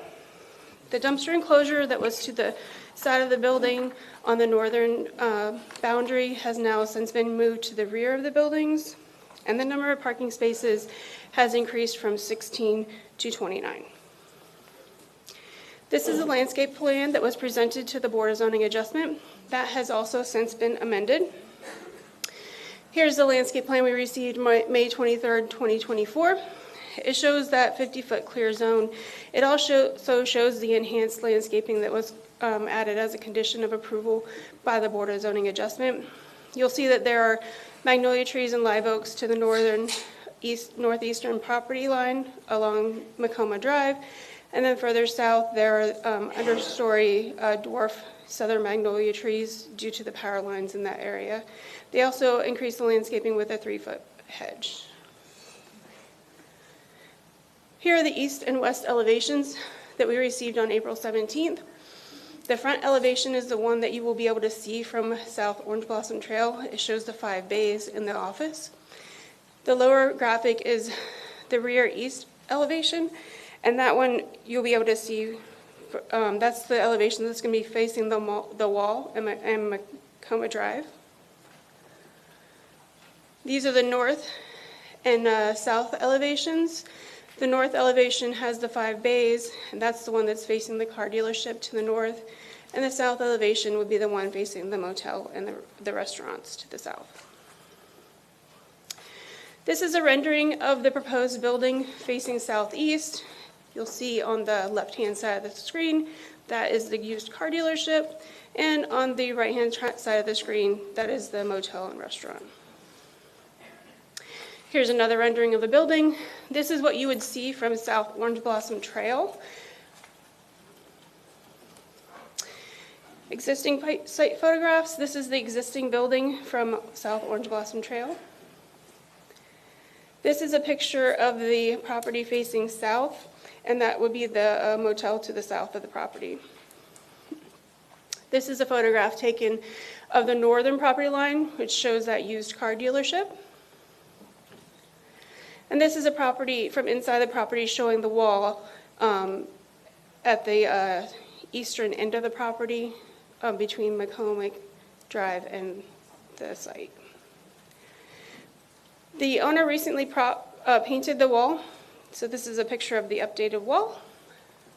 And here is a picture of the residential properties to the east of the wall and the subject site.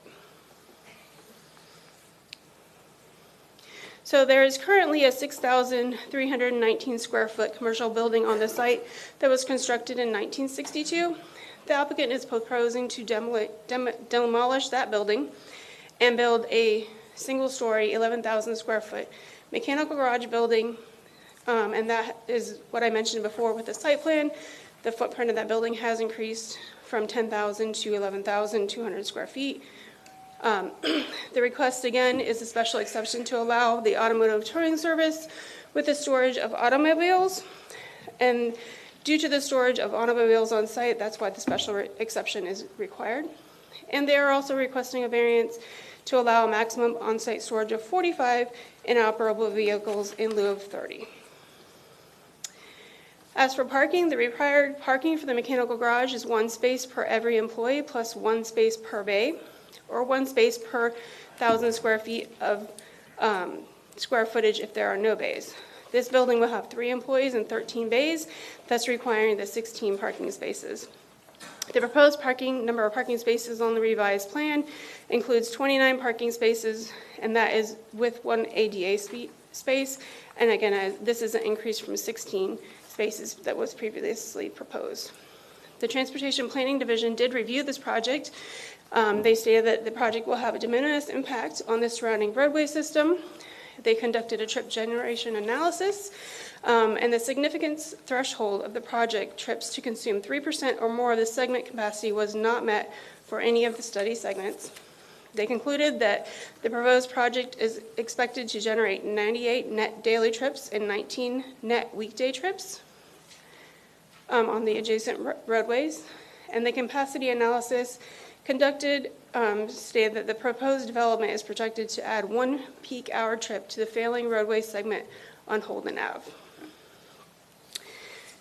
Staff recommendation was for approval of the special exception, as the use is compatible with other uses to the north and south, is substantially set back from the east property line, will not negatively impact the surrounding area, and with the denial of the variance request, will meet all of the performance standards as required for an automobile towing service. Staff recommended denial of the variance as there were no special conditions and circumstances. As the business could operate with the allowable number of vehicles, the request is self-created. It would grant a special privilege, and there would be no deprivation of rights to operate a towing service. Therefore, the variance is not the minimum possible.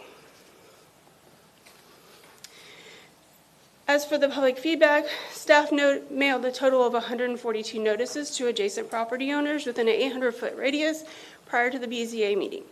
At that time, staff received no correspondence in favor of this request, and staff had received one correspondence in opposition of this request.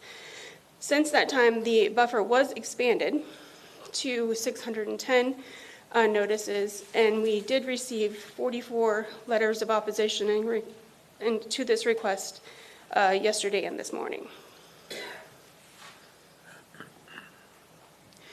A community meeting was held on December 27th, 2023, prior to the Board of Zoning Adjustment hearing.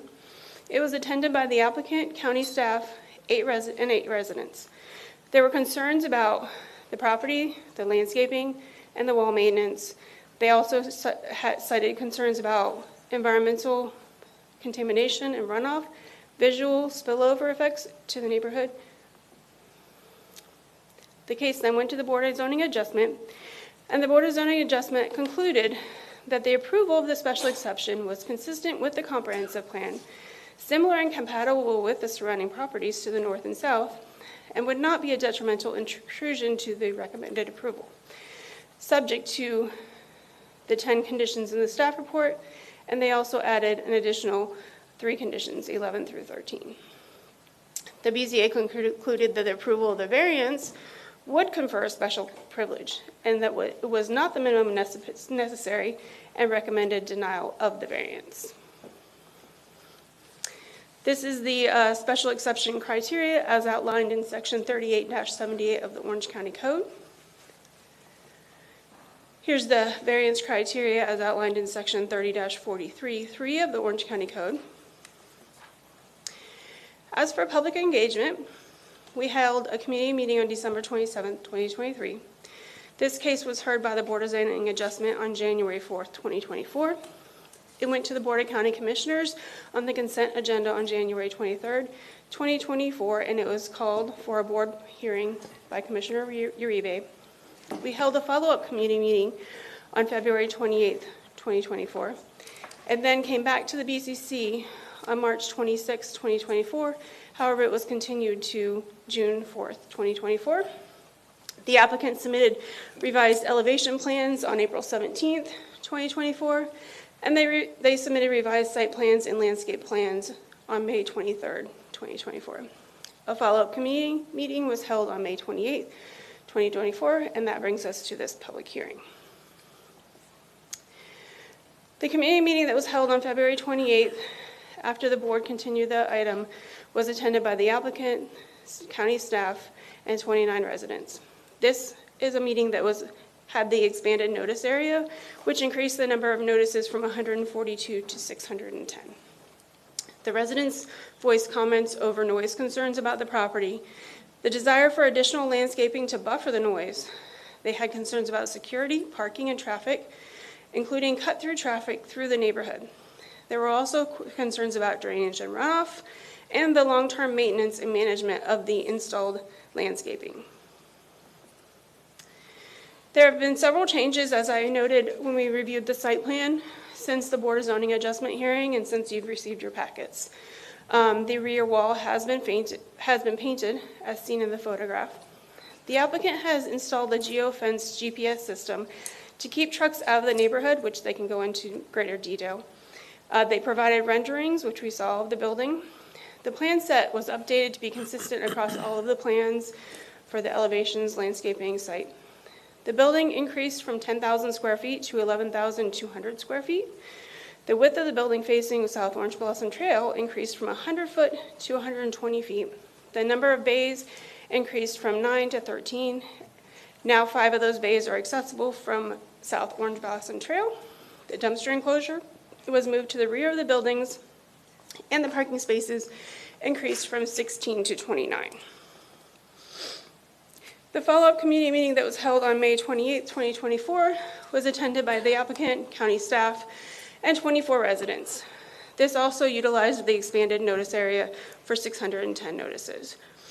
The comments that we received at that meeting were similar to the others, which were maintenance of the towed vehicles on site, concerns about the project becoming a future junkyard with impounded vehicles, concerns about the information provided at the Board of Zoning Adjustment hearing. They had traffic concerns, including U-turns on Orange Blossom Trail, cut-through traffic to the neighborhood, monitoring of the tow trucks going through the neighborhood, long-term maintenance and management of the installed landscaping, and then past problems with the maintenance of the property. Should the board recommend approval of this project, the special exception, then it would be subject to these conditions of approval as amended, as shown on your screen in orange. So the first three conditions are the standard conditions of approval. We would ask that you amend condition number 1 to reflect the updated site plan and elevation dates.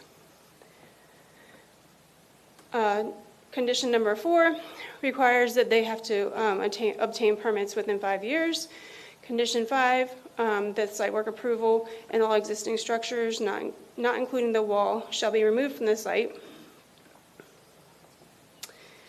This is the updated landscaping condition that the Board of Zoning Adjustment recommended, which requires them to plant additional landscaping between the wall and Macoma Drive with hostile vegetation, which they're proposing bougainvillea, and to prevent future graffiti and vandalism, and then plant understory trees where those canopy trees cannot be planted.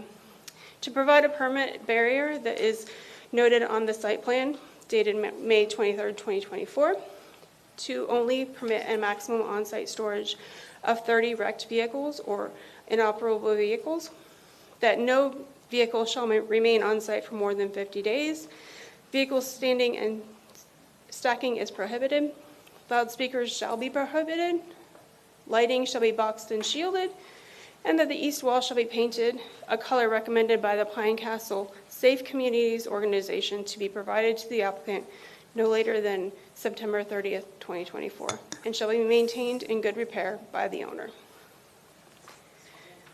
The requested action is that you deny the applicant's request or approve the applicant's request with the conditions as amended in the PowerPoint in orange. With that, staff is available for questions, and I believe the applicant is here as well. All right, with that, since we have opened the public hearing, I'm going to ask the applicant or a representative of the applicant, if present, if you'd like to come forward and offer any comments, now would be the time.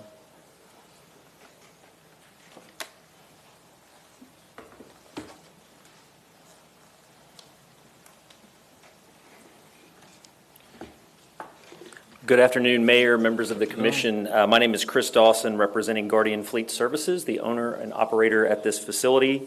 A quick history on Guardian and the Ace Wrecker brand. Guardian purchased the Ace Wrecker brand, long-standing brand here in Orlando, in 2017. The subject property, however, Guardian acquired in 2021 as part of rolling out their operations under Ace Wrecker brand here in Central Florida. Shortly after obtaining the property in 2021, the process began, which brings us here today, of essentially modernizing this property and really building out a support facility for Guardian's operations here in Central Florida. And quickly on their operations, the business model, if you will, of Guardian is it's not like parking lot towing or business towing. Most of the tows performed by Guardian are for law enforcement. They are the tower of record for both the Orange County Sheriff and the Florida Highway Patrol, and this facility would be a support facility for those operations. What we're discussing today with the special exception is part of a multi-million-dollar investment by Guardian into this facility. Again, it would be a fleet management and support facility for their own internal operations. It is not a public-facing tow yard as you might expect in the normal sense of the term. As has been discussed and laid out in detail by staff, this multi-million-dollar investment does include over $100,000 in investment in landscaping, buffers, and other beautification improvements as well. And as noted, the special exception was recommended for approval 7-0 by the Board of Zoning Adjustment. A couple quick facts on the facility and the operations. Again, the functions are internal functions to Guardian. The fleet maintenance and support is to maintain and support their own fleet of vehicles that then go out and perform the towing services. That is the primary function of this facility. Again, not a public-facing function. The secondary function with the existing 30 on-site storage capacity is essentially overflow from an additional facility Guardian operates down the street that is would provide some flexibility and overflow parking for law enforcement towed vehicles, primarily as discussed for the Sheriff's Department and the Florida Highway Patrol. And again, that is also not a public-facing operation. Just some basic things about the operation as well. It's not a 24/7 operation. It is Monday to Friday, 8 a.m. to 6 p.m., with about 2 to 4 employees expected on any given shift. Lastly, I want to talk a little bit about Guardian's efforts at community engagement with this project, and staff has highlighted the 3 community meetings that we were able to hold. I do want to take time to thank Commissioner Uribe for helping facilitate some of the community dialogue, and she certainly has been a zealous advocate for her community on this project. In those community meetings, Guardian listened and has worked to incorporate as much of the feedback as possible into the plan that you see today and the conditions accompanying it. And you will hear, I suspect, about prior operations at this facility and issues that the community has endured, and we certainly don't downplay those. But there has been prior ownership here. Guardian is a new owner relatively to this facility and really hoping to turn the page here on a new operation. Again, the conditions were laid out within the presentation. We talked about painting and maintenance of the rear wall. Guardian has proactively painted the wall. You saw the green picture there. They also undertook under their own expense to paint the neighbor's wall as well to provide a consistent color. That color was chosen by members of the neighborhood, but as you've seen in the conditions that have been put forward, we are agreeable to changing the color in line with the community. Further, other things addressed within those conditions, the no stacking of vehicles, no loudspeakers, no signs and flags, and Guardian has also committed to accessing this facility only by OBT and taking efforts to keep commercial traffic out of the residential neighborhoods. To that effect on the traffic, which was probably the biggest concern that we heard from the community, you've seen the deployment of the GPS tracking technology. This is a highly accurate system. It was deployed on March 25th of this year. It did flag one driver so far that went into the residential neighborhood, and that driver was given a written reprimand and told on a second offense that he would be terminated. Guardian maintains a no tolerance policy for vehicles accessing the residential neighborhood unless they are called in by law enforcement or another user for a tow. Then if it's a service call, of course, they would respond. Guardian has agreed to share the data from this GPS tracking system with the community and has even gone out of their way to institute upon themselves a contribution to a community fund for any verifiable breaches of that fencing. So again, if a truck were to go into the community, violate the fence, it's real-time data, Guardian gets an alert. They've committed to provide a community contribution for any time that happens to get to that zero tolerance policy. Lastly, and another issue you may hear about is on the bay doors, and this was probably the one condition that the community asked for that we couldn't quite get to. The operability of the bay doors is required for the utilization of this facility. As you might imagine, if you have workers in August working in a maintenance facility, you have to have that crosswind to make working conditions bearable. And as well, there are chances and opportunities to move trucks more efficiently through the facility with 2 doors on some of the bays. But even though we can't take those out of the design, Guardian has agreed to operational standards that will keep those doors closed as much as possible unless absolutely needed for work ongoing in the building. And so with that, truly hoping to turn a new page for this property, to make a multi-million-dollar investment, and to be good neighbors to the neighbors around us. That is an ongoing process, and we continue and are dedicated to continuing to work with the community on this facility. And with that, we request your approval of the special exception. And I'll hold time for any additional follow-up or questions after additional speakers. All right, stand by. You got about 9 minutes left. Do we have members of the public present who wish to be heard on this item? Yes, Mayor, I have 12 speaker cards. Some of them are looking, I'm suspecting, to combine time. So I'll verify those as we go forward. All right, so we'll give each speaker a couple of minutes. I'll put 2 minutes on the clock. And we will start with Jackie Davenport, to be followed by Maureen Kennedy Hale.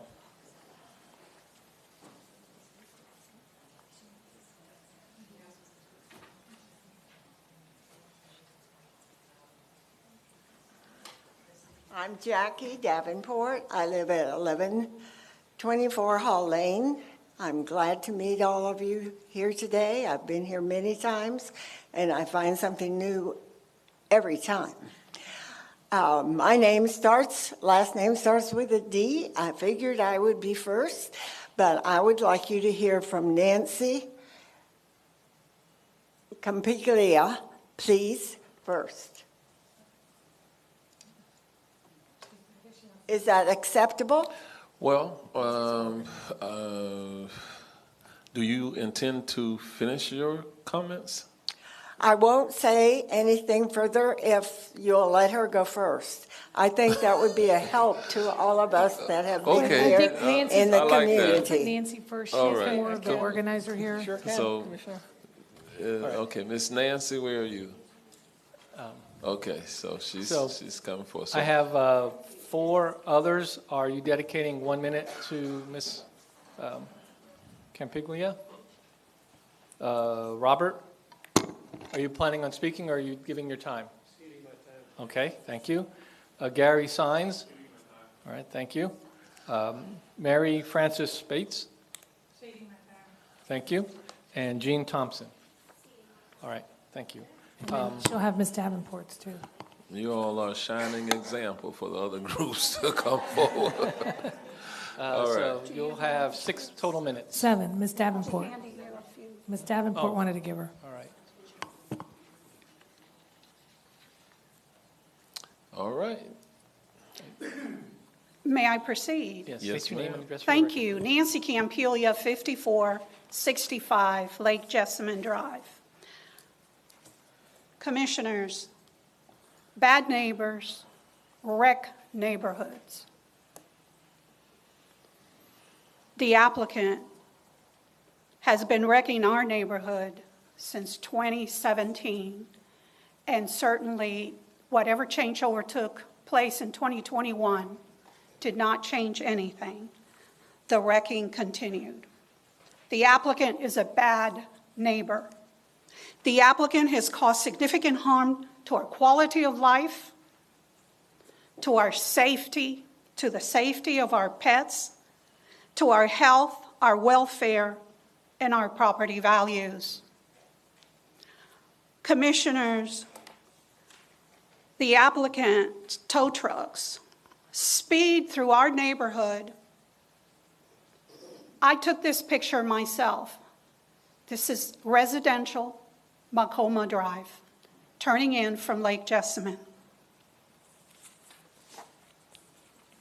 I'm going to be handing you some, if that's okay. The applicant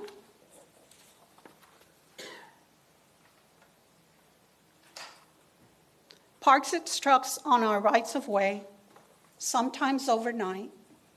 And this is a prime example right under a no parking sign on Woodsmere, which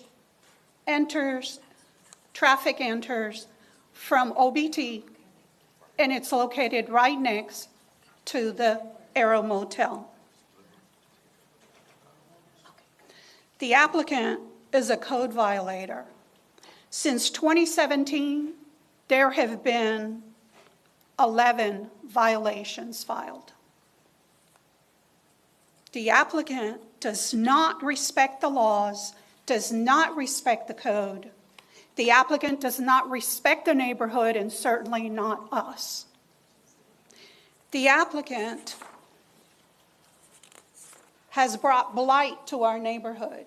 Yet today, they want you to believe that because they have painted a wall, and to our knowledge, those of us that are here today, we don't know what resident approved this color because none of us were contacted about color.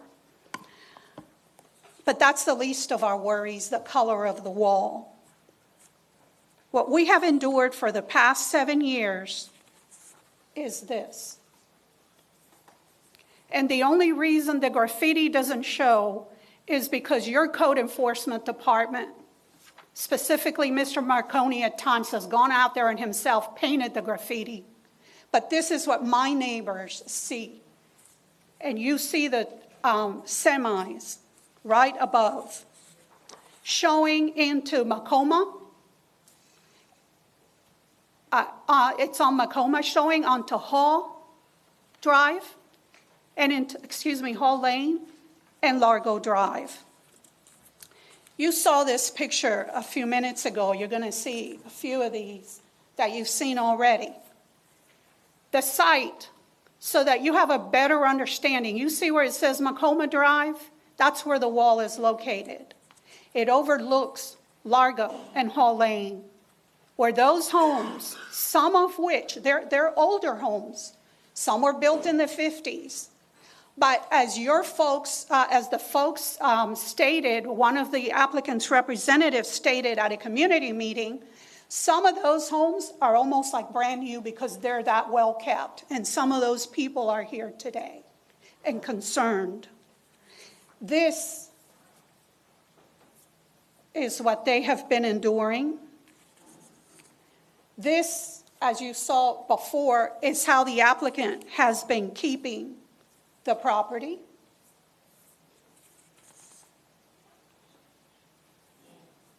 It's no wonder there have been no more violations.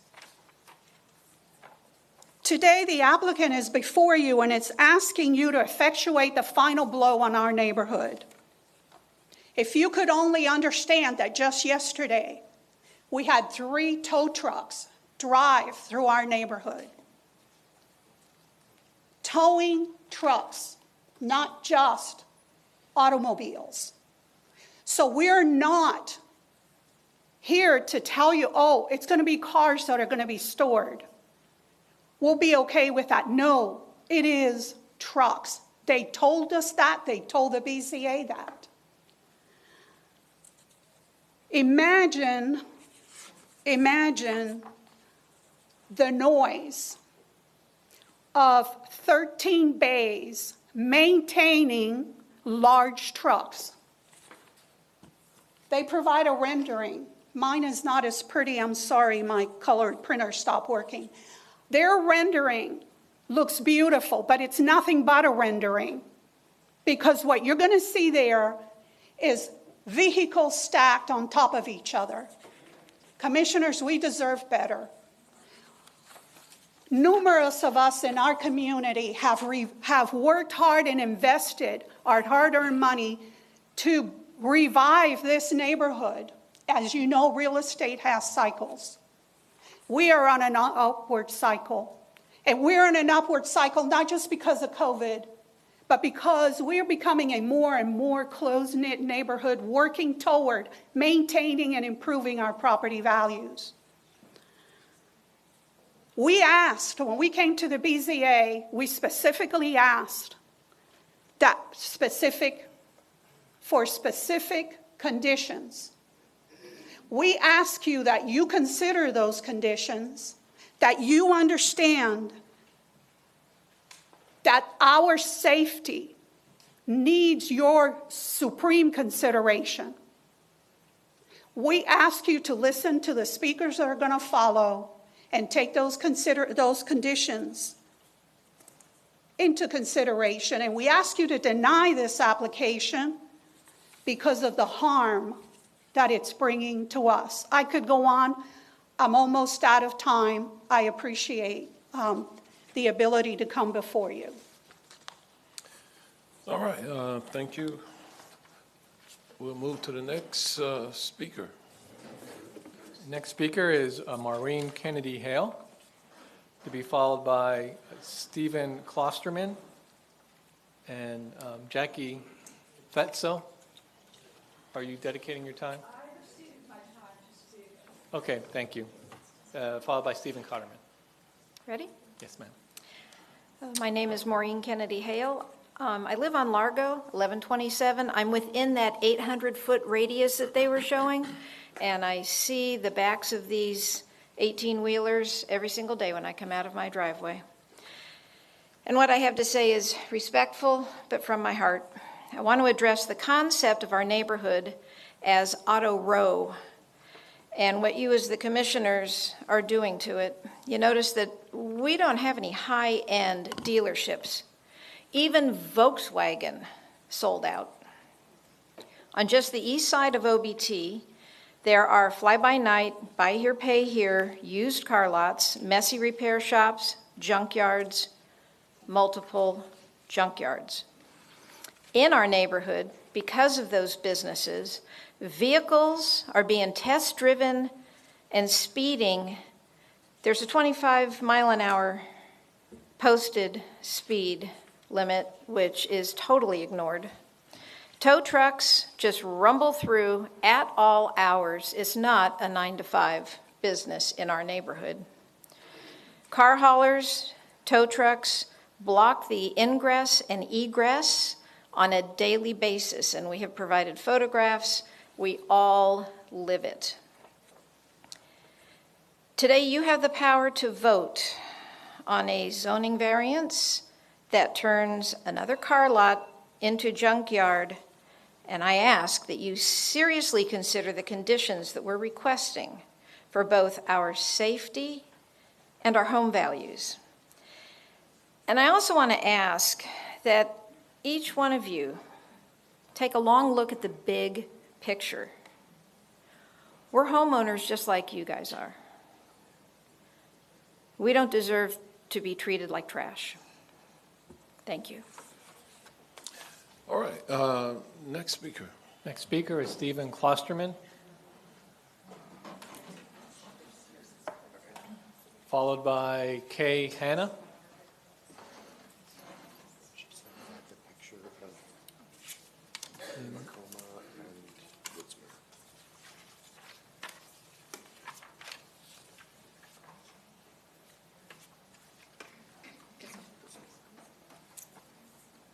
Sir, you have a total of 3 minutes. Please state your name and address for the record, please. Good afternoon. My name is Stephen Klosterman, and I live at 5409 Lake Jessamine Drive. And I was asked to come by my neighbors and speak about the issues that have been going on. The neighborhood here knows me very well. They see me every day. I ride around our community on a Segway, and I'm constantly dodging vehicles. Most of the vehicles coming from the test drives that go on from the used car lots between Lake Jessamine Drive and Woodsmere. There's about 6 of those. In addition to having that be a test track, we have to deal with all the constant daily traffic of Ace Wrecker. And I heard the gentleman say that they've put the trackers on those. So it'd be quite interesting because yesterday we counted 3 of the Ace Wrecker trucks come through the neighborhood, come down Lake Jessamine Drive, go down Woodsmere. So we have actually, as a neighborhood, have discussed the possibility of blocking off Woodsmere. If you look at the picture that's up here, where Woodsmere intersects with Macoma, and making that a dead end now at that point, which would mean that traffic coming in from Oak Ridge on Chipola or the other 2 streets would no longer be able to come through the entire neighborhood and utilize Woodsmere as an exit point onto OBT, which is what Ace Wrecker currently does. They fly through the neighborhood on a daily basis, going through Lake Jessamine Drive, turning down Woodsmere to access Orange Blossom Trail. And that's actually the closest point to their location there. It's my understanding, too, that they're not supposed to be storing trailers and semi-trucks in there, which on a daily basis, they're incoming, outgoing. This morning when I went past, their gates were open. There was 3 trucks with 3 flatbed trailers hooked up inside the gates. So they're not in compliance now. Why are they going to be in compliance in the future? So this is something that we had a meeting last night, and we took a vote from the members that were there, and it was pretty much more than a majority vote were in favor of doing something like this, of closing off Woodsmere to help reduce the traffic of Ace Wrecker coming through, and more importantly, to stop the 6 used car lots that are on that side of Orange Blossom Trail that come through there and use that whole area as their test track. And when I tell you that they do high speed, 2 weeks ago, I was on my Segway. I had a test drive person come through, failed to stop at the stop sign on Woodsmere and Lake Jessamine Drive, making the turn, lost control of the vehicle, came within 2 feet of hitting me. There's actually, if you go out there today, you will still see the skid marks on the road from where they lost control. All right, thank you for your comments. We'll move to the next speaker. Kay Hanna. And I have Richard Hanna dedicating 1 minute. To be followed by Lauren Buckner. Good afternoon, Mayor Demings, Commissioners. My name is Kay Hanna. I reside at 5445 Lake Jessamine Drive. I have lived in this community since I was 16 years old. It has always been a quiet and safe community with caring neighbors. Obviously, the city and county have grown a lot in the years I have been there, and sadly, with that growth has come some unwelcome changes. We've been trying to not just keep up our properties, but also improve our community and increase our investments in our home values. This request for Ace Trucking is before you, and their activities will not be limited to OBT, as we have witnessed time and again. Their tow trucks drive through our neighborhood, as has already been stated. We do not want them bringing down our neighborhood, and though they are proud of painting the wall, let's just say that the gesture is appreciated, they will be bringing down the value of our properties. So it's like, give me 2 cents and take $200. Their actions have shown a disregard for our community and the rule of law. I hope this time around you will choose the constituents who put you here in office over big business. You did not do so with the Durham place that we will always remember as we suffer the consequences of that decision. The best analogy of all of this I can give is that I have a drawer in my kitchen, and when I don't know where to put something, the odd thing out, I stuff it in that drawer, and I feel that this is what is being done to us in our community. You don't know where to put something, oh, we'll just put down in District 3 on OBT, right? It doesn't matter. I do not wish for any more of that to happen. Please consider us as your constituents, as people who vote for you and ask for you to care for us and care for our communities. We want to be safe. We want to live in peace. We love our community. We love our neighborhood. We love our lake. And our lake is going to be affected by yet this decision. So I hope that you will.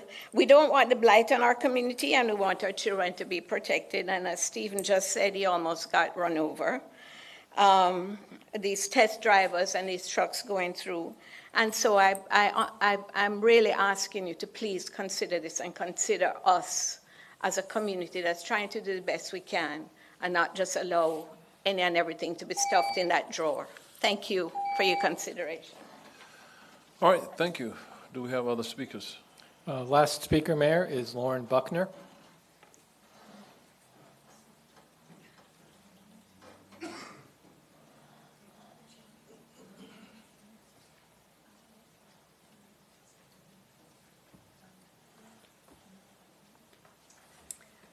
I've never been on this side before.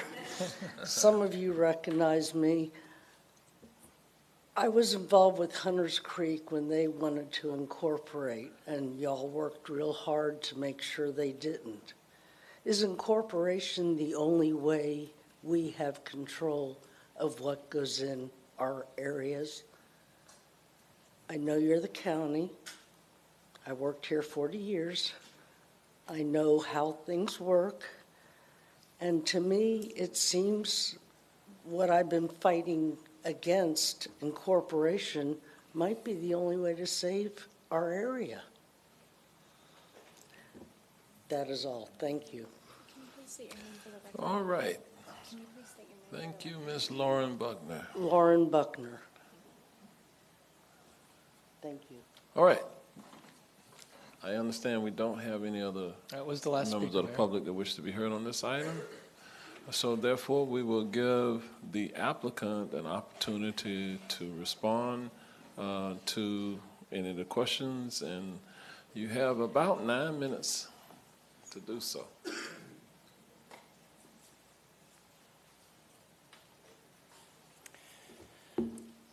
Thank you, Mayor. Again, Chris Dawson for the record.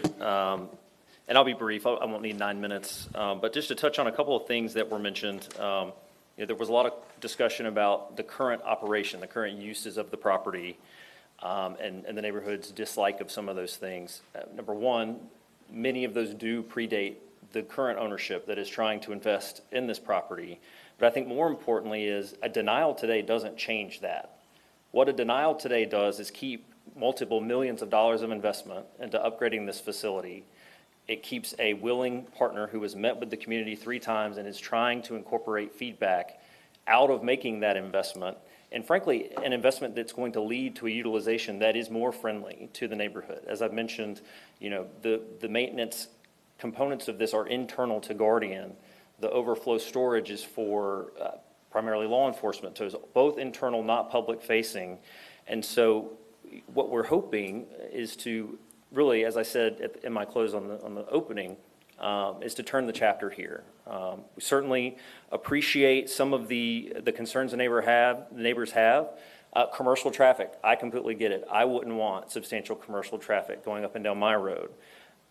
We can only control ACE-branded, Guardian-branded assets. We can only control our trucks, and we have committed to deploying state-of-the-art GPS technology to do that.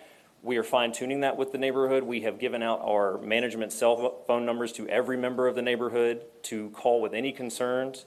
We don't see these pictures brought to us. We see them here in a public setting for the first time.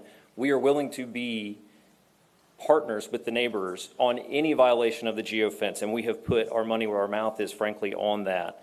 The color of the wall was picked by members of the neighborhood. We'll share that name privately. Happy to do so.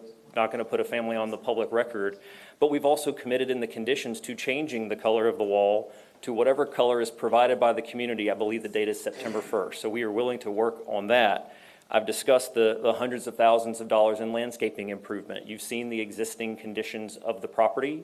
There is no landscaping, there is no buffer, and you've got a willing participant looking to make that investment into the neighborhood. There was a comment about 24-hour operations. Again, very clearly, the hours of operations are 8 to 6. That is readily enforceable. And lastly, we commend the neighborhood. It is a beautiful neighborhood. We commend the comments made about investing into the neighborhood, and we are trying to do the same. We are trying to invest millions of dollars into this neighborhood and turn a new chapter and a new future for this property. And with that, we do appreciate favorable consideration today. Thank you. Couple of questions before you leave. When did Guardian acquire ACE? Guardian acquired ACE in 2017. Okay, so they have given some testimony that really since Guardian has acquired it, that there's been some undesirable types of activities that have occurred. Likely it was happening when ACE owned it, but essentially what I'm hearing them say is it has continued. And how do you respond to what they're saying? Absolutely, Mayor. And it's, to me, the concern I've heard most, I think, is the ACE trucks in the neighborhood. You see the pictures, they're not time-stamped, so we don't know when that occurred. But assuming all arguments is true, the geofence was put in on March 25th. We've met with the community since then, shared the data on a verified breach.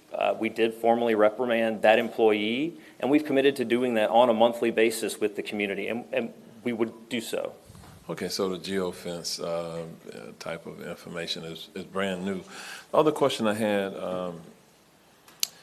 you indicated the hours of operation was roughly 8 to 6 p.m. If you get law enforcement tow, because law enforcement works 24/7. Yes, sir. Do you go and pick up the tow and bring it in? We do, sir. I know you're very familiar with that process. This is not the primary facility for stowage of law enforcement tows. Guardian operates another facility that has been operational doing that at another location.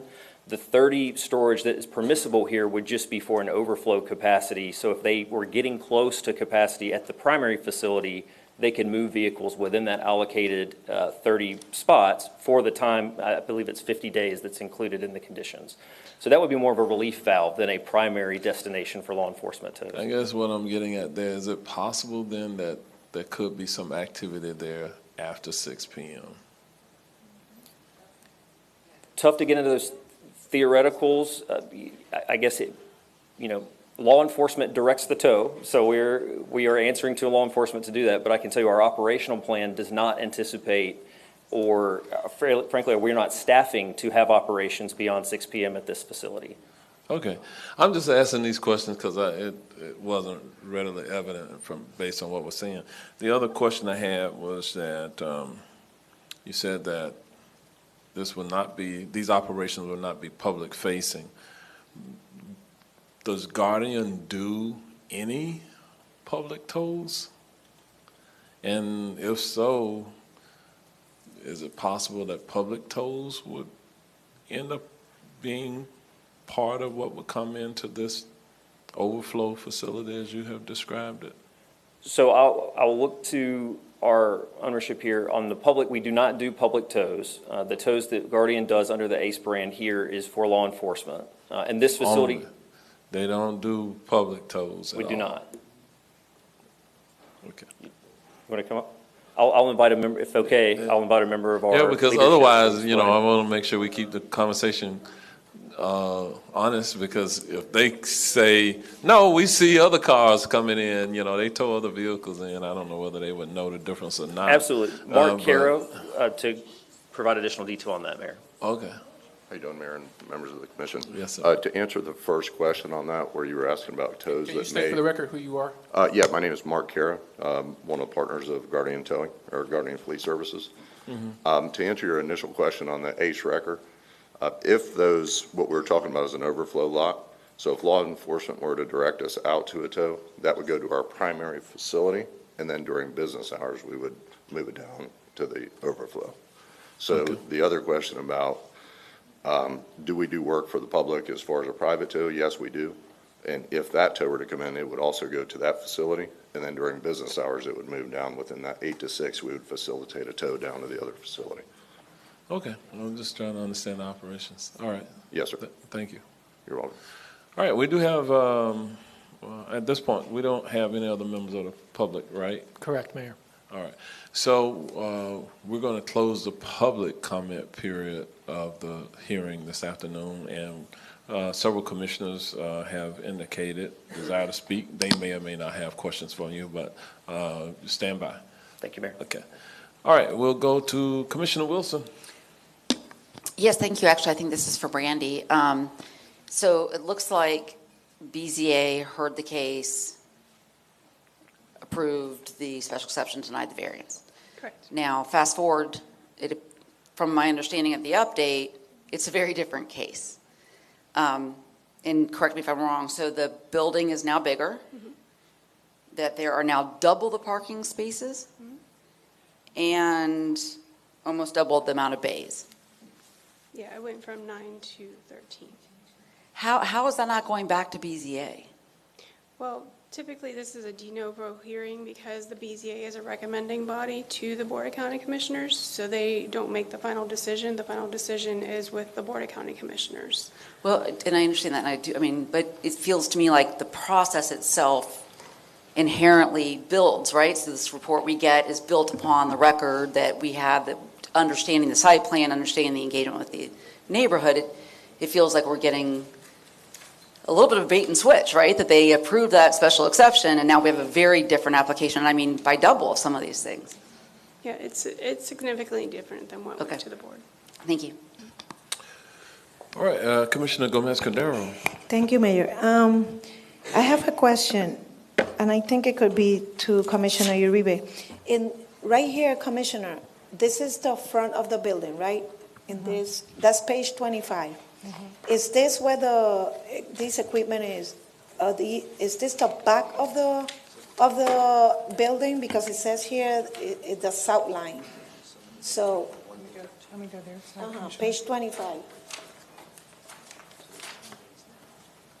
Okay. the one Okay, at the so top. this is the building, right? This is the front. The front to OBD? Yeah. And this is the back? The This back. where the, This is, yes, this is part of the back, yes. Yeah, and then there's another picture from staff where they show more of that.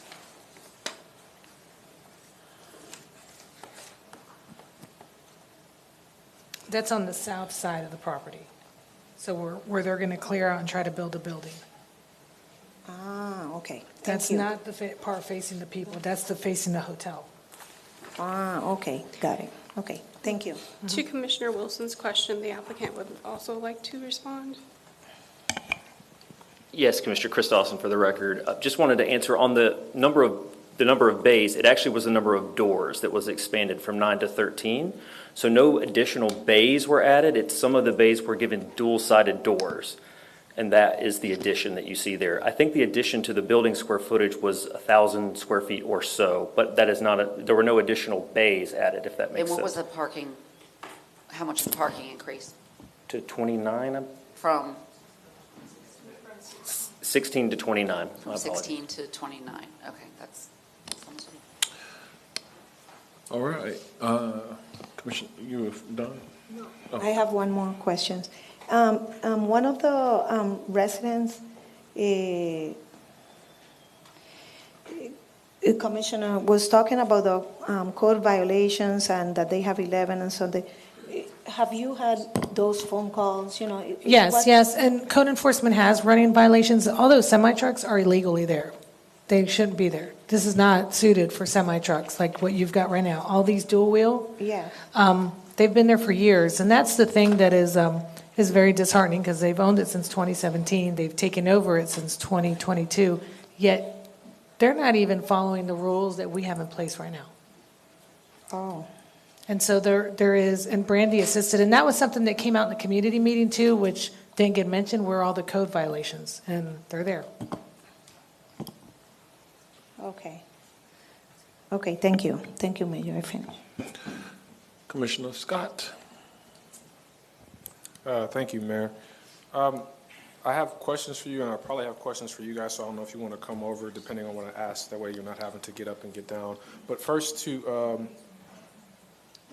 code enforcement, Megan or Jason, can you quickly just kind of summarize what your engagement, your officers have had to encounter in this area and in terms of resolution of the concerns that were brought to you, be either by observation of the officers or by reporting the folks?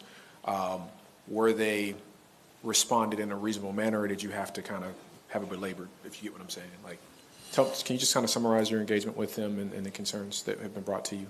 Yes, Megan Marshall, Chief Inspector, Neighborhood Services.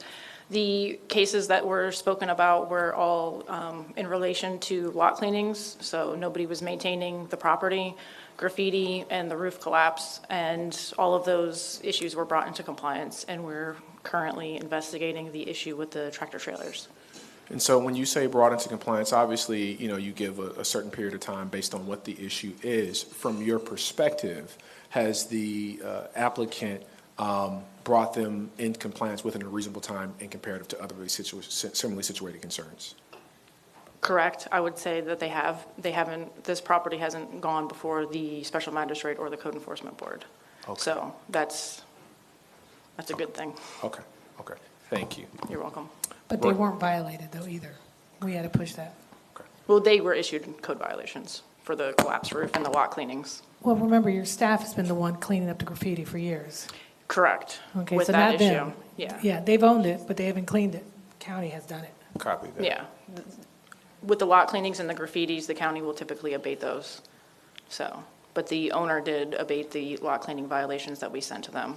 And we have some active things that you're investigating right now. With regard to the parking location of those tractor trailers. Copy that. Okay. Brandy? Going back to what Commissioner Wilson was saying, so they made some adjustments, but what is before us today is what BZA saw. It isn't No, these aren't changes that happened since the BZA meeting, or are they? No, what is before you today, what is what was presented, the May 23rd site plan and landscape plan, the April 17th elevations, which were not seen by the Board of Zoning Adjustment. The plans have changed since then. The plans that went to the board didn't match. Okay. Brandon, you might want to get closer to that microphone. Sorry.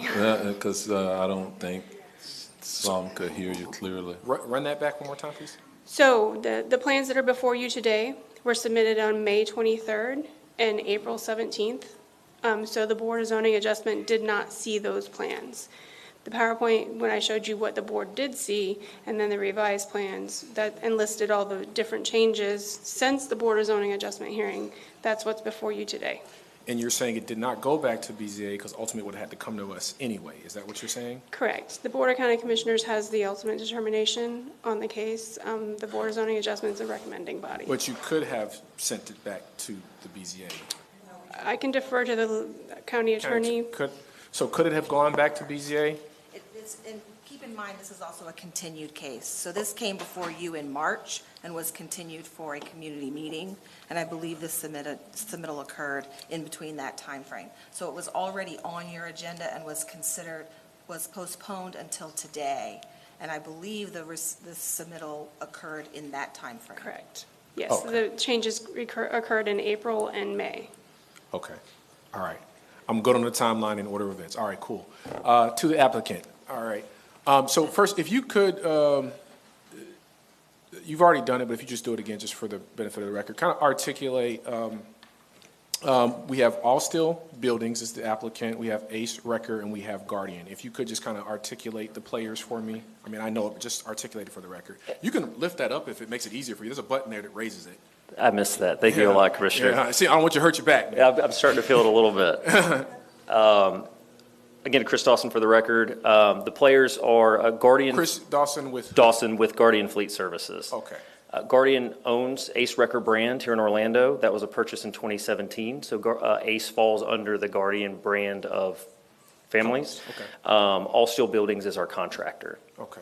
All right, cool. All right, so now into the questions. You articulated, you said for each violation of the geofence that there would be a community contribution. Can you define that? Yes, we have committed to the community for any verified violation of the geofence that isn't a service call. So if we get a call into the neighborhood from law enforcement, we would respond into the neighborhood from law enforcement. But any breach outside of a service call, we have committed to making a $500 per occurrence contribution to the Pine Castle Community Safety Organization, I believe is the... And that contribution was something that they requested or just something you decided to do? In working in collaboration with the neighborhood, we felt like that was a show of good faith of our not only deploying the technology, but putting skin in the game behind it to make sure that it was enforced on top of the reprimands to employees that have been issued.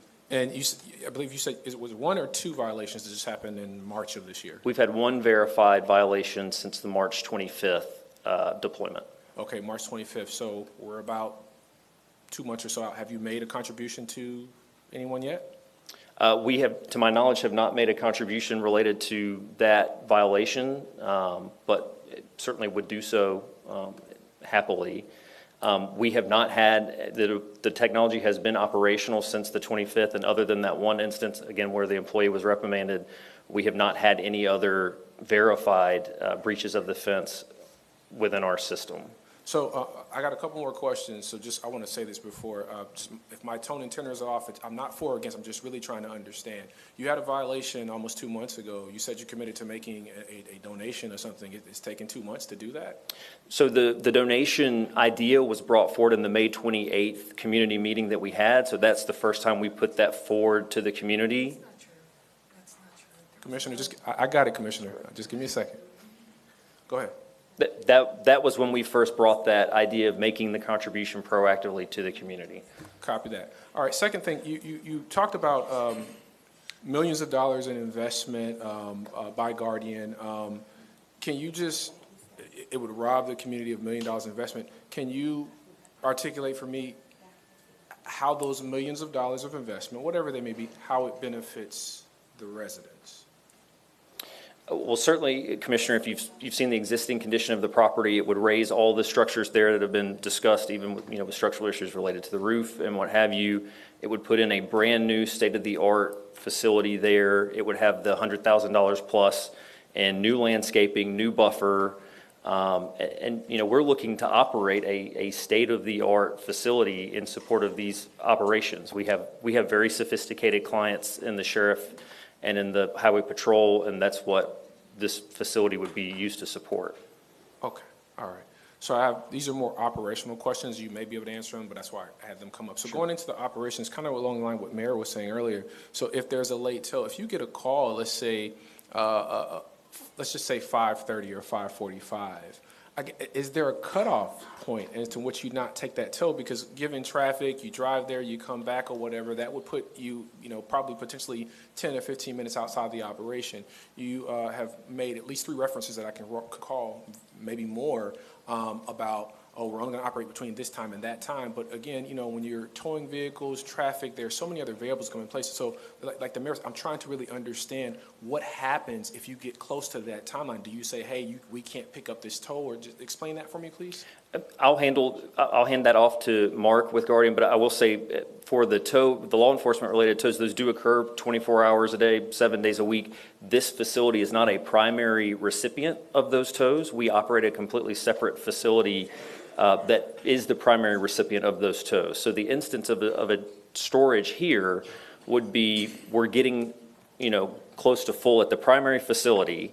We need to move cars during our normal business hours onto this facility as a relief valve, if you will, for the primary facility. But let me hand it to Mark on the question about law enforcement towing. Copy. My name is Mark Hara, for the record, and I appreciate you letting me the opportunity to answer the question. There is a specific cutoff time, that 8 to 6. This yard is designed for an overflow. When those vehicles, we would not turn down a call. Our primary facility has enough capability to keep those vehicles overnight, let's say.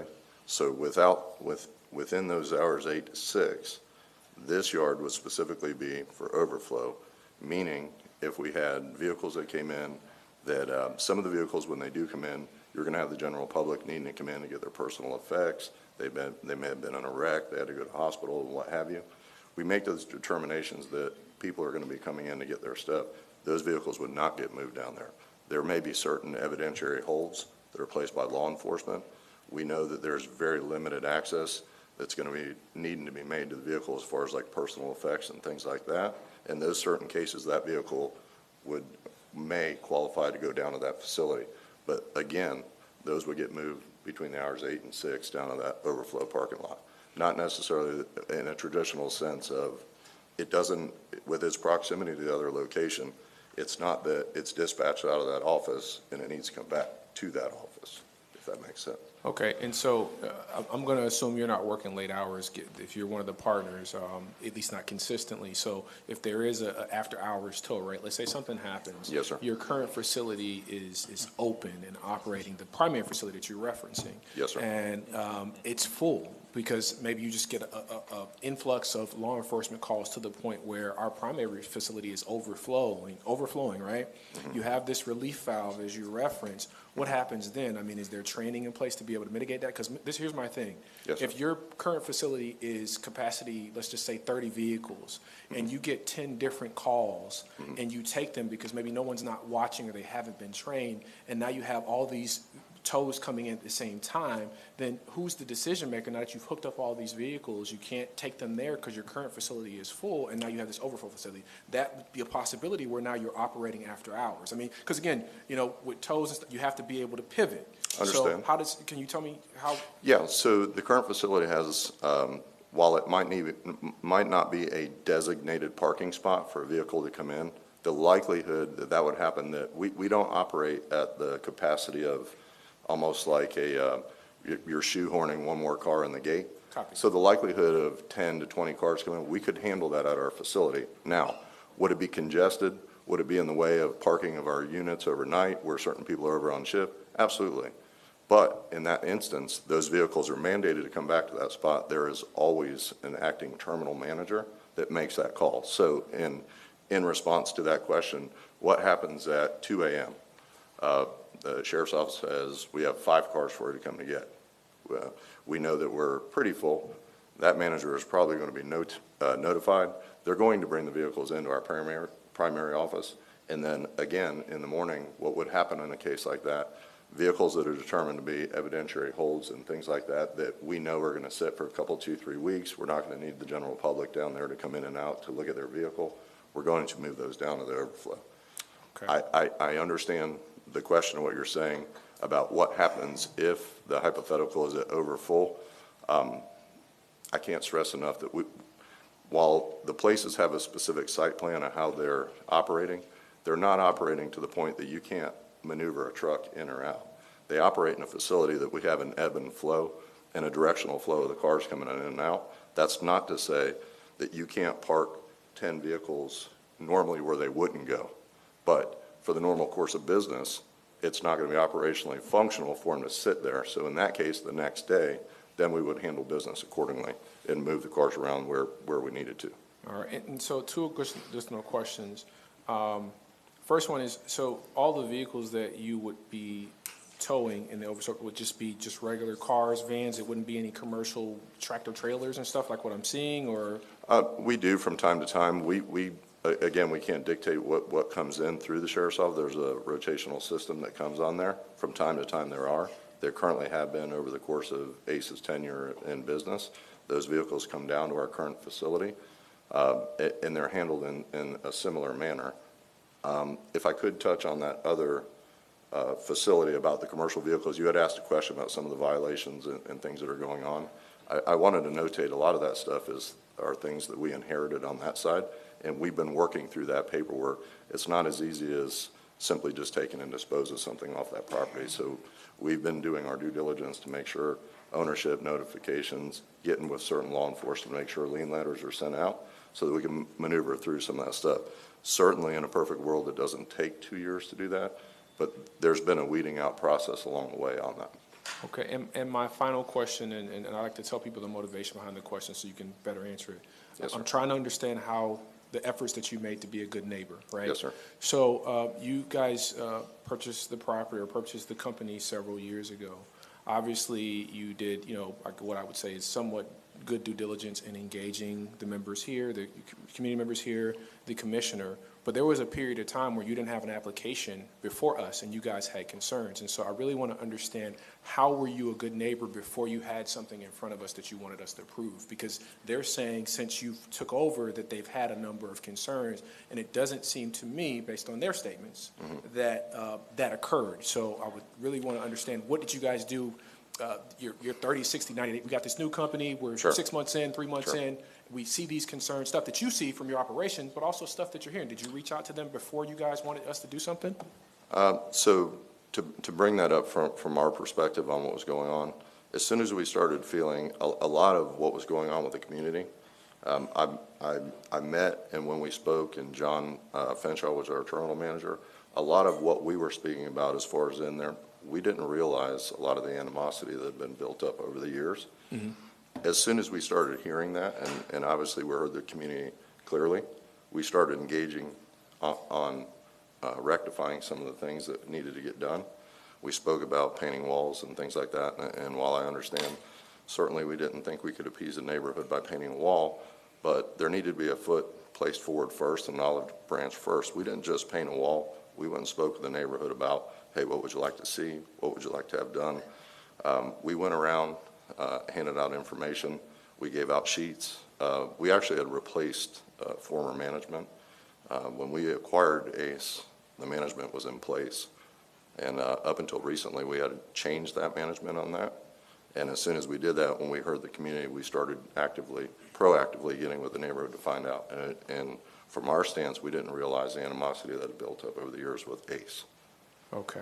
But the wall painting occurred why you guys had an active application. My question was more about the things that you did before you had an application before. It's like, again, going to being a good neighbor. You don't want us to do anything. It's just, hey, we've moved somewhere. We've seen some things because this is our operation. We're familiar with how things should or should not work. Sure. Good business practices of sorts, but also being a good neighbor. Certainly. Those are what I'm trying to understand. Yeah, so there's a couple things that we could talk about that. When we got into ACES, we repainted the building, and albeit some of these are minor in comparison to what we're talking about, taking into consideration we didn't know the neighborhood's anxiety and heartburn to what was going on. However, there was a different look. The aesthetics of the front of ACES changed.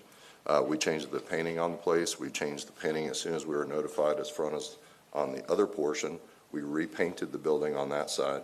We started talking to people about, as far as all steel, we started talking to folks about, hey, what do we need to do in place and get things in place to moving forward on the other side, as far as our intention was to build a different facility there to accommodate some of our trucks and things like that. So prior to, a lot of it was internal housekeeping stuff. Some of what we talk about on the original ACE where we operate, there are two entrances that go to the back and where you can, the ingress is on OBT and you can go out in the backside, which is right in the neighborhood. We don't utilize those. Those have gates, they're shut, and we've never utilized that on our side. It is my understanding that at some point that was used by ACE. We don't do that on that side. A lot of what we're talking about in this facility, doing U-turns and things like that, that you can't really do a U-turn at that facility. I think the U-turn comes in down the road, but we have a specific protocol, which is our company policy. All of our units have GPS, they have cameras, and it sends alerts for any of the yaw functions of doing U-turns. It's strictly prohibited on our side of doing U-turns. Now, we may end up turning down a road, but we don't do on OBT, nor would it be on that side. So I know I'm getting off tangent, but there's a lot of things, albeit they're small and they may not raise the exact concerns of that, but these are things we were doing, branding, cleaning up of the fleet, things that we were doing internalized, not knowing what was going on the other side. So obviously, as soon as we engaged with the neighborhood and we found out that was an issue, we started at that point rectifying the issues with the neighborhood. Well, again, thank you for answering my questions. Again, I'm sorry if it made it seem like I'm interrogating you. I'm really just trying to understand their concerns, your response, and more importantly, the effort you have made to be a good neighbor independent of any application. Yes, sir. Okay? I appreciate it. All right. Thank you for your time. Yes, I'm sir. good. All right, we'll go to Commissioner Moore. I only have one question left, and it's for Georgiana. Do you, what is this zone now? And if we vote against this, what happens to the zoning and what would be allowed here on this property? It's zone C3. It's zone C3. Commissioner? Yeah, the zoning Okay, district is. Brandy, okay. The zoning district is C3 zoning district, which allows a towing facility, but it doesn't allow the storage of on-site car storage. That's why they're coming for the special exception. So if we turn them down, what's likely to be here then? Just keep storing cars rather than just the building?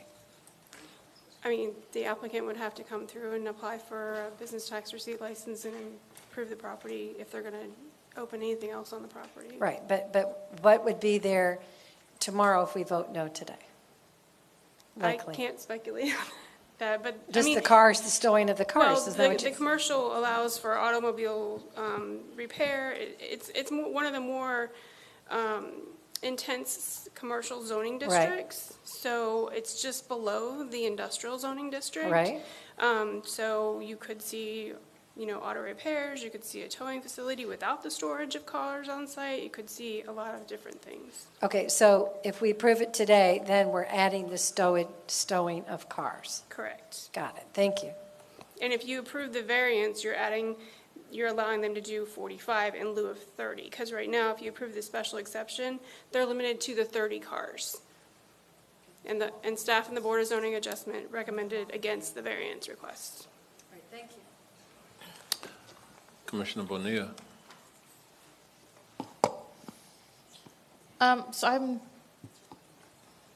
So right now, they're a towing company, but they just can't stow cars. I just want to make sure I understand what. I'm not sure what the operations are on site right now. They're saying, yes, they're a towing company. Okay, and how many vehicles are stored there now?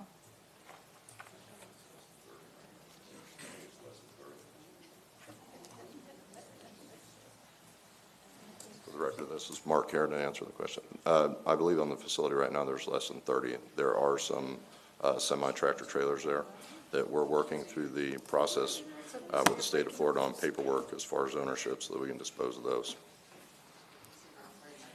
Okay. And this is for, I guess, maybe both of you staff. So all the operations questions that we're asking today, I mean, that's policies of a company. What control does the county have over whether those policies change or stay the same?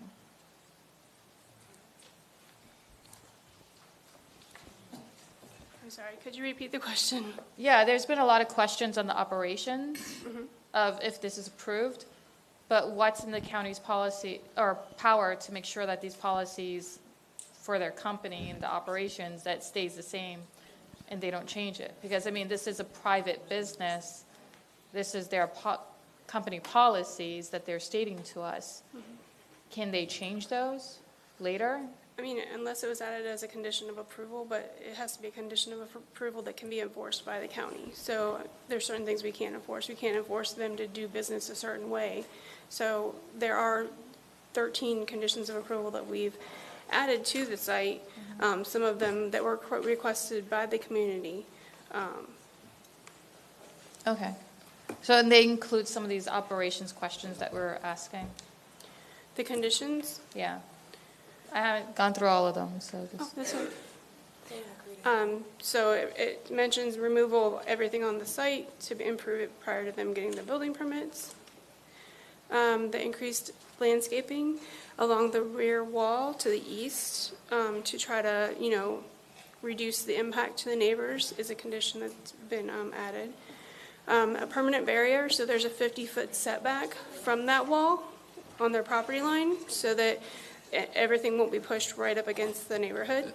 That's a condition. Yeah, but is there anything related to the operations? Not really operations, no. That's something that's not typically enforceable by the county.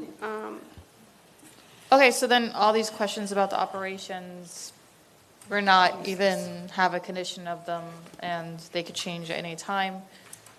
All right, so would approving this give them the same rights of a junkyard? No, it would not. A What junkyard is is the only difference? allowed in the I-4 zoning district. Junkyard would allow the storage of inoperable cars and then, dismantling those cars, selling those cars parts, those types of things, which those also come with conditions of approval. But the C3 zoning district, and specifically the special exception for this use, does not allow them to do that.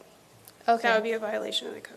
Okay, so these cars that they're towing or proposing to tow are wrecked cars that are leaking fluids. So what are their plans, or what are they doing to make sure that these liquids doesn't get into the ground?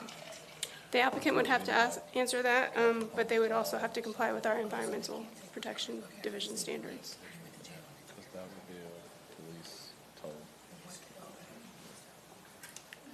Hi, my name's William Smith. I'm a representative of the engineer of record for the project. We do have some areas in place to protect against any kind of chemical spillage and stuff like that. We have a oil water separator and floor drains inside the facility to help with that.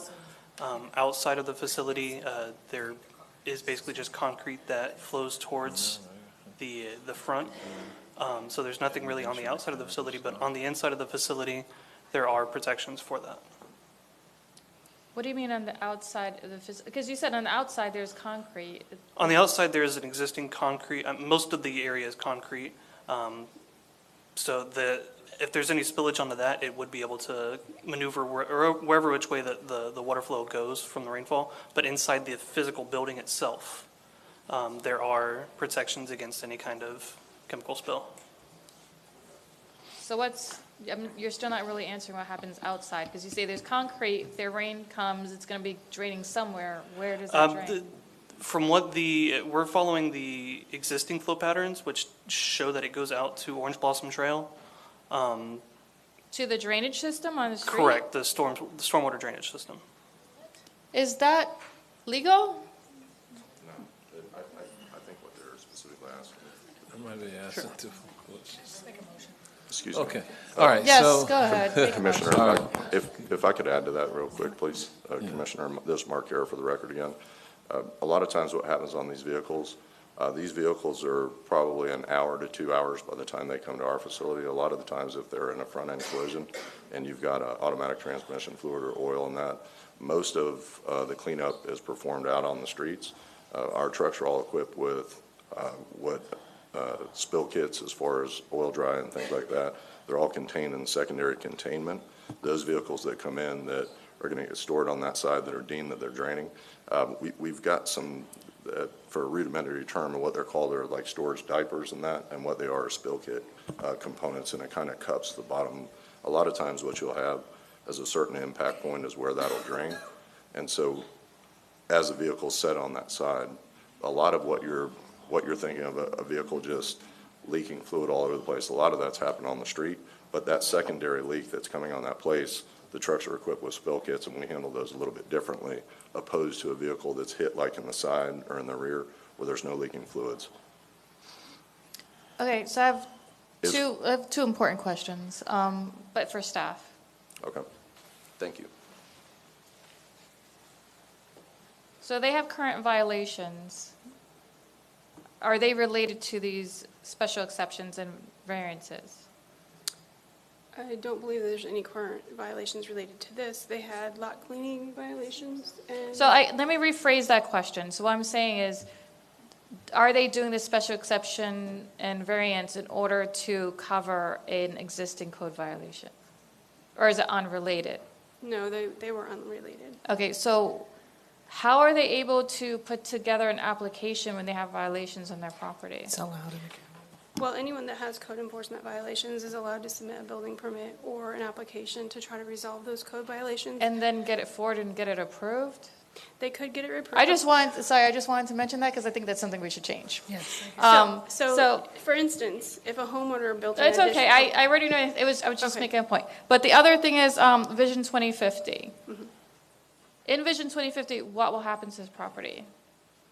I do not have a map of. That's something we should know for every application that's coming in. If it hasn't been suspended, what is this going to turn into in Vision 2050? We can ask them. Because they may be approved for this in Vision 2050, and we don't know it. Okay, but right now.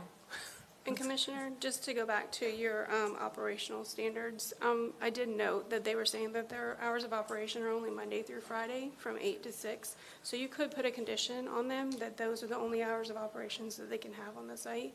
They did say that only the staff of the facility are allowed at the site. That might be another one. And then as to encroachment into the neighborhood, we have this condition which would prohibit them from using the residential streets that was provided by the Director of Public Works, that would also have them work with Public Works to install signage that says local deliveries only and things like that. Okay, hold those thoughts. I'm Yeah. gonna, Can you call a question? Yes, send it back over to the. Okay, thank you. First and foremost, Brandy, thank you for trying to do your due diligence. I just want to let everyone know, when Shane Kerrigan went in front of the BZA, he called this a distressed area, that adding this would only make it a little bit more worse because it's already a bad area. And that was the foot we started off with this community, okay? Secondly, this community never agreed to a fine. That is something you guys came up with and just presented today. And I've got to say, that is just an outright lie. Does anyone here ever been told we were going to get $500 for every time they violated? Absolutely not. It's the first time you've heard of it. So that was not accurate. That was not offered.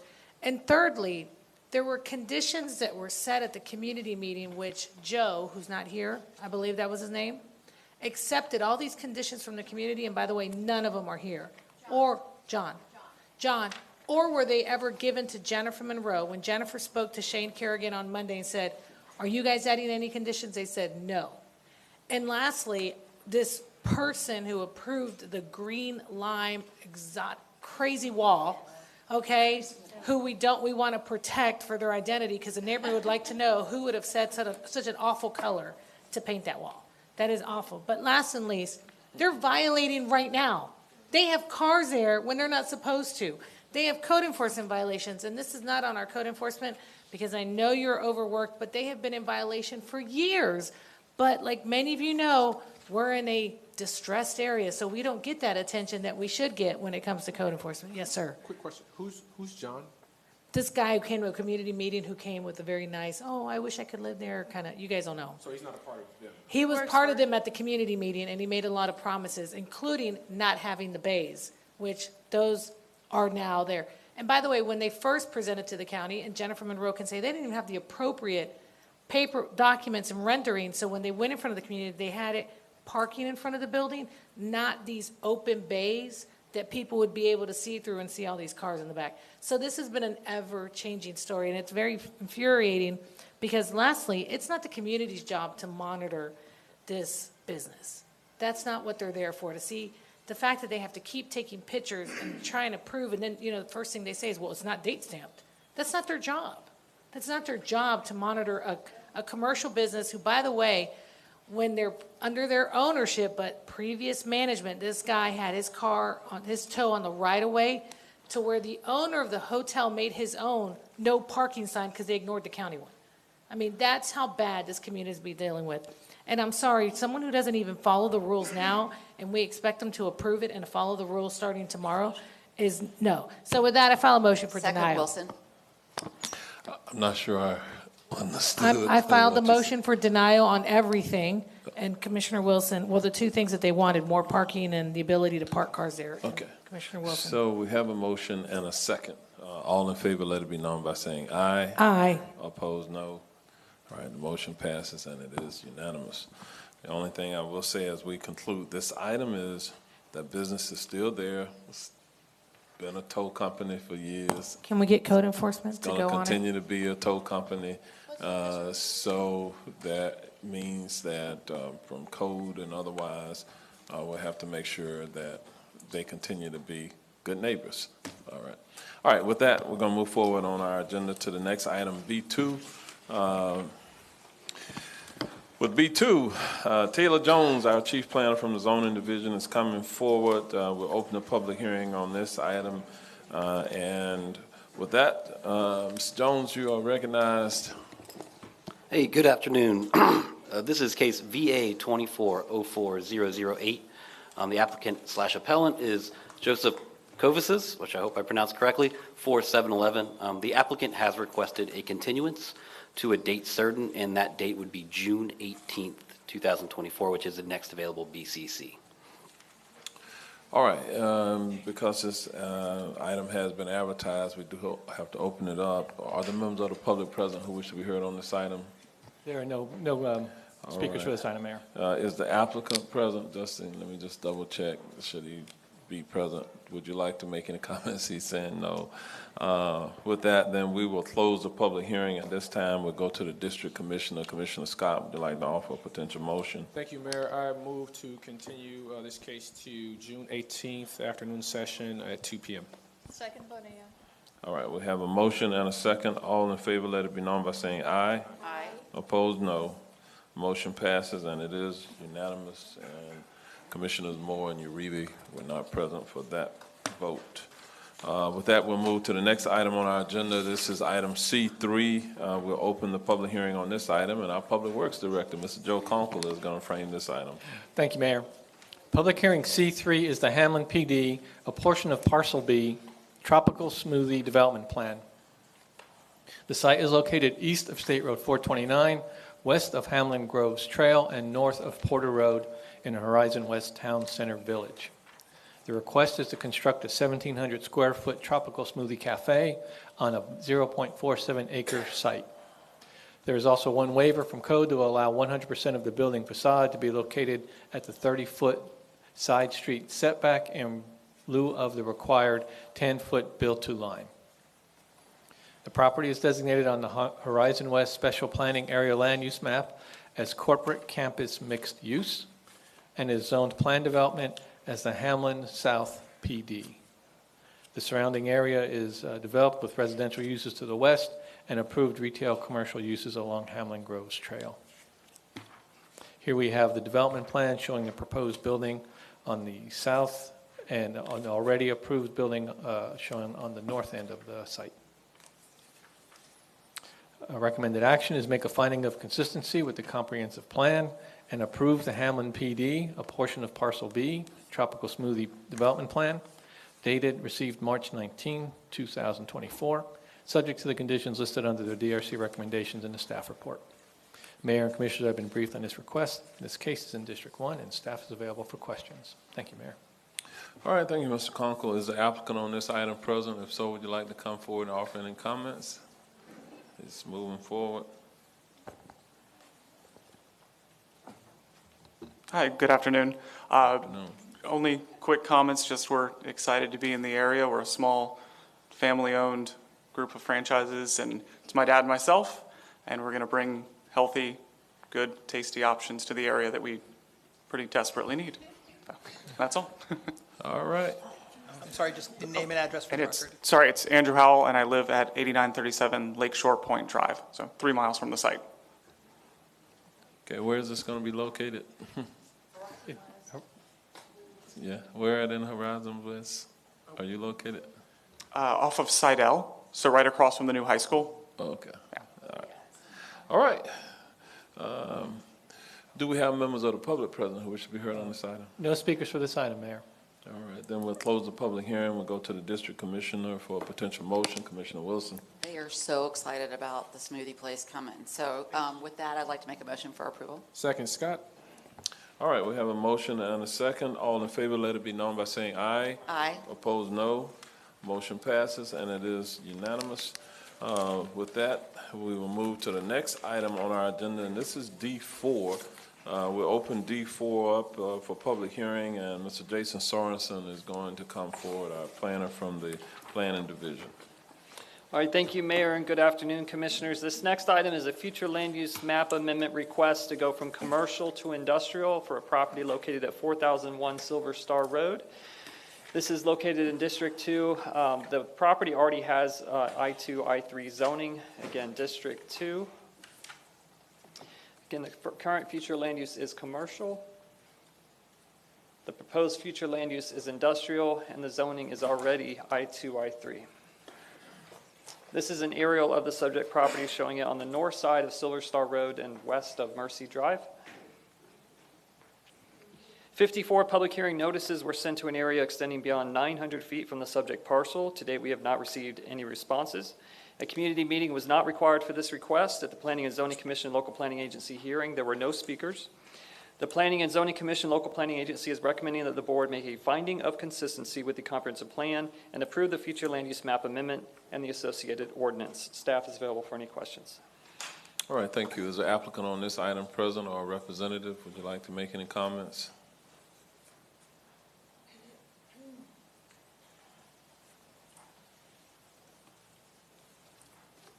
Good afternoon, everyone. My name is Dante Sandrone, and I'm managing partner at Sandrone Holdings. We're a very small family-owned commercial management company. The reason for this request is simply to just increase the business opportunities of our current customer that's renting there, and we appreciate your consideration on this. All right, thank you very much. Do we have members of the public present who wish to be heard on this item? No speakers for this item, Mayor. All right, then we'll close the public hearing. We'll go to the district commissioner, but she's not here. So, in fact, because she's not here, I'll move the motion for approval. Second, Gomez. All right, we have a motion and a second. All in favor, let it be known by saying aye. Aye. Opposed, no. Motion passes, and it is unanimous. All right, thank you, sir. All right, we'll move to the next item. This is E8, correction E5. We'll open up the public hearing on this item, and Mr. Sorensen, you're recognized. All right, thank you, Mayor. This next item is a future land use request and rezoning. The request is to go from rural settlement 1 to 5 to rural settlement 1 to 2, and a rezoning request from A1 to A1 restricted. This is for a property located at 5521 Beta Avenue. The proposed use for the property would be to split the property and to allow for one additional single-family home. This property is located in District 1. This is the current future land use of the subject property. It's RS 1 to 5, which is 1 unit per 5 acres. The proposed future land use is RS 1 to 2, 1 unit per 2 acres. Current zoning is A1, and the proposed zoning is A1 restricted. The proposed restriction would be a minimum lot size shall be 2 acres. Just to do some analysis of the area and to support staff's recommendation, we did this analysis to try to see what was the property sizes in the area and also within the Lake Avalon Rural Settlement, what are the future land use designations. So this shows the overall Lake Avalon Rural Settlement. Those properties that have the RS 1-to-1 designation, there's 147 of those parcels, with a cumulative acreage of 222. RS 1-to-2 designation there's 88 parcels with a cumulative acreage of 227. And RS 1-to-5 designation, there's 198 of those parcels. Cumulative acreage is 1,803. You can see the subject parcel outlined in red there. I'll zoom in on the map there, and you'll see also the area outlined in yellow. We took this area and did a kind of a more close-in analysis. There's some secondary streets there between Rex Drive and Avalon Road that we wanted to analyze to see what is this, if this request was approved, what do the other lot sizes in the area look like. So there is 4 1-acre lots, there's 12 2-acre lots, and there's 1 2.5-acre lot, and then there's 3 5-acre lots, including the subject parcel. This is an aerial of the subject property, showing it at the elbow of Cork Street and Beta Avenue. 363 public hearing notices were sent to properties within the Lake Avalon Rural Settlement. To date, we have received 0 responses in favor and 12 responses in opposition. A community meeting was held on April 2nd, 2024, with 75 residents in attendance who expressed concern for precedent setting, diminishing the integrity of the rural settlement, and a concern for inconsistency with the rural settlement policies. At the Planning and Zoning Commission Local Planning Agency hearing, there were 6 speakers in opposition and 1 speaker that was neutral. Staff is recommending approval, and the Planning and Zoning Commission Local Planning Agency is recommending denial of the future land use map amendment ordinance and the rezoning. And staff is available for any questions. All right, thank you very much. Is the applicant or representative of the applicant present? If so, please come forward and offer any comments.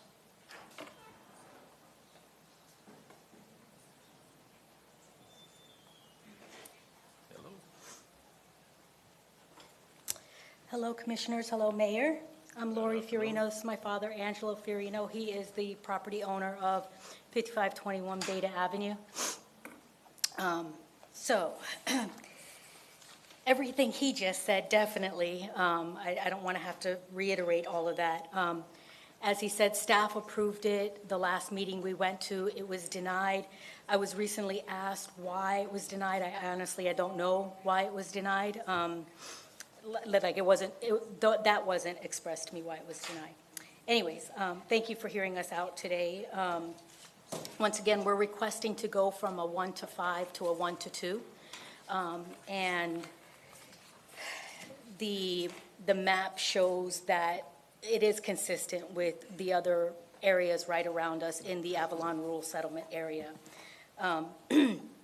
It's evident from the analysis that was proposed that the lot split in the future land use amendment map aligns with the existing lot sizes and the designations within the Avalon Rural Settlement, ensuring that a cohesive and sustainability development pattern within that community. All righty. The one crucial thing that I want to point out was that one restriction that if this is approved, that he would not go any lower than the 2 acres. It would have to be 2 acres that he would have to do the split with, or more. All righty. So now, we were at the last meeting and even the community meeting, and there were some concerns that were brought up. If this proposal is approved, my father plans to divide the land into 2 parts. Both pieces of the land will have driveways that connect to Beta Avenue, and that's the gate for his lot is right there at Beta and Court. The land that we currently has a 60-foot frontage along Beta Avenue. And it's crucial to acknowledge that the property relies on septic systems for wastewater treatment. Any new development on these lots would be obliged to comply with the advanced septic tank criteria, ensuring environmental responsibility and sustainability in that area. Let's talk more about the septic tanks, though. Next to my father's property, literally along his fence line, there are huge homes going in there, one that was recently built and another that's in the process of being built. The one that was recently built is at least 18,000 square feet. And the other one that's being built is supposed to be between 8,000 to 10,000 square feet. Because they're so big, they need bigger septic tanks. Recently, concerns were raised by the community of this potential ripple effect if this is approved, fearing that there's going to be a surge in lot splits and an inundation of the septic tanks in that vicinity. However, that seems to just be a little bit what they seem to overlook is the context of the homes being constructed in that rural settlement area right now. The size of the homes demand substantial septic tank capacities. Therefore, it just doesn't seem like too much of a legitimate concern. But then again, this is all very foreign to me. Like I said, I'm assisting my father and trying to do the best I can. Alrighty. Additionally, another concern that was raised by the community is that if it's approved, it'll set a precedence where everyone who owns a 5-acre property is going to want to then go and split their acreage as well. Many individuals own acreage, even more acreage than he has, for specific reasons, not solely for subdividing. In my father's case, he cherishes his property where he's been for over 35 years, a place he's never even explored fully. And the mere thought of selling it would have never even crossed his mind if not for unforeseen financial strains at the age of 80. Everything that we're requesting is absolutely consistent in the rural settlement policies, which is the 6.3.5 and ends in policy 6.3.12. And everything that we are requesting is within those guidelines and permissible per those policies. We greatly appreciate your consideration in this matter today. All right, thank you. If you'll just stand by for a moment. Do we have members of the public present who wish to be heard on this item? Yes, Mayor, I have 8 speaker cards. Okay. And so we'll give each of those present a couple of minutes to speak. And as you come forward, we ask that you give your name and your address, and remember, pay attention to the time. It will move quickly. Right. So I'll start with Mark Mansfield, followed by Michael Walsh, and followed by Pam Capers.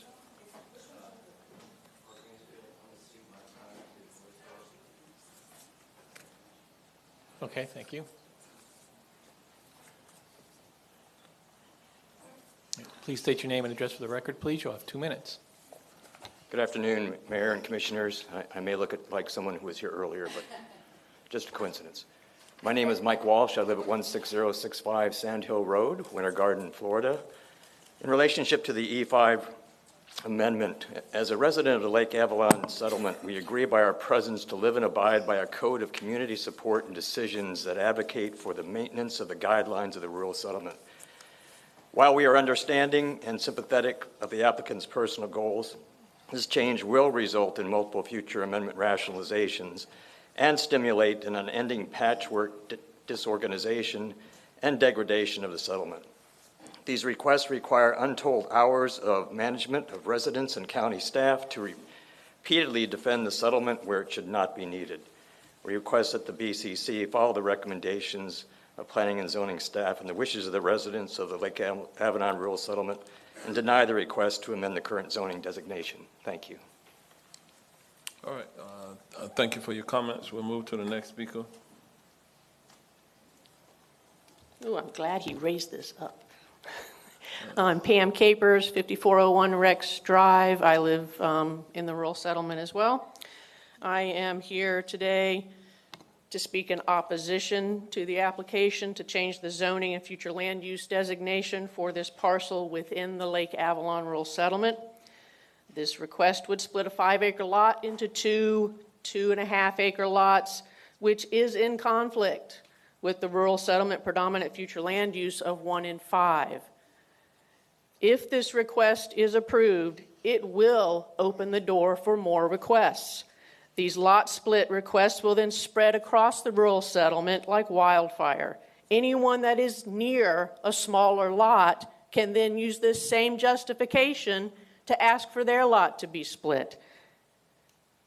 Eventually, we become just another suburban housing community instead of the rural settlement that so many people fought so hard to establish.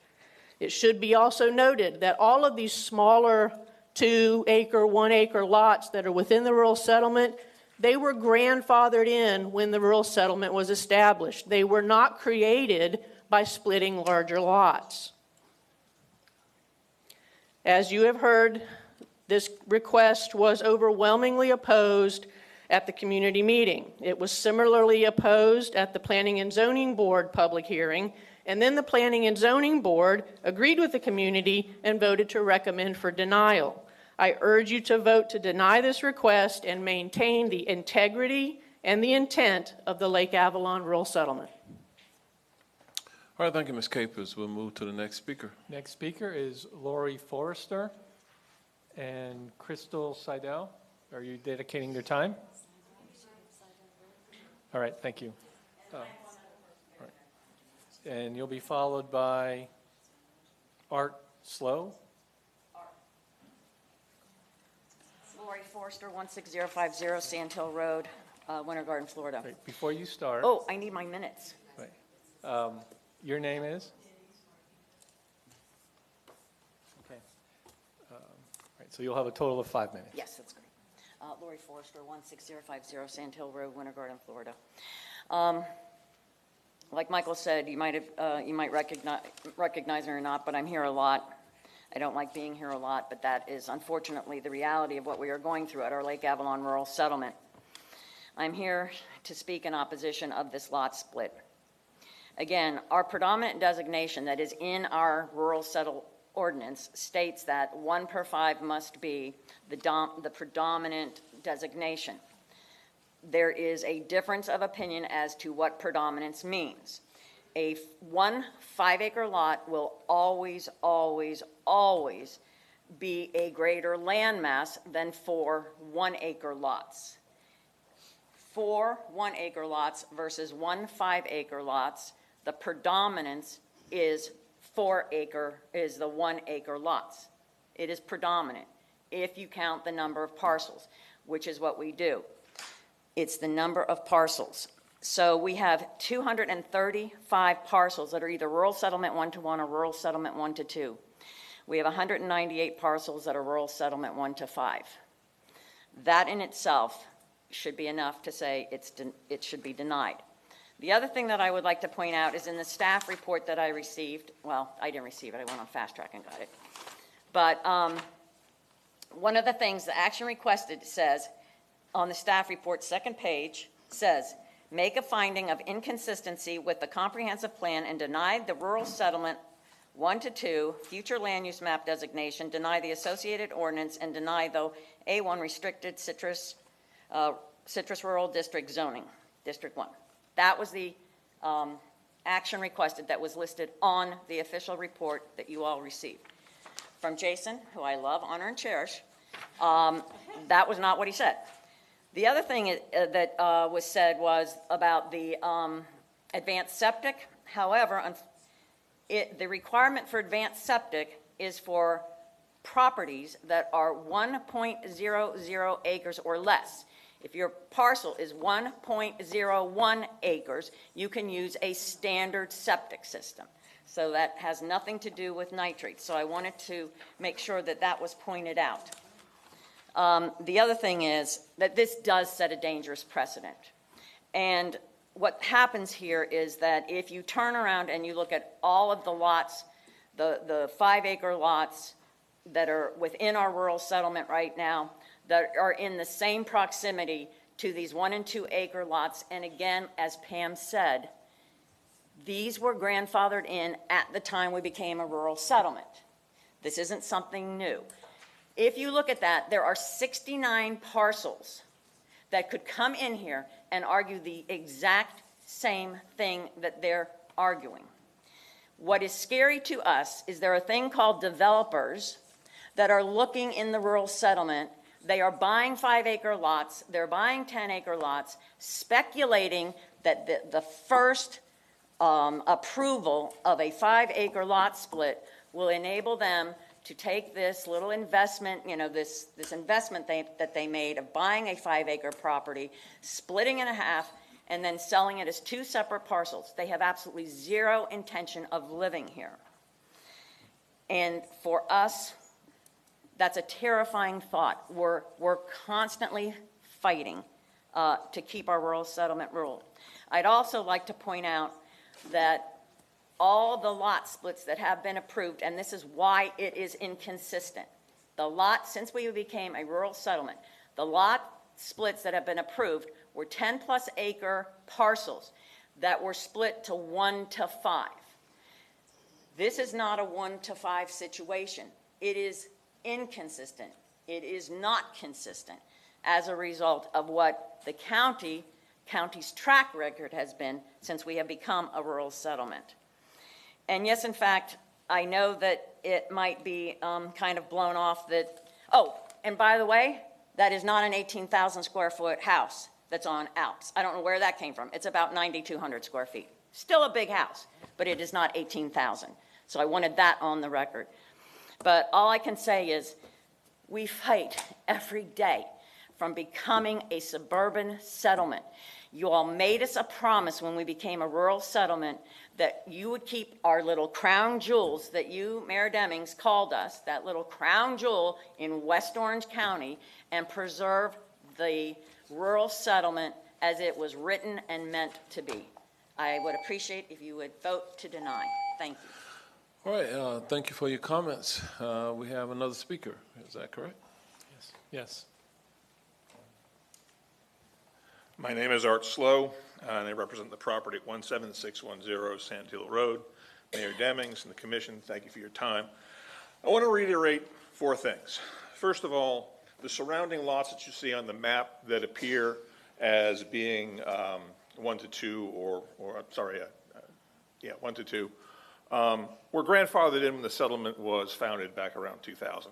And so while it appears very consistent to take this lot and to match the colors, it's not consistent with the plan of the rural settlement because those properties came in at that size. Secondly, I'd like to reiterate that precedent is important to us. We all recognize who practice in law or in government that what goes before has a strong effect on what comes after. And it is important to us to maintain the integrity of our rural settlement by preserving the settlement as it is and not permitting excess growth within it. Third, there are over 60 other lots that would be eligible for this type of a split, which would irrevocably change the character of the rural settlement should those splits be approved. And finally, and most importantly, we are well aware from realtors, from developers, from conversations that we have in the area, that there is an active attempt by developers and investors to buy these larger lots with a view towards splitting them down when this commission has decided that that is appropriate. And therefore, we ask that you deny this split and those that come in the future. Thank you. All right, thank you, Mr. Slow. Do we have any other speakers? Yes, my last speaker card is Kathy Sheeran.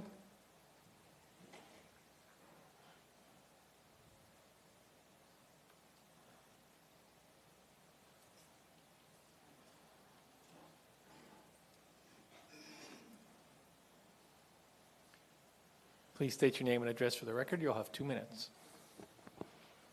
Good afternoon. I'm Kathy Sheeran, 2450 Williams Road, Winter Garden, Florida. Thank you for your time today.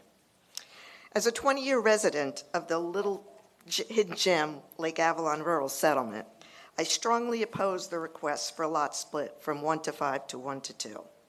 While it is true that there are some 1 and 2 acre parcels in the area, as previously said, they were all grandfathered in when the rural settlement was established. Since our establishment, there have been no 5-acre parcels subdivided in our rural settlement, only those 10 acres or larger. This zoning request is not just a one-time decision. Voting for approval of this request will have long-ranging implications and set a precedent for all future lot splits in our rural settlement.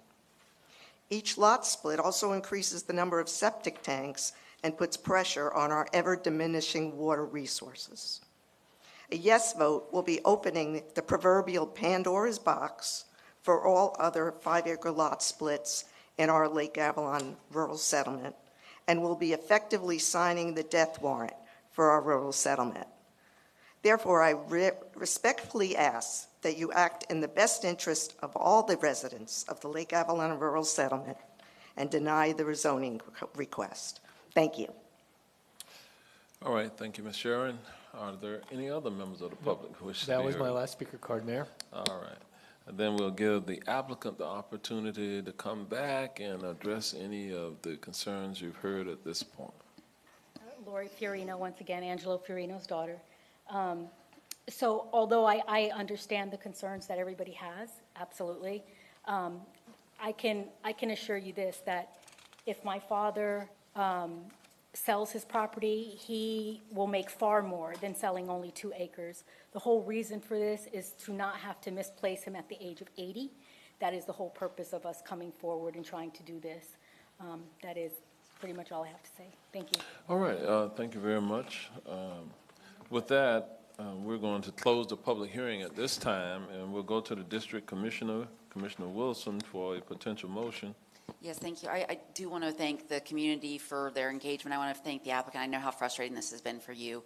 I think that to some extent, I had concerns at our community meeting and expressed those about the advice you got from staff. And staff told you to go ahead and pursue this, even understanding that it wasn't something that was acceptable or had really ever been considered consistent in that area. And understanding that the rural settlement does have special protections. It's hard, right? This is a very difficult case because I know it's personal to you, but we have to be consistent, and those rules are in there for a reason. So with that, I make a motion for denial. Uribe. I think Commissioner Scott might have beat you, Commissioner Uribe, on that. All in favor, let it be known by saying aye. Aye. Opposed, no. Motion passes, and it is unanimous. With that, didn't have the outcome you were looking for, but thank you for your presence this afternoon. Thank you for all who came on that item. We're going to move forward to the next item on our agenda, item E6. We'll open a public hearing on this item, and Mr. Jason Sorensen is going to frame this item as well. All right, thank you, Mayor. The next item is a future land use map amendment request and rezoning. It's to go from medium-density residential to industrial future land use, and then zoning would be from R3 to I1, I5. This is for a property located at 3800 New Hampshire Street. And the proposed use is office, warehouse, and I1, I5 uses. The subject property is located in District 6. The future land use of the subject property is medium-density residential. The proposal is to change that to industrial. The zoning is currently R3, and the proposal is to change that to I1, I5. And this is an aerial of the subject parcel, showing it on the south side of West New Hampshire Street.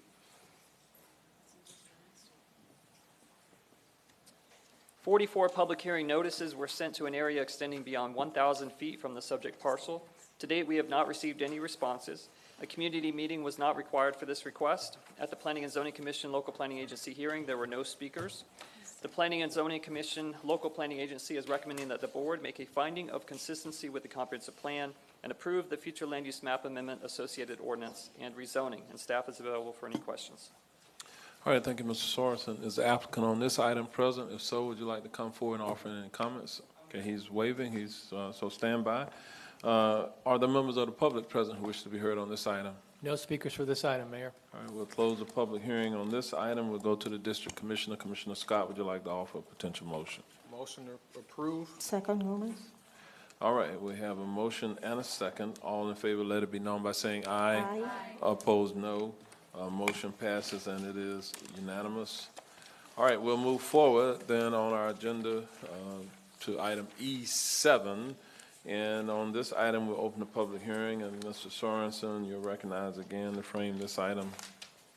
All right, thank you, Mayor. This next item, this is a county-owned parcel that currently has a future land use of commercial. The proposal is to change that to low-density residential, and the zoning currently is R3.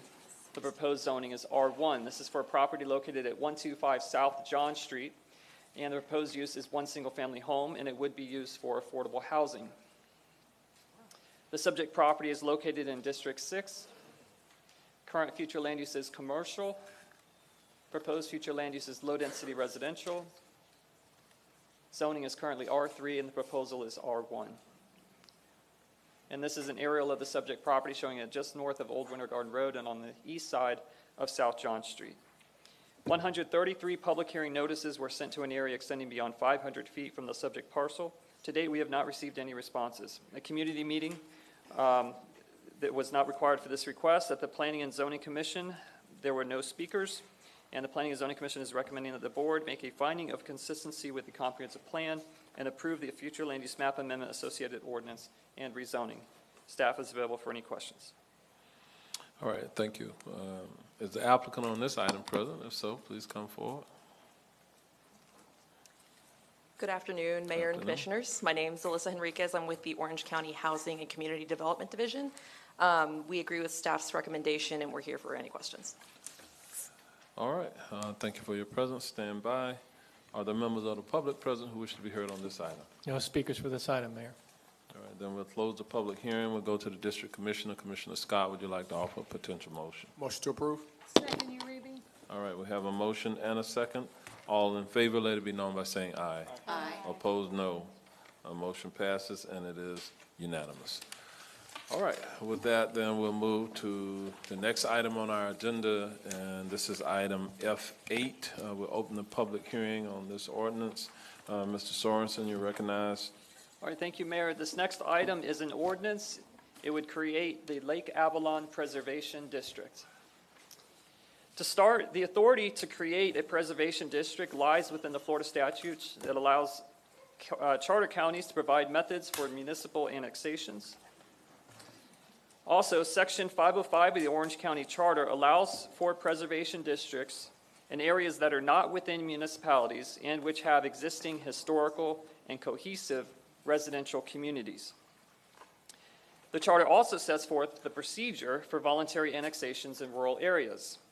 And lastly, the Charter states that preservation districts do not regulate the density or intensity of development or the issuance of development permits. The proposed Lake Avalon Preservation District would require a two-step process for voluntary annexations. First, the proposed annexation would need to be approved at a Board of County Commissioner hearing. And second, the majority of registered electors residing in the district would have to approve the annexation, and that would be the Lake Avalon Preservation District. Currently, there are 4 rural preservation districts established, including Gotha, Zellwood Station, Zellwood, and Tangerine. And this is a map showing the location of those 4 preservation districts and rural settlements. And this is the Lake Avalon Rural Settlement that is proposed to be a Lake Avalon Preservation District. And you'll see in this map, it has Horizon West to the south and east, but more importantly, it has City of Winter Garden to the north and northeast. So this rural settlement is mostly rural in density. It's 80% one dwelling unit per 5 acres. It has an existing historical cohesive character. It abuts Winter Garden, and it has Horizon West to the south. So there's one change since the draft that was published. It's just in line 42, it deleted the phrase "now therefore."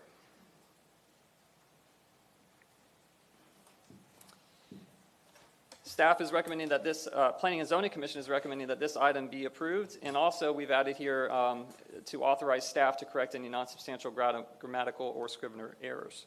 And that completes staff's presentation. All right, thank you. This is an administrative item, so it's not an applicant on it. But what we will do is open it up for public comment. Do we have members of the public present who wish to be heard on this item? Yes, Mayor, I have 10 speaker cards for this item. Okay. I'll start off with Crystal Seidel, followed by Michael Walsh, followed by Mark Mansfield. All right, each of you will have 2 minutes.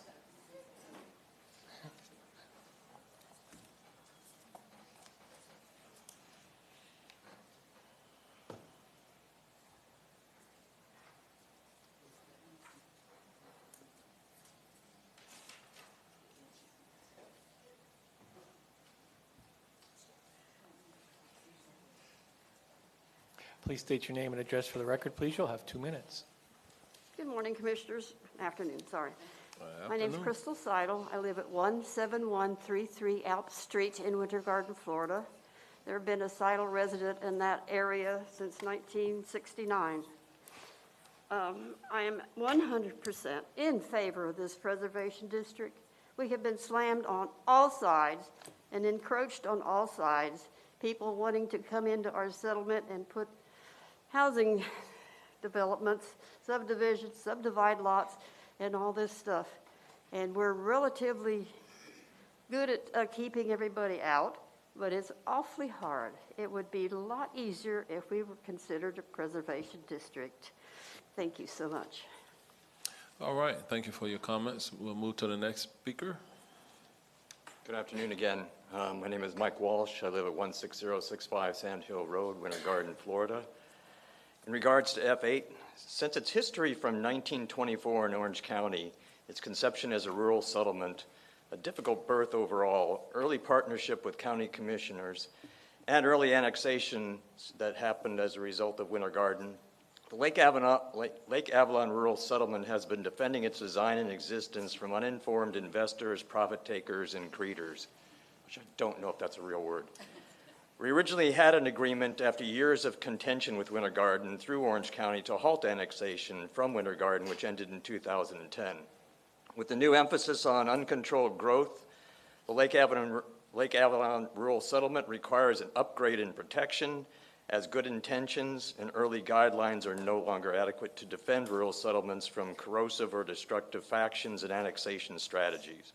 We request that the BCC designate the Lake Avalon Rural Settlement as the Lake Avalon Preservation District to enhance its ability to maintain its presence and continuation as this previously mentioned hidden gem. This enhancement also provides a long-term buffer from future issues between Winter Garden and Orange County, continuing to allow this gem to outshine all others. Thank you very much. All right, thank you, Mr. Walsh. Next speaker, please. My name is Mark Mansfield. I reside at 16362 Sand Hill Road. I'm here to speak in favor of this proposal. And the reason being is this Rural Preservation District gives us the opportunity as residents in the community to vote on our destiny. And by doing the approval of this preservation district, it gives us that right. And we would like to have a say in annexation without somebody from the outside coming in, like the City of Winter Garden, and say, oh, you're going to be part of us now. And we're going, what? So please consider this, and thank you for your time. All right, thank you, Mr. Mansfield. Next speaker, please. Next speaker is Pam Capers, to be followed by Ed Williams, and followed by Lori Forrester.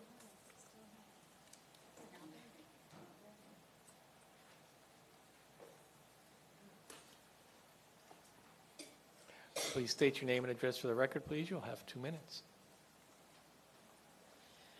Pam Capers, 5401 Rex Drive, Winter Garden. I'm thinking that I'm getting the hang of this because I'm doing this without notes this time. As you have seen, the residents of the Lake Avalon Rural Settlement fought, feel very passionate about preserving what we fought very hard to build 20 years ago. This provides us with one more tool in our toolbox to help preserve the integrity and the intent of the Lake Avalon Rural Settlement. Therefore, please vote to give us this preservation district designation to help us continue to be the Lake Avalon Rural Settlement. Thank you. All right, thank you, Ms. Capers. Next speaker, please. Mr. Williams? All right, thank you. Lori Forrester, 16050 Sand Hill Road, Winter Garden, Florida, 34787. First, thank you very much for your vote in the previous thing. I'm sorry I got so worked up about that, but like everybody said, we are very passionate about our community. And as a resident of the Lake Avalon Rural Settlement, we are hoping that you will approve this ordinance and along with what the P&Z recommended for approval. We were established in 1924 on September 18th. You are all invited on September 15th, which is a Sunday, to come to our 100th birthday celebration in our Lake Avalon Rural Settlement. So we are an established and cohesive community that has been around for 100 years. And one of the things that does concern us is the fact that we are bordered to the north and to the east by the city of Winter Garden. And no disrespect to the city of Winter Garden, but we would prefer to remain a rural settlement, and we would prefer to remain in unincorporated Orange County. So let that be noted. And also, we would like very much to let you all know that these might not seem like a really big deal to you, these little, as Pam said, tools in our toolbox, but for us, they're absolutely critical. They're absolutely critical for us in order to continue to maintain the status of being a rural settlement in Orange County. So we would appreciate your vote in favor. All right, thank you for your presence. Next speaker, please. Ed Williams, representing the City of Winter Garden, 300 West Plant Street, Winter Garden, Florida. We took the boundaries that were proposed and we ran it against our utility service area and our joint planning area agreement. It matches up perfectly, so we have no objection on those grounds. We were a little surprised by the annexation procedures because we have a very good reputation of working with the city or the county, and the county working with us on annexations. East Winter Garden was a very difficult annexation, took 2 years, but the county stepped up and made it happen for us, and it's had major benefits for the community. We don't annex property if it's not in the JPA. That's just our rule. We are not going to ever slip from that. On the horse farm down the road, getting back over 535, the property owners there, we made them come to the city and get the JPA changed before we would even consider their annexation. So we're taken aback a little bit by the zoning, but we'll handle that in other formats. We support the preservation area. We've supported the rural settlement for all the time that I've been there, and as far back from that as we can remember. The properties along Avalon, the subdivisions that have occurred in the JPA, had horse trails and walking trails that were open for the folks. In fact, Carol, the old coordinator with us on annexations and everything, had a great working relationship with Winter Garden. And there are times when she said to the residents, this is what we agreed to, so the city can do this. And then if we tried to do something that wasn't, she brought it to our attention. The final thing I'd like to say is, it's been an unusual year, but we are getting annexation requests from Horizons West, further down Avalon in the built-up area. And we are not honoring them, but it is something you all need to be aware of. All right, thank you very much for your presence. Next speaker. Next set of speakers, Denise Martinez, Art Slow, Kathy Sheeran, and Robert Yarborough.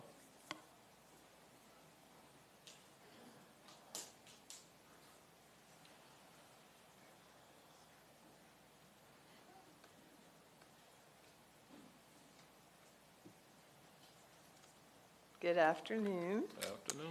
Denise Martinez, 16065 Sand Hill Road, Lake Avalon Rural Settlement. I'm here, as all of us have been here, to request that you accept us as a preservation district. We are very aware of Winter Garden and where they are. They're fine where they are. We don't need to join them. This does give us some additional protection, not just from annexation, but I think in the future for any changes that people want to try to produce in our area. We are very important for Central Florida to stay as rural as we can with our ability to add to the aquifer. And we do have a number of wildlife in our area that have come to find us as home because Horizons West is kicking them out. So again, please thank you for considering this, and please pass this. Thank you. All right, thank you, Ms. Martinez. Next speaker, please. Again, I am Art Slow, representing 17610 Sand Hill Road. This is a unique experience for me, Mr. Mayor and the Commission. I have never appeared before you to support anything before. So I'd really like to say thank you for the opportunity to stand here and say thank you. We really appreciate this on our 100th anniversary for the opportunity to become a preservation district in Orange County. We like that. And we'd like to thank, actually, the City of Winter Garden for also endorsing the creation of the preservation district. We like Winter Garden. We eat there, we shop there, we play there, we love the wisteria on Plant Street. We don't live there, and we don't want to live there. But we do appreciate them for what they bring to the area and the county. It's a gorgeous, gorgeous city, and you have developed it magnificently. Thank you again for considering this. It is our 100th anniversary. We strongly support the creation of the Preservation District, and we sincerely do invite you to our 100th birthday party. Thank you again. All right, thank you, Mr. Slow. Next speaker, please. I feel like deja vu again. I'm Kathy Sheeran, 2450 Williams Road, Winter Garden, Florida, 34787. As a 20-year resident of the Lake Avalon Rural Settlement, I am requesting that the Board of County Commissioners vote to approve this designation for our rural settlement.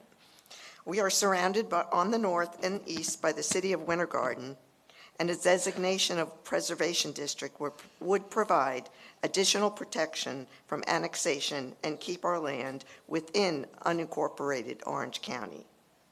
Additionally, as previously said, we are a historic residential rural settlement established in September of 1924. Happy birthday, us.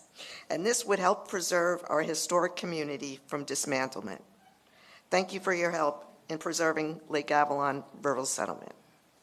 All right, thank you very much. Next speaker, please. Good afternoon. Thank you, Mayor and Commissioners. My name is Robert Yarborough. I reside at 4441 Avalon Road in the rural settlement right on the main drag. My wife has lived there for 68 years. She was born, and the house that she lived in at that time is there, still right only about 30 feet off the roadway now. I've lived out there since we got married, built a house for 36 years in the late 80s. A number of years ago, I was in front of the Code Enforcement Board and was being required to demolish a home that they lived in 1912 because developers were coming in, quite honestly. 429 was being built. All that was getting started, and developers were looking for land, and so they were turning up the screws in the area. People were having to mow down fields because they were overgrown in a rural settlement. And I had a good time talking to code enforcement and hearings such as this. We enjoyed each other. I knew couldn't do anything about it. But I was told by one of the gentlemen that day was that I guess I was just a victim of progress and had to tear it down. And so we did, of course. Long since the turkey farm was there, that's why my in-laws bought the property in the late 40s and closed the farm down in the mid-70s. And I would just like for you to help us keep it preserved and by voting in favor of the Preservation District. because I really think it's a valuable place in Orange County for folks to still visit. And I still run into folks from time to time that literally this past week, a gentleman I was talking to, that's an Orange County Sheriff's deputy, told me, he says, my grandmother used to bring me out here for the turkeys at Thanksgiving. And so there's still a place, you check the archives, you'll see that it's quite a historical area in and of itself. Thank you for your time, thank you for your work, and thank you for a long day of being here. All right, thank you very much. Next speaker, please. That was the last speaker, Mayor. All right. Thank you all for your presence. If there are no other members of the public who wish to be heard, we're going to close the public hearing. We'll go to the District Commissioner. Commissioner Wilson, would you like to offer a potential motion? I would. This is such a pleasure, and I am so grateful for you all being here all day. I know there are cows that are waiting to be fed and dogs that need to be let out, so I appreciate you all beyond measure. And with that, I'd like to make a motion for approval. Second, Scott. Moore had it. Commissioner Moore is the seconder on the motion. All in favor, let it be known by saying aye. Aye. Aye. Opposed, no. Motion passes, and it is unanimous. All right, thank you all for your presence this afternoon. Commissioners, we have one last item, and we have the item pulled from this morning. Mr. Blackadar is going to come forward. You all may recall that we had an item on the discussion agenda that we were not able to get to this morning. So as a result, we moved it to this afternoon. And so with that, Mr. Blackadar from Public Works is going to come forward and frame this item. You are recognized, sir. Thank you, Mayor, Commissioners. We appreciate the time. I know it's late in the day. We appreciate the time to listen to our presentation today. This is a one-year update from when we came to the board last year. We gave two very extensive presentations in May, as you may remember. So we'll try to go quickly through here. I will be presenting along with three other staff members. As you remember, last year we had lots of different pieces and parts, so we'll try to give you an update. We have had a lot of very good progress that's happened since last May that we want to report to you. So we'll give some background, we'll give some specific updates, including Orla Vista, the tasks we talked about last year, we'll talk about next steps, and then summarize. If you remember last year, shortly after Hurricane Ian, this board had a discussion in October of 2022 with concerns about the intensity of future rainfall events, sufficiency of existing design standards, and current maintenance standards. The concern was, are we going to see more storms like Hurricane Ian, and are we prepared to address that type of storm with our both maintenance and design standards? So as we mentioned, we had those two presentations, in the 2nd and the 23rd. We talked a lot about opportunities, strategies, and we developed that short, medium, and long-term task list. So we're going to come back here and give you an update on that today. So some of the questions we asked in more detail that we were pondering last year, I would say, was how will climate change affect rainfall intensity frequency in the future? That's one thing that we're studying with one of the tasks. Are our design storm intensities still accurate for few conditions? Does new data from the past and going into the future, does that change what our design standards are? And with that, are we still able to meet our level of service criteria in the future? You know, what's expected from our residents when we address stormwater and flooding? Is that still being met in the future? So when we went through the presentations last year, we talked about stormwater management. We made sure to point out that stormwater management is not just flooding, it's water quality too, and those two work very closely together. So we talked a lot about partnerships that we're doing both with utilities and EPD on overall stormwater management. We talked a lot about the data related to Hurricane Ian and how Ian in that entire year in 2022 was historic with very high rainfall amounts, and Ian itself in many places in the county exceeded that 100-year design standard. We did also look at our maintenance operations, which are extensive, and we came to the conclusion that there was no evidence that any of our maintenance standards contributed to the significant flooding from Ian. We also talked about rainfall intensity data that we're studying now, which could potentially change design standards in the future. We talked about the connection between our stormwater systems and the county's SORAP, the Sustainability, Operations, and Resiliency Action Plan, and we've been closely integrating with that. We talked a lot about private systems, and Jennifer's here to address that today because as we learned, much of the stormwater systems, or many of the stormwater systems in Orange County are not public, they are private. So we talked about that and how that affects the systems, and we talked about many innovative ideas which we're going to follow up on today. So to start off on, Joe's over there now. Joe gave you a little brief on the Orla Vista, so I won't go into too much detail. I think you're all aware of that. Just some details, that the project is $23.2 million construction. Thankfully, most of that came from grants.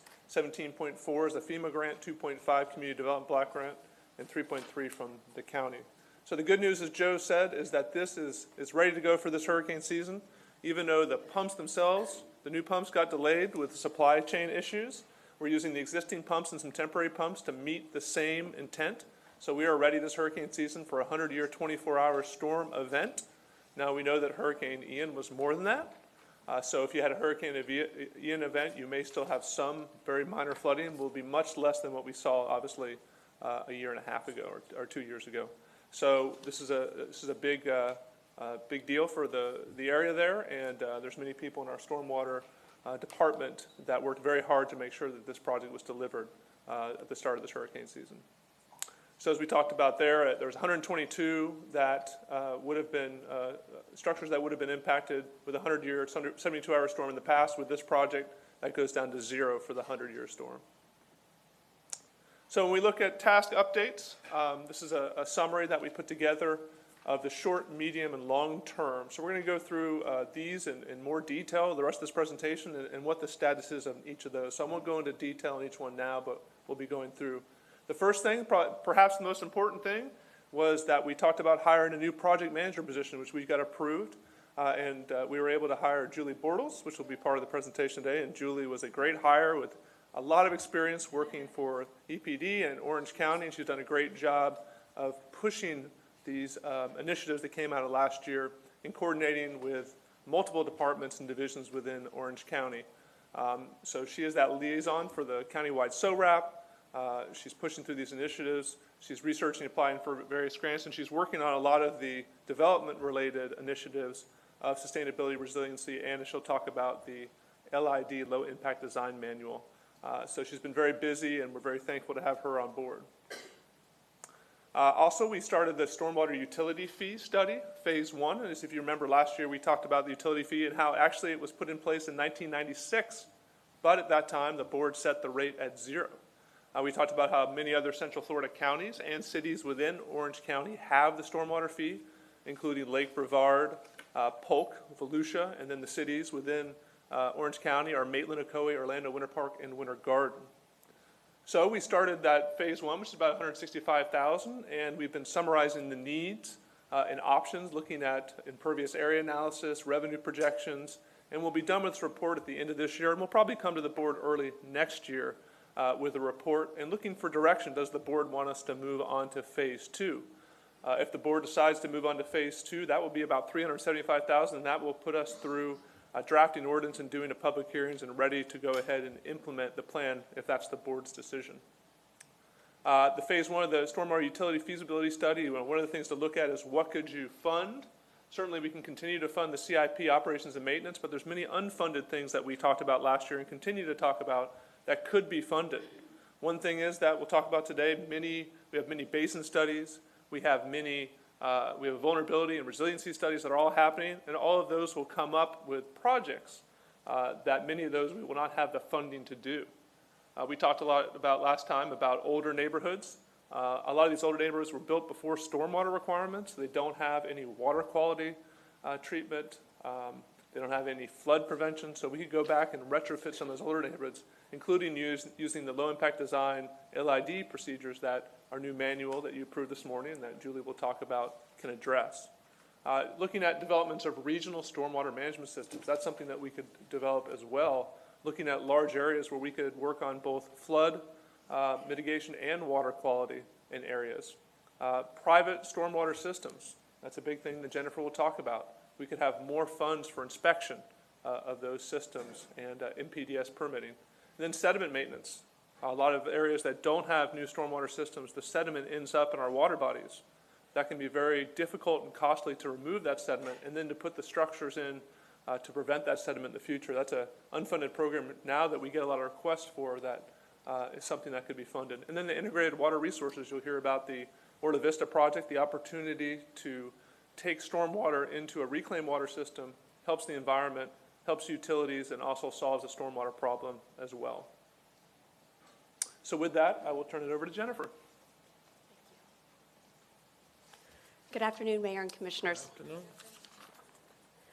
I'd like to provide a bit of an update in terms of what the NPDS team at EPD has been doing internally, some internal improvements and initiatives that we've done over the past year. So first of all, I'm really excited to report that we've had a new position approved for us, and we recently onboarded that individual who's been able to, or the expectation is that they'll be able to assist us with inspections and providing compliance assistance to property owners. Next, we're continuing to work with the County Stormwater Department and their team of consultants on the development of a comprehensive inventory of both public and privately owned stormwater infrastructure. This will allow us to prioritize inspections and really key in on those systems that may have an impact to the county infrastructure. Next, we've kicked off some internal coordination and collaboration with other county departments. We recently met with Orange County Code Compliance and their team of inspectors to raise awareness of potential stormwater issues that they may come across in their routine inspections and complaints that they're following up on, and just that additional awareness and sort of boots on the ground.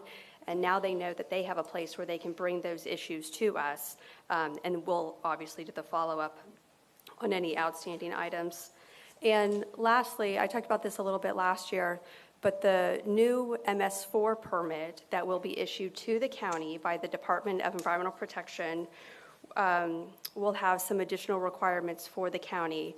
Now, while this permit is primarily a water quality focused permit with water quality requirements, one of the key changes to this permit and what will be implemented at the county level is an increased inspection frequency for Orange County owned and maintained stormwater infrastructure. Next, I'd like to give you a little bit of an update on some external coordination that we've been working on over the past year. First, the NPDS team has taken the lead on developing a comprehensive public outreach campaign. This effort will include the development of a dedicated stormwater management website. This will serve as a one-stop shop for both residents and business owners to cover a variety of stormwater management topics, including operation and maintenance requirements for their properties. Next, our team has also been very busy meeting with a variety of homeowners associations, commercial and industrial property owners to educate them on stormwater management, maintenance, and operation requirements for their properties. Another key improvement that we've made over the past year is that during the development review process, county staff is now requiring that the applicant submit what's called an operation and maintenance plan along with their development plan, and that this is a condition for issuance. And while this may seem like a minor step, the benefit is really significant. For starters, it memorializes the basic requirements to operate and maintain that stormwater system on their property. But even more impactful is that it puts the owner on notice of this long-term perpetual responsibility that they have for their property. And lastly, the new statewide stormwater rule was recently ratified just this past legislative session, and it's expected to be implemented soon.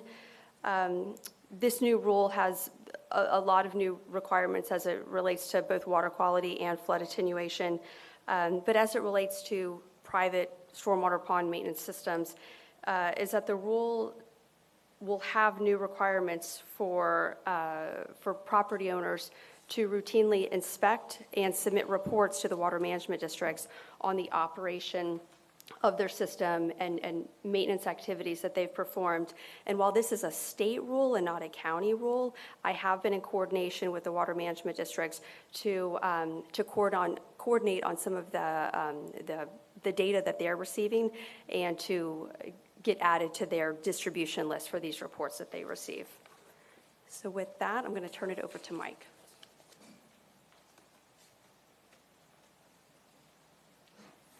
Good afternoon, Mayor and Commissioners. I'm going to be talking about some of the short-term tasks that our Stormwater Management Division was involved with. A rainfall study was initiated this past year. It started in September, will be completed by the end of July. And the purpose of the study was to evaluate rainfall records to determine spatial variability in both the depth and frequency and compare it to the county's current design criteria and determine if changes are warranted. Currently, the study is in progress. Our consultant is analyzing Orange County, Water Management District, and NOAA rainfall data sets and performing a frequency analysis. We're also coordinating with other agencies on their rainfall studies, and that includes the South Florida Water Management District, NOAA, and USGS.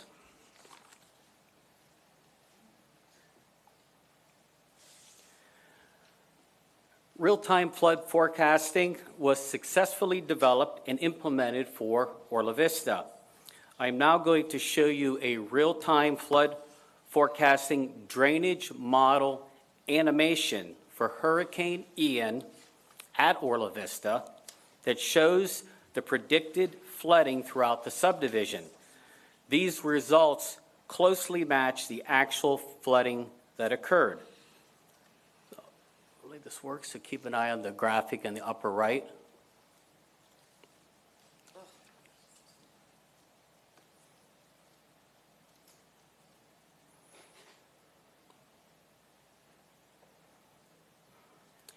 And this prediction was used to confirm the need to issue an evacuation notice to the community ahead of the storm.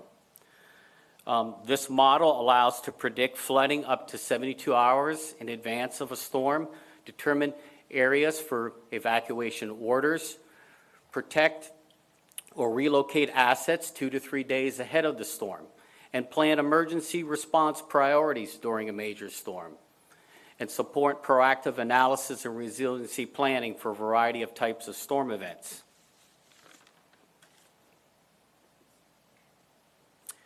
This past year, the Public Works initiated a real-time flood forecasting study in the Little Econ and Big Econ watersheds, which experienced flooding during Hurricane Ian. The model is running, and we recently received training on the use of a dashboard application that allows us to effectively manage potential flood risks real-time and alert our citizens and tourists. With the success of this real-time flood forecasting model at Orla Vista and our ongoing efforts in Little Econ and Big Econ basins, the county could implement a countywide predictive stormwater model to do the same in our remaining watersheds. The preliminary estimate for this effort was estimated at $1 million. It would take approximately 18 months to complete.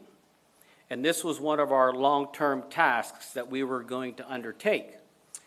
Well, this past year, the county submitted for federal U.S. DOT Protect discretionary grant funding, and I'm pleased to report that we were recently awarded $1 million for this grant to develop and deploy a real-time flood predictive model in our remaining 8 watersheds. Our master stormwater basin studies. Some background: in the late 1980s, Stormwater Management Division initiated a program to study the major drainage basins of Orange County. Prior to this effort, only limited data was available. A stormwater master plan was prepared for 10 of the 12 major drainage basins that are now between 16 and 26 years old. Recent development has dramatically altered the drainage patterns first documented. Updates to the master plans were initiated in 2013 and are to be completed by 2028. And the scope of these studies include an inventory of drainage structures and conveyance systems, analysis of drainage patterns and modeling of storm events, identification of deficiencies, and preliminary evaluation of alternative solutions. Now, one of our goals this past year was to try to expedite the completion dates of the master plans. We've committed additional CIP budget to this effort, and our consultants committed more staffing to expedite the completion of the studies. To date, we've been able to reduce the Shingle Creek and Big Econ Basins completion dates by 1 year, and they're highlighted on the map. So Big Econ was going to be 2027, it's now 2026. Shingle Creek was 2026, it's now going to be 2025.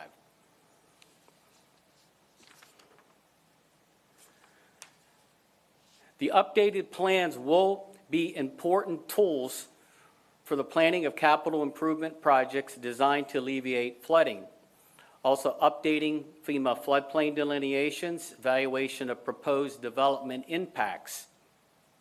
Solutions and projects generated from these studies include regional, combined, or enlarged stormwater ponds, incorporation of water quality components where ponds and systems outfall into impaired water bodies, and formalization of outfalls and canals, including acquisition of maintenance corridors for historic natural systems and expanded maintenance programs.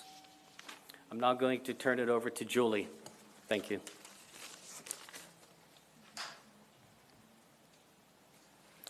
Good afternoon, Mayor and Commissioners.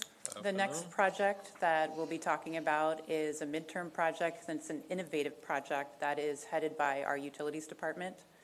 This project is called the Orlo Vista Integrated Water Resource Project, and what it is comprised of is pumping of water out of the Orlo Vista ponds during base flow conditions, and then capturing that water several miles downstream to route to the Southern Water Reclamation Facility, treat it to reclaim standards, and then distribute it as irrigation. So this project will both reduce the volume of water moving down south. It could provide some water quality treatment for Shingle Creek, as well as increase the volume for attenuation up in the Orlo Vista area. So this project is potentially eligible for CDBG-DR funding, and Utilities has completed a yield analysis, so they do know currently that there is enough water in Shingle Creek to move forward with this project. And so right now they've started the permitting process. That's probably going to take another year or so to complete, and then they'll be moving on to the remainder phases of the project.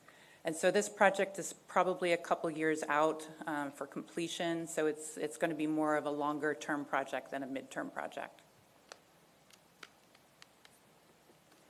So next we have the countywide resiliency study, and this study will follow the countywide vulnerability assessment that the Office of Sustainability is going to be working on. This project is going to identify stormwater improvement projects that will use the data that's generated from that vulnerability study, specifically to determine what critical assets have risks posed to flood vulnerable populations. And so that project is going to be more of a longer term study rather than a midterm. And we're looking at potentially funding that with CDBG-DR funding as well. In addition, once that vulnerability study is completed, this project would be eligible for additional Resilient Florida grant funding for implementation.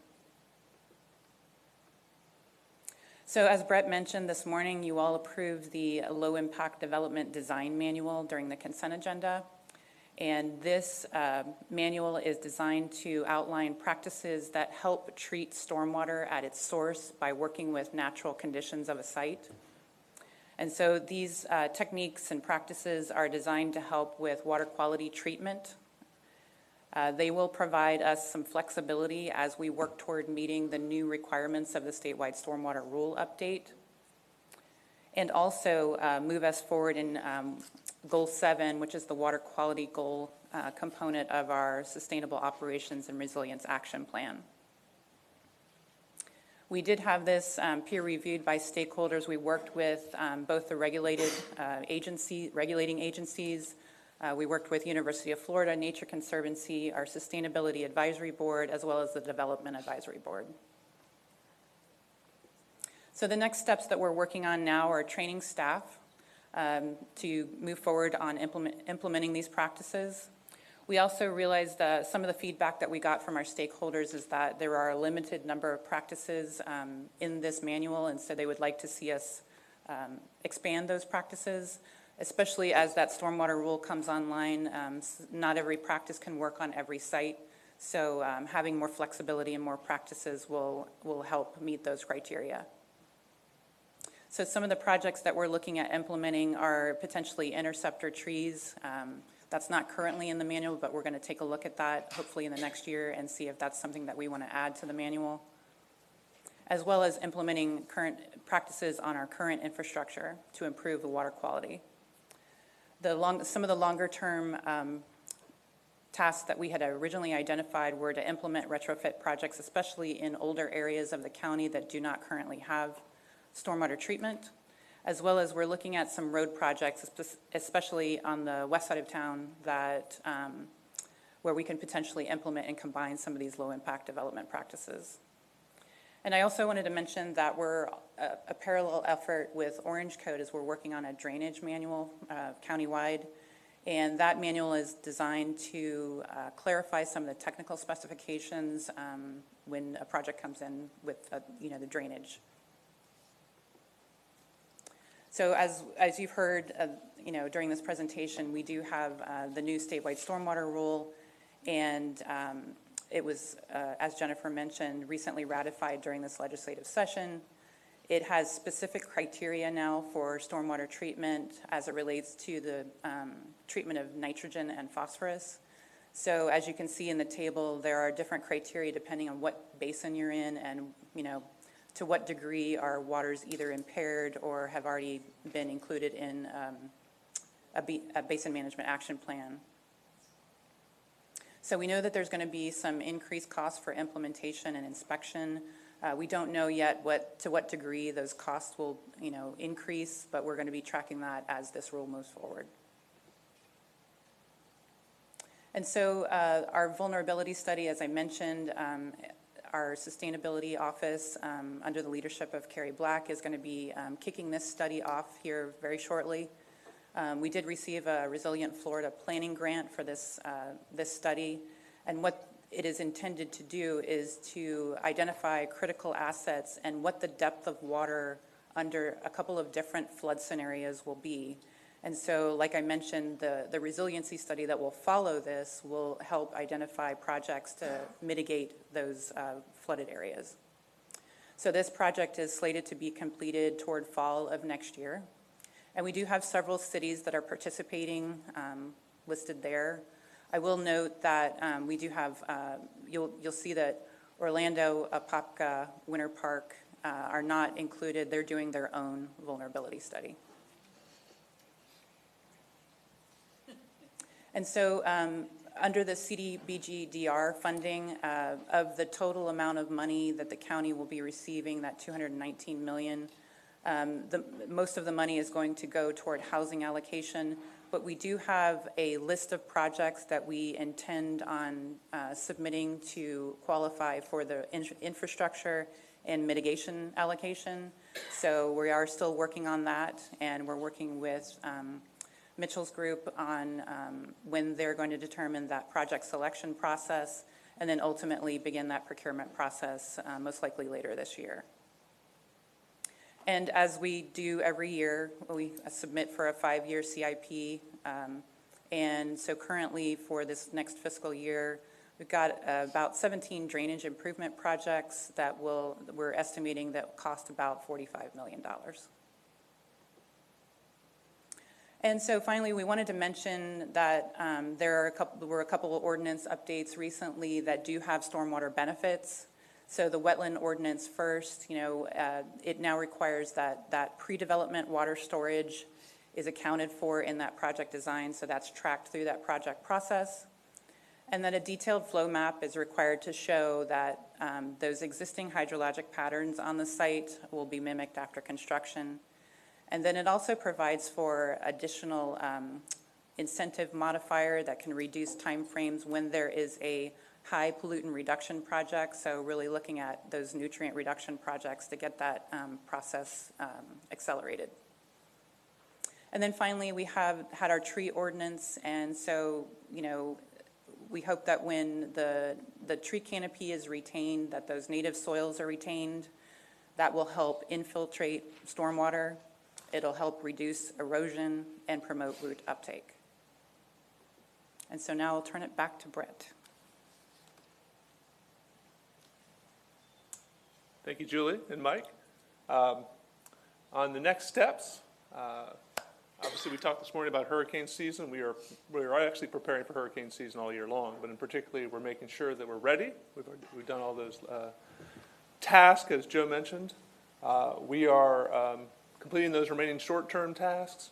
We'll be sharing the results of that rainfall intensity study late this year and probably early next year, bringing you a presentation on that stormwater utility fee phase 1. Jennifer's going to continue that work with the private system operators.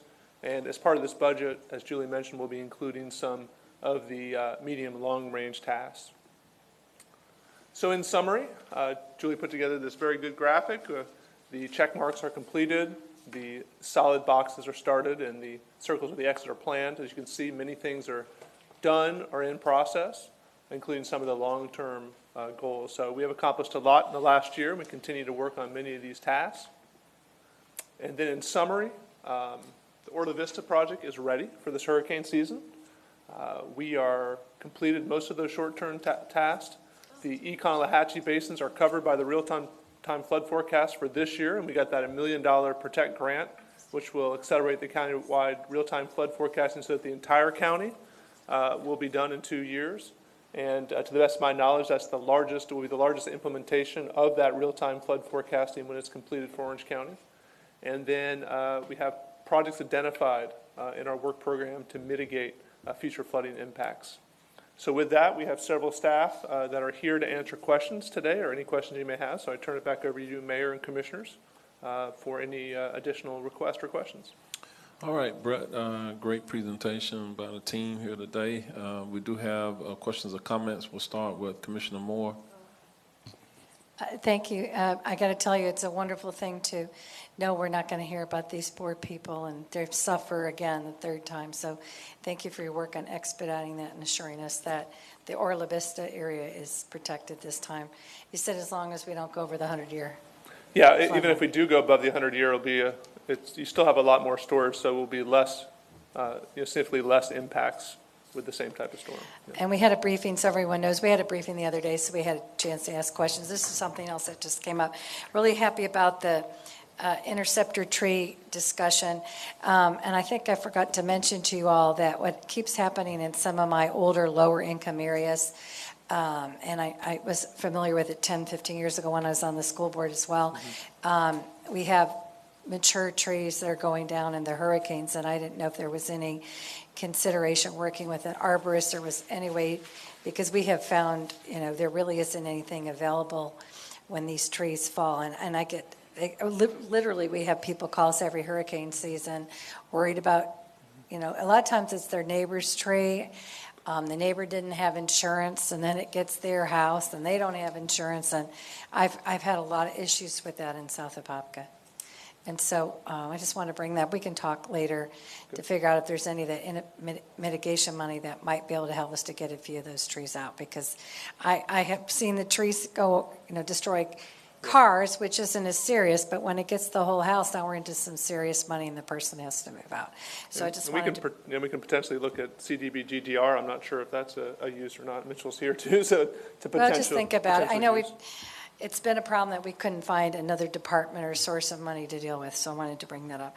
And then I want a little more clarification on the older areas without treatment. I understand the treatment piece, but do any of these predictive models look at flooding? Do we have any priorities in these older neighborhoods? I have a lot of those too, particularly in Pine Hills, Lockhart, Apopka, to see if they're going to flood because we don't have a stormwater system at all. Yeah, I mean, the overall basin studies look at, the entire system. So they look at that for a design storm. And so that's being done now. The real-time flood forecasting takes into account, what it does is it takes those basin studies, but makes it applicable to a particular storm event. So, it will take actually real data from the National Weather Service. So, but the planning models, the basin studies are looking at all those areas. So if there's a particular area that's had flooding and there's some type of infrastructure change, that's what the basin studies are looking at. But a lot of these neighborhoods, sometimes the flooding is very, it's very focused on a small area, and sometimes we can go in there and do, that's why we do a lot of these smaller area studies to see, is it, do we need to upsize pipes and stuff like that. So those are some things that we would it's harder to do with some of the regional models, but if we identify a need, we could go in there with like a stormwater fee and start doing these neighborhood retrofit projects. And those projects, we just don't have that program, and those projects would look at water quality and flooding. It might be creating new outfalls, it might be creating some type of stormwater pond, maybe it's exfiltration, maybe it's storm scepters for water quality, sometimes it's LID. So you look at a neighborhood like that in general. So the basin studies, a lot of times what they're identifying is larger problems, outfall pipes that aren't sized right and stuff like that. But there certainly need to go back and look at those neighborhoods. But those are challenging projects because of the space, right? And I'm assuming sometimes you'd have to take a house, right? well, Because they didn't plan for a pond, and that's problematic. hopefully we wouldn't, but yeah, I mean, sometimes you would look for, the only time that you would look for that is, there are programs that we've looked at for purchasing homes if they're in the floodplain. So if they're in the floodplain and we have a willing seller, we have looked at that, but we probably wouldn't, we try to avoid certainly purchasing houses for stormwater, treatment. So does the 100-year floodplain map help sort of pinpoint where those neighborhoods are? Yeah, so obviously if you're trying to buy homes for flood mitigation, you have to show that they've been impacted before. You're trying to, what FEMA is doing, or in this case possibly CDB GDRs, they're trying to prevent future claims, right? So if you purchase that house and you move the person out of the floodplain, you're obviously avoiding future claims. You're also helping that person to be safe during the storm. So that's why they do those programs. Sometimes the benefit of that is you could purchase enough homes that you could create a stormwater pond, right, to help also with the situation. So that's a possibility too. When we started to look at it with FEMA, the incentives weren't quite good enough for a lot of the residents to want to move. So we may be able to do something with the CDB GDR program. We've started to look at that, but those are not, it's not easy situations to go in and say, hey, I'm going to buy 50 homes willingly. There's probably not a lot of situations that's going to happen. No, and then Mike's here. Mike Drosick, is he still here? I think he's sitting. Hey, what comes to mind is Border Lake and the Wells property and Lake Bendelin. So I was curious, we have struggled, he knows, with this for years trying to find a solution. So I'm curious if the CBDG-DR, I've got that down. I got it down now. We can look at that certainly. And see about that Border Lake situation that we've tried to solve a multitude of other ways that has not worked. Well, thank you for your work on this. I look forward to seeing the result of those studies, and then when you come back and brief us down to which neighborhoods so we can advocate for them. And it was really back before 17. I'm very involved dealing with children, impacted in my older areas that were flooded with trees that were down, and the impact trying to get schools back in. And so I think this is really important preventative work that you're doing, and I can't thank all of you for your efforts. Yeah. Thank you. Commissioner Wilson. Thank you so much. I agree with, so much of the sentiment that this is such critical work. Love that we line this up with our hurricane update. I did want to, do a little yelp when I saw the LID manual on the consent agenda. I know that's been a long time coming. And for anybody who's if you're curious about what that looks like and you're in the Horizon West area, if you go into the Publix right there or even the Walmart, you'll see that in between the parking spots, it looks like kind of like a little gravel bed. It looks like a little garden, a gravel garden. And so they've used LID there as part of their water or stormwater runoff strategy. And I know it has to be the right place and the right soil, and all those things have to come together. But I was curious, and I have a couple more questions after this, but I was curious about whether or not, and I know you were saying that, with Orange Code and trying to align these things, that looking at that LID manual, it's a nice suggestion right now, right? We've got some guidance, we have something that looks like, people can embrace it if they're going in that direction or have the ability. Are we putting anything into the code that then incentivizes or provides something stronger than just a lovely manual? Yeah, we are looking at that. I can have Julie give some more information, and certainly with the new stormwater rule, that's going to give more need for that. But yeah, we are starting to look at incentives, and I can have Julie kind of give you an update. Yeah, so right now, the current draft of Orange Code is it has some references to the LID manual. We are still looking at whether or not we can put some incentives in there But like Brett said, with the new statewide stormwater rule, it's going to be hard for a lot of projects to meet those water quality criteria without using some kind of LID practice on their site, just because those reduction components for nitrogen and phosphorus are extremely high, especially if you're in a basin that's already impaired. And are they going to so they're going to have to reach a standard, even if it's going into on-site retention? Yes. Okay. Yeah. And, I mean, it's so interesting, right? This is coming from the same state that won't let us do anything on the front end to keep the runoff from having those nutrients in them. But, okay, so we'll figure it out on one end or the other, and I appreciate that they're taking a closer look at the what's happening in those areas for runoff. So the other question I had while you're up here, and actually, you know what, this is a Jennifer question, about the in PDES, the violations, and sort of understanding that I think a lot of people have gotten a little more savvy about who keeps an eye on what, and then what happens to those. I think especially when it is a private pond and there has been a violation, people want to know what happened. Will there be a way, looking forward and sort of doing, I think what you're doing now, which is drilling down on some of these things, for our residents to see a follow-up of a remediation or a violation that was corrected? You're asking how the residents can find out about the resolution? Yeah. Is that the Yes. question? Yes, absolutely. I mean, that's a top priority on our team, is to not simply identify these issues, but then to resolve them, that it's in the best interest of the residents, it's in the best interest of the county. Oftentimes, these systems directly connect and discharge to the county system, so we have that obligation, we have that responsibility to correct upstream deficiencies in order to protect our infrastructure. And so absolutely, you know, at any time, I'm happy to give any resident or any other, you know, interested party an update. Great. Awesome. I was going to say, if there's ever an opportunity, you know, as this develops and we're looking at some of our goals, to make a place where people could access the information online so that you don't have to pause what you're doing. And, you know, I know that those things, it's moving target, but at least like something that is either resolved in what that resolution looks like, or, you know, if it's something that's mid correction, allows people to see where it is. So if you don't mind, I'll add on to that, then, to that point. You know, so we do at EPD, you know, which is where the NPDS team is, we do have what we call internally our complaint database is the EPD application. It's where complaints are logged in. The you know, how that issue is ultimately resolved is captured there.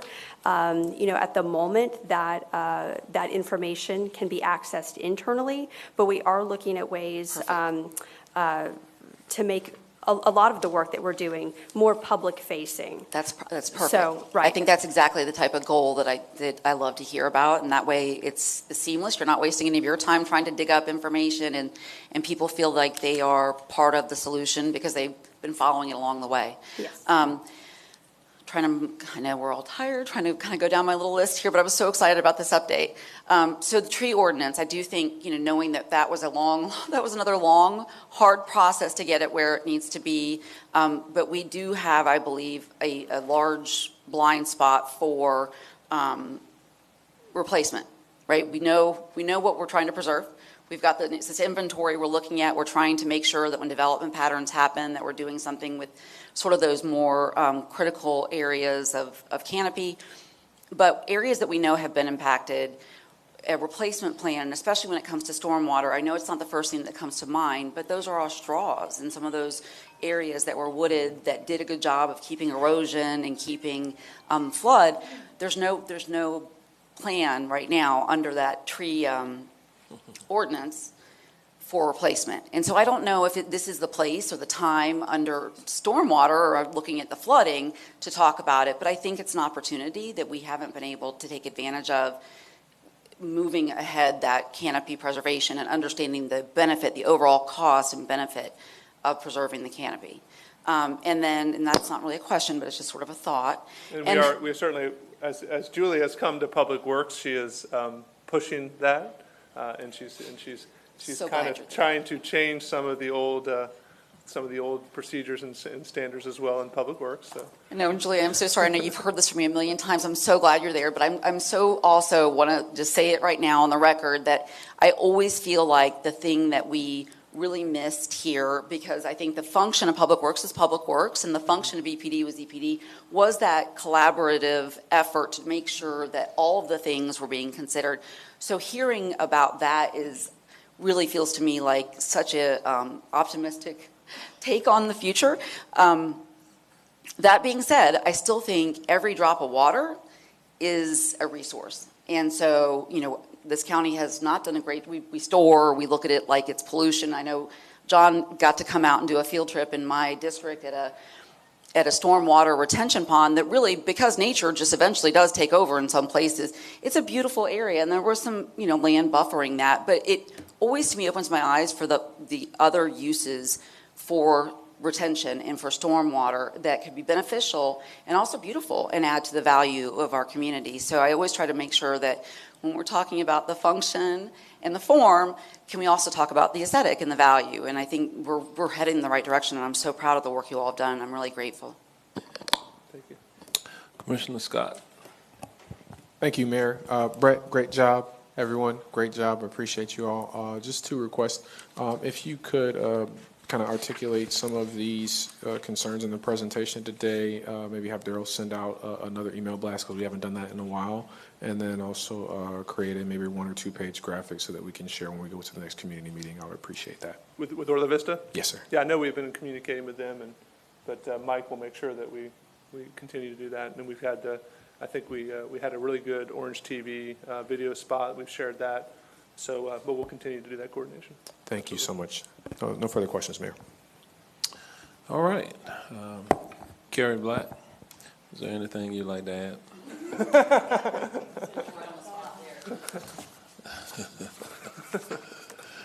All right. Well, we've come to the appointed hour and time where we have concluded the work of today's Board of County Commission meeting. So with that, we do have the State of the County. That is this Friday, 8 a.m. We look forward to seeing you and members of the public there or tuning in. So if there's nothing else, we stand adjourned.